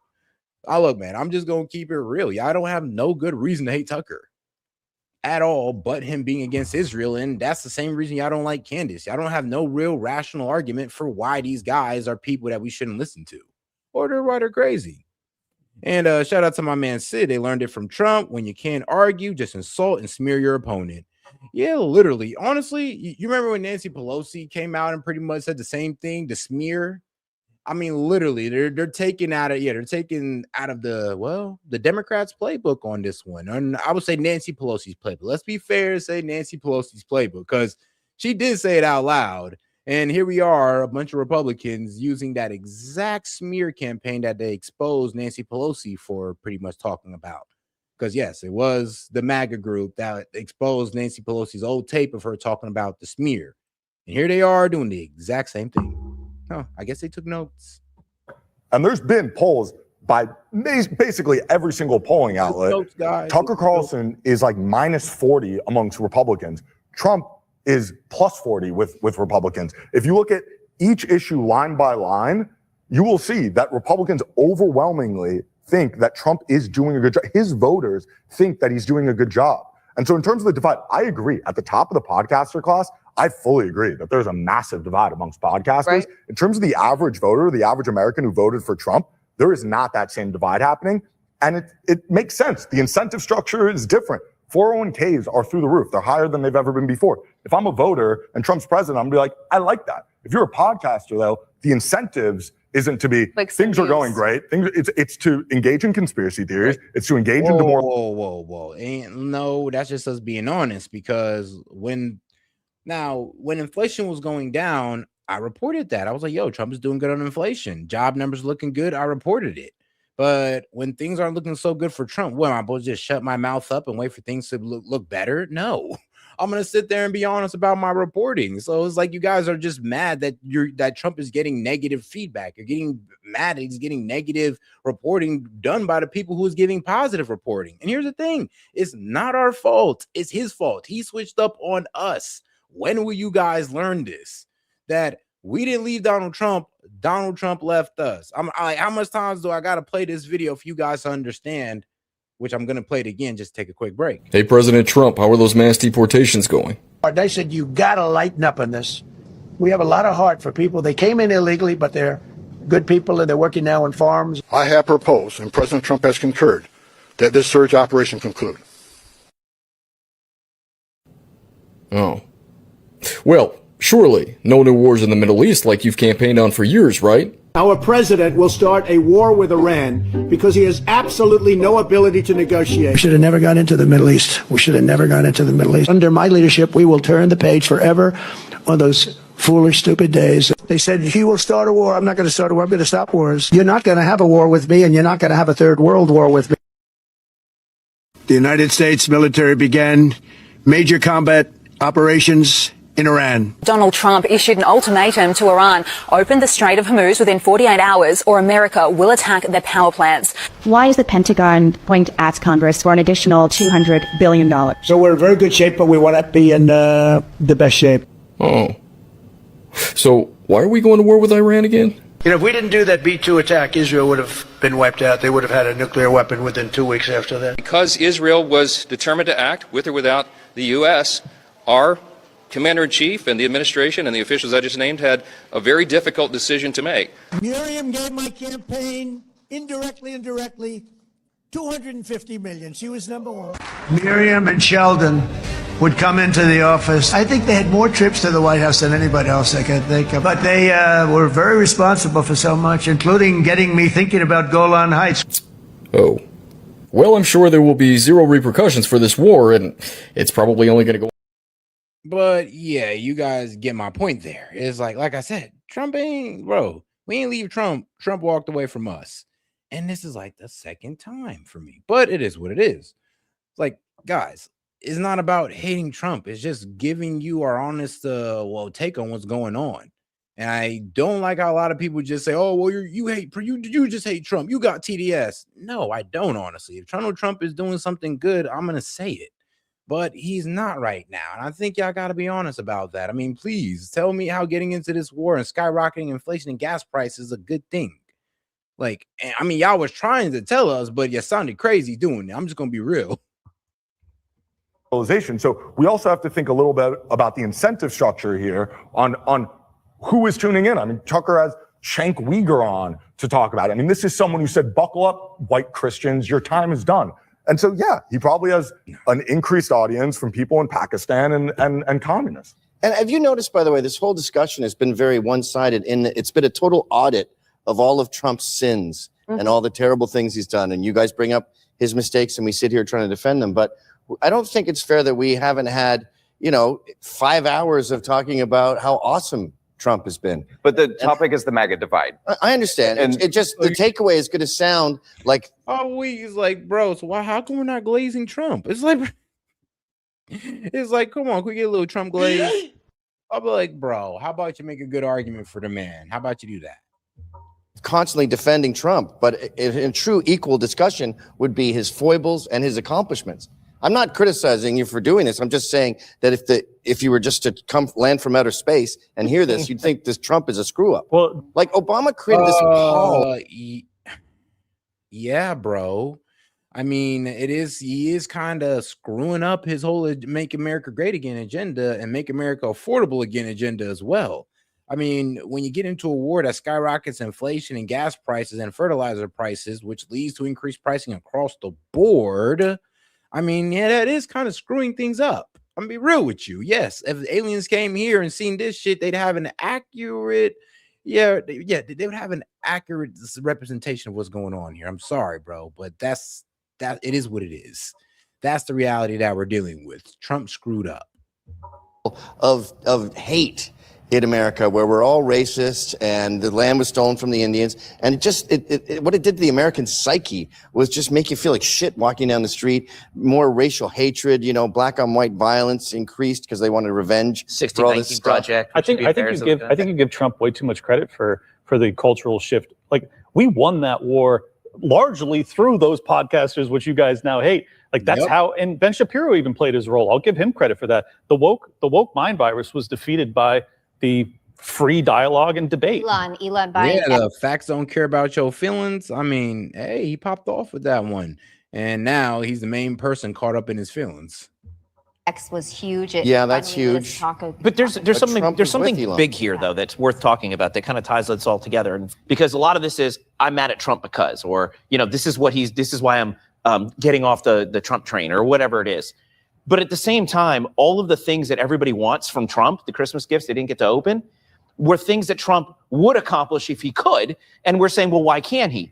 So the real solution to this is exactly what I said at the very beginning, and that's this November, because if he's not getting the votes that he needs to do the things that everybody wants him to do, that is the most action we can have. And what I would love to see from the entire movement is us demanding that the things we can touch, and that's our local politicians that we can actually replace much easier than you can the president, is holding them accountable for not voting for Trump.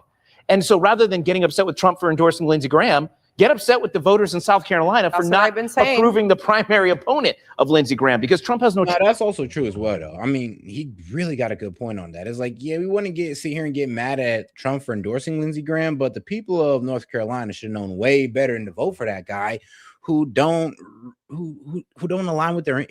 Look, Lindsey Graham does not align with the interests of the people of North Carolina. He's too busy shilling for Israel to do so. I'm like, bro, taking trips to Israel instead of like riding around his state.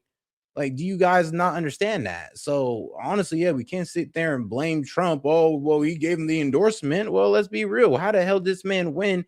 And he's the most least American politician we got. Like, we kind of got to blame that on the people of North Carolina, unless the Republicans are engaging in rigged elections, which, I mean, Lord forbid. Choice but to work with the people that the people elect. So this all doesn't fall on Trump. Hold on. But why doesn't that standard hold up with Thomas Massey? Exactly. Because Thomas I think it does Massey hold has- up with Thomas has- Massey. Hey, and shout out to my man Sid. He says Gavin has years of experience taking it up the you know what to prepare him for doing it now for the Trump administration. I know, and I've seen this guy on Piers Morgan before, and I caught his show a couple of times, and I'm just like, yeah, bro, be shilling hard for the Trump administration. It's like when Alex Jones stopped, Gavin just doubled down. It's like it is a bit wild for this guy. And here's the thing with him, it's always about the left, the lunatic left, the evil left. It's like Steven Crowder with this guy. It's like they can never just be like, yo, it's both sides. No, with them, it's always the crazy radical left. The crazy radical left, oh, if they get in power, we're going what? We're going to jail, guys. We're all going to go to jail. Freedom of speech is done, all this wild stuff. And the thing is, I'm like, maybe the open borders you guys are right about, but come on now. It's not going to be the complete end of democracy if the Democrats come into power, as much as I don't want them to come into power. I'll be honest with you, like as much as I don't, that's not going to be the reality. And what kills me is that they sell that reality to us because, bro, they want us to make us feel like they have no other option. Like no matter how bad the Republicans fuck up, well, you don't want the crazy Dems in there. They're really going to fuck you up. Oh, I just got to keep voting for Republicans, even though they're not doing anything I want because the crazy Dems. It's like, bro, that's bullshit. And it's weak. And it's very pathetic. It's like, bro, can you imagine your girl walking up to you saying, well, I'm the best thing you can ever get, so you better accept the disrespect. I'm like, dog, if your ass don't leave, you a bitch. Like, come on now. He's campaigning against Thomas Massey. Well, because he should. He's it doesn't matter. So then why can't he answer that now? question? Why can't he Because he campaign doesn't against vote with Lindsey the Graham? MAGA agenda. She's right Why about can't that, he yeah. vote? He doesn't vote with the MAGA agenda. Okay, so Lindsey Graham is MAGA. So Lindsey Graham is MAGA. Thomas Massey's not. Thomas Massey. Thomas Massey voted against support. I'm just saying in terms of No, I can see Gavin joking and doing that because it is all about owning the libs to him. That's all it's about. And I think that's toxic when we're trying to have a real debate on politics.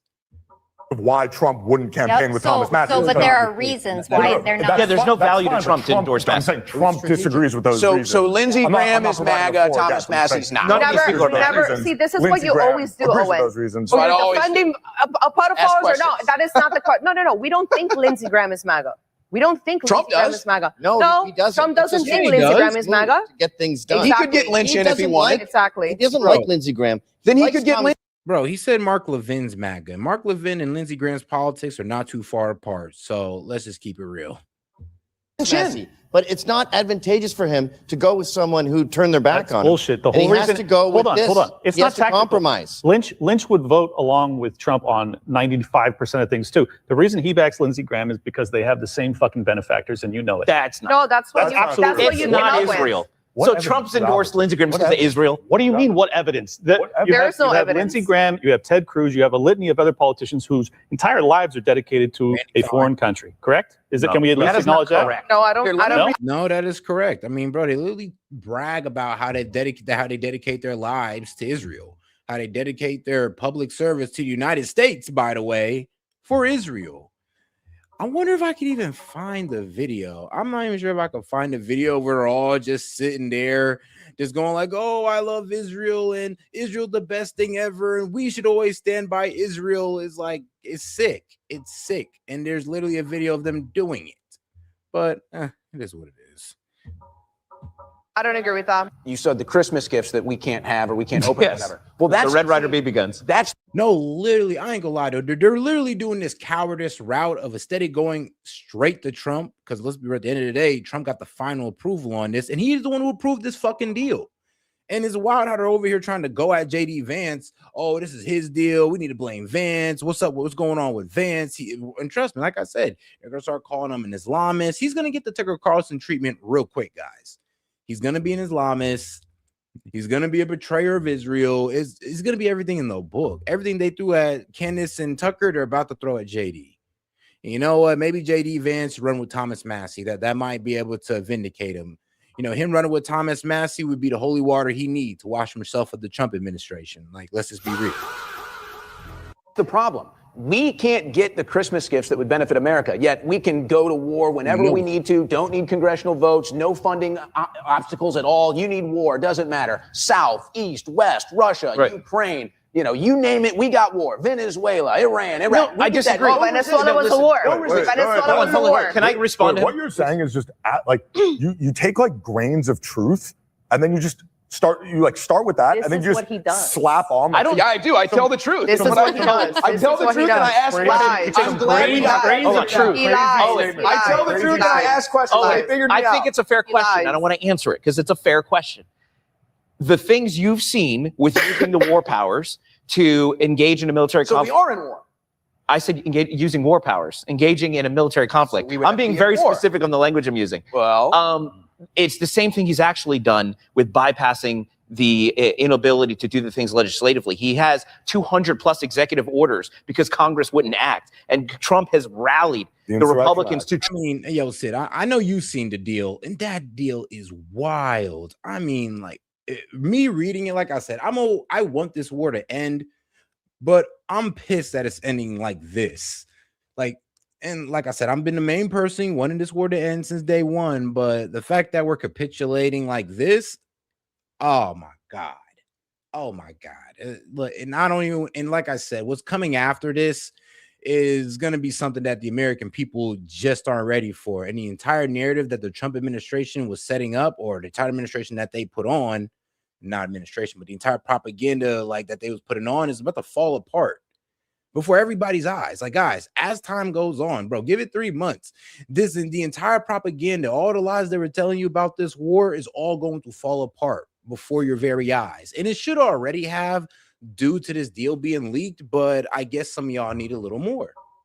Try to allow these executive orders to become written into law. Very few of them have. His recess appointments, the Republicans are blocking him. So Trump has used as much executive authority as he can constitutionally use. This happens all the time. How many cases? Hold on. Is he How many John cases Cornyn has the or Supreme Court had to rule on because Congress has acted separately from Trump? We'll see what happens with that, because I think he's been set up by the Republicans to get impeached. I agree. Well, not impeached, but I think the Republicans want to lose out. So you guys, if we're on the wrong side of this politically and philosophically, okay, so what's going to happen? Trump's going to end all the wars. We're going to drain the swamp. We're going to get the economy humming, and all of this is part of a big plan. Yeah. And then we're going to win the midterms. We're going to get the deportations, and we're going to have a nice little political dynasty for a couple of years. Let's do common ground.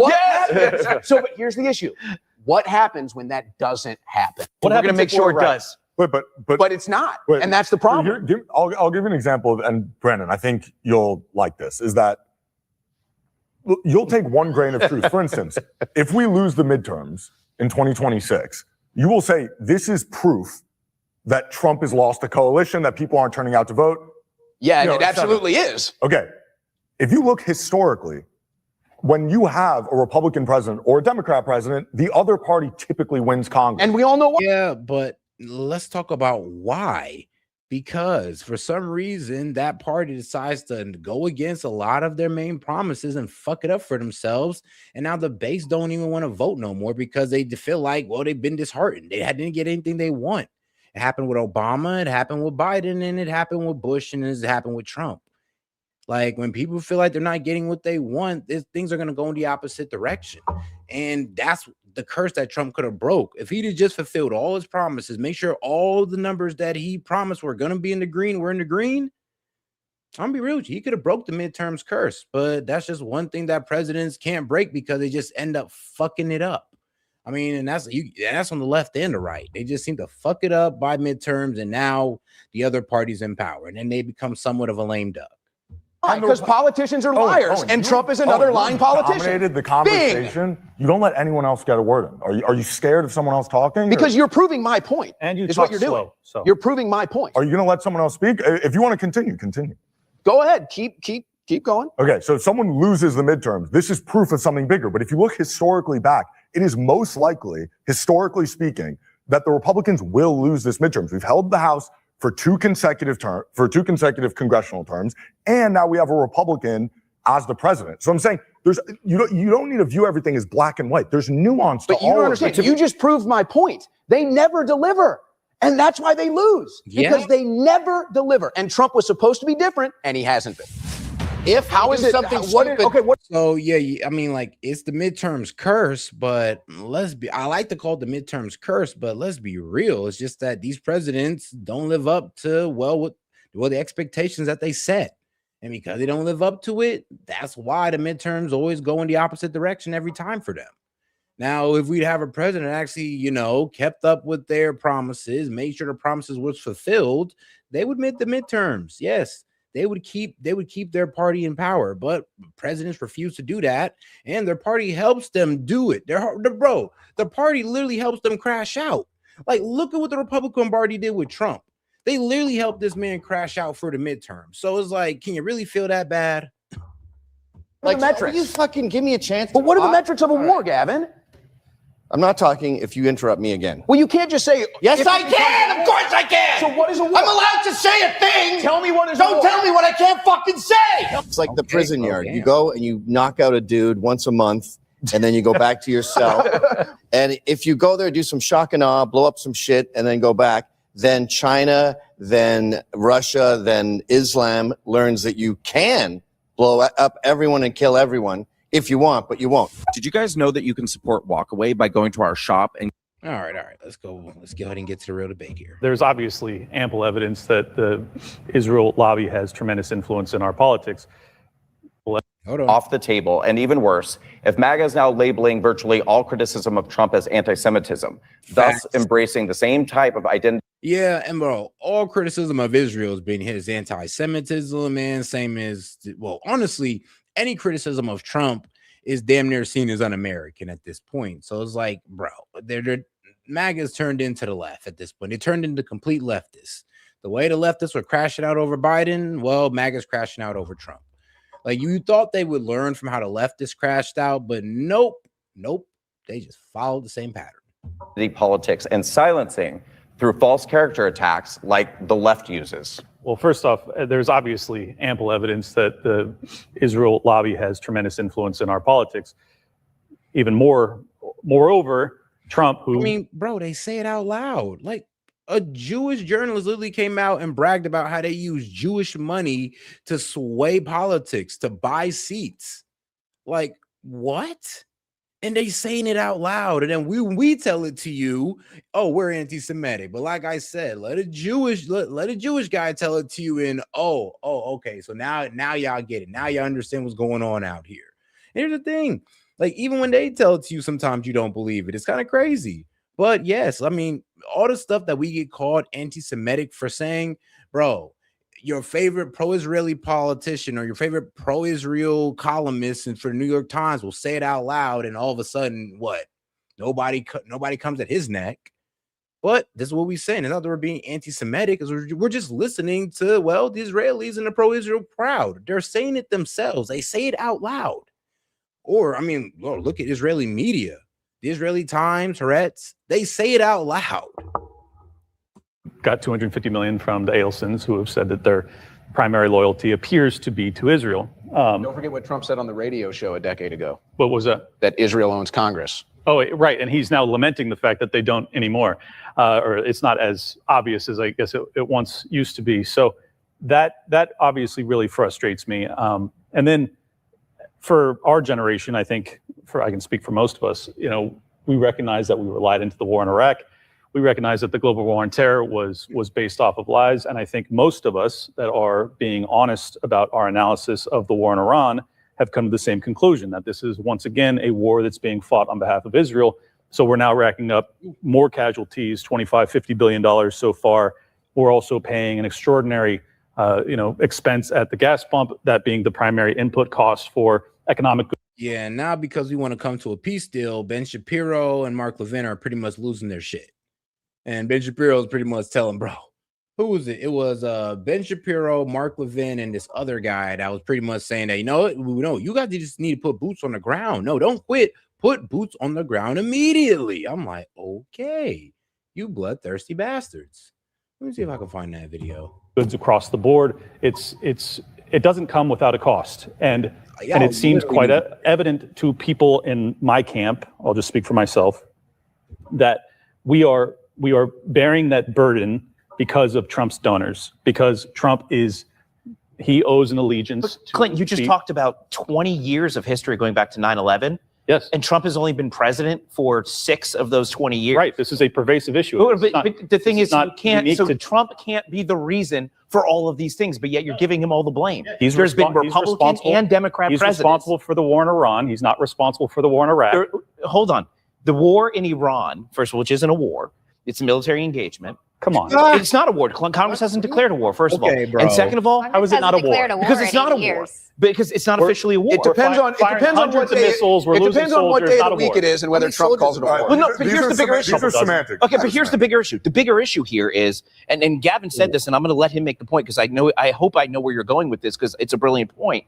Is what's going on in Iran has way more to do with being America first and making America stronger, making America great again. And it's a geopolitical realignment of where China gets its energy from, this where is such Cuba gets it. nonsense. No, it's not because we're going to carry on the banner and the legacy of the neocons, and that's America Hang on, first. you want to take 20 really don't years respect that. of geopolitical military engagement, blame it all on Trump, and then tie it to Jews and Iran. That's not what I did. You're oversimplifying way complicated issues. I think you just don't understand the point that I made. I understand completely. He's making the point that Israel controls Trump and therefore Trump but how can Israel control Trump if you're talking about 20 years of history? And you can even go back, let's go back to the 1940s. I mean, you can say Israel controlled Trump just by Trump's actions for Israel. Like letting them drag us into this war, giving Israel the Golan Heights, continuing funding for Israel. Yeah, you could say that he has some, I mean, if not control, you could say he has an allegiance to Israel. If Israel's controlled, both is bad and should not be done by a president. I mean, he should not have no other allegiance to any other country but America. Everything. Let's go all the way back to from World War II, the neoconservative all the way to now. And the Zionist movement is obviously precedes Donald Trump. Is it possible, though, that Israel is very interested in what happens to a country that hates it? So, of course, they're going to lobby America to do things that they think is good. That doesn't mean I have to like. Yeah, well, why can't they just do it themselves? Why they got to try to lobby us to fight their wars for them? That's the problem. It's kind of crazy how you're just saying it out loud and you don't see how that's crazy. Like, oh, yeah, it's okay that they're able to come in and lobby us into their conflicts. Like, pause, bro. You pause right there. Full stop. Like, you don't see a problem with that? Everybody. No, you don't have to Everybody like it. does it. But Saudi it's not Arabia just lobbied Israel. Trump too. Everybody But we're not loves going Trump. That's to what I'm saying. war You on don't have anyone to like else's it, but it's not behalf. just Israel. The Gulf War, for instance, was because of Kuwait. We went into Iraq. Ariel Sharon, the current prime minister, actively was writing Bush saying, don't go in. This is not a good idea. What was he saying to him, though? What was he saying? Give the second part of that. He was telling him to go to war against Iran. Yeah. Because the Israelis viewed. So how much influence did they have? Because the Israelis viewed Iran as the But you know why? Well, wait. You know why? Because we said after Iraq, we'll go for Iran. So this is an issue that persists throughout presidency. Yeah, but you just said that Iraq and like the Gulf War were because of Israel. The current Israeli prime minister at the time actively did not want the Iraq war. How can you even say the Gulf War was for? Did you hear what I just said? It was because of Kuwait. I just clarified the point. If you don't understand it, do we think U.S. foreign policy has been good for our lives? What about the JCPOA? That was one of the, AIPAC, the Israel lobby, poured everything they could to stop the JCPOA from happening, and it did happen. So is that an example then that and then Trump tore it up because he is Trump tore it up because it was a bad policy for America. How was the JCPOA? Here's the thing though, Israel was still able to get their way eventually. Like, bro, they were trying to do their hardest to stop the JCPOA. You're right, they failed. But then they succeeded with Trump. So once again, they got their way, like it or not. And then here's the thing. Now he's trying to pretty much say, well, it was a bad policy, but it still goes to stand. Israel didn't like it and they got their way, even though it kept Iran away from, enriching uranium any further than 3%. And here's the thing. If you guys cared about that so much, then why are you mad about the JCPOA? It kind of sounds like you're just leaving the door open. You want the door to be open for Iran to further enrich so you can create the excuse that we have to attack. JCPOA bad. Because there were no sort of triggers or any checks that could be placed on Iran. They had inspections all the time. You ask questions, and then it seems like you don't want to hear the answer. You don't know the facts. Is Iran allowed to be a sovereign country? What are you talking about? Oh, and do you want Iran to get a nuclear weapon? No. Is Iran allowed to be a sovereign We're going back to this. Yes. Oh Why my not? So God. then why can't they have a nuclear weapon? Oh, and 1 second, Kevin, go ahead, please. Just because Israel likes what we're I'm doing in done. Iran doesn't mean we're doing it for Yo. Israel. Shout out Sid. He said Trump's used bunker busters on this panel. Well, damn. It's a mutual game. Hold on. Shout out to my man Sid, dog. Appreciate the support, bro. You get a celebration. And okay, for y'all start having too much fun. But all right, let's get back to it. For Listen to both Marco parties. Rubio, listen We're to not Pete doing it Hegseth. for They Israel. all said it. So do you think U.S. foreign policy has been good for the last 4 decades? No, it's been a nightmare. And this so we all isn't agree. that. There it is. So No, this is more wrong. of the same. No, this It's is not not more the of the same. This is not a mean- quagmire. Oh, boy. If this becomes a war, then I'm off the Trump train. If How we is do it- something what are- stupid, okay, what are the like, metrics? You fucking give me a chance. But what are the talk. metrics of a war, Gavin?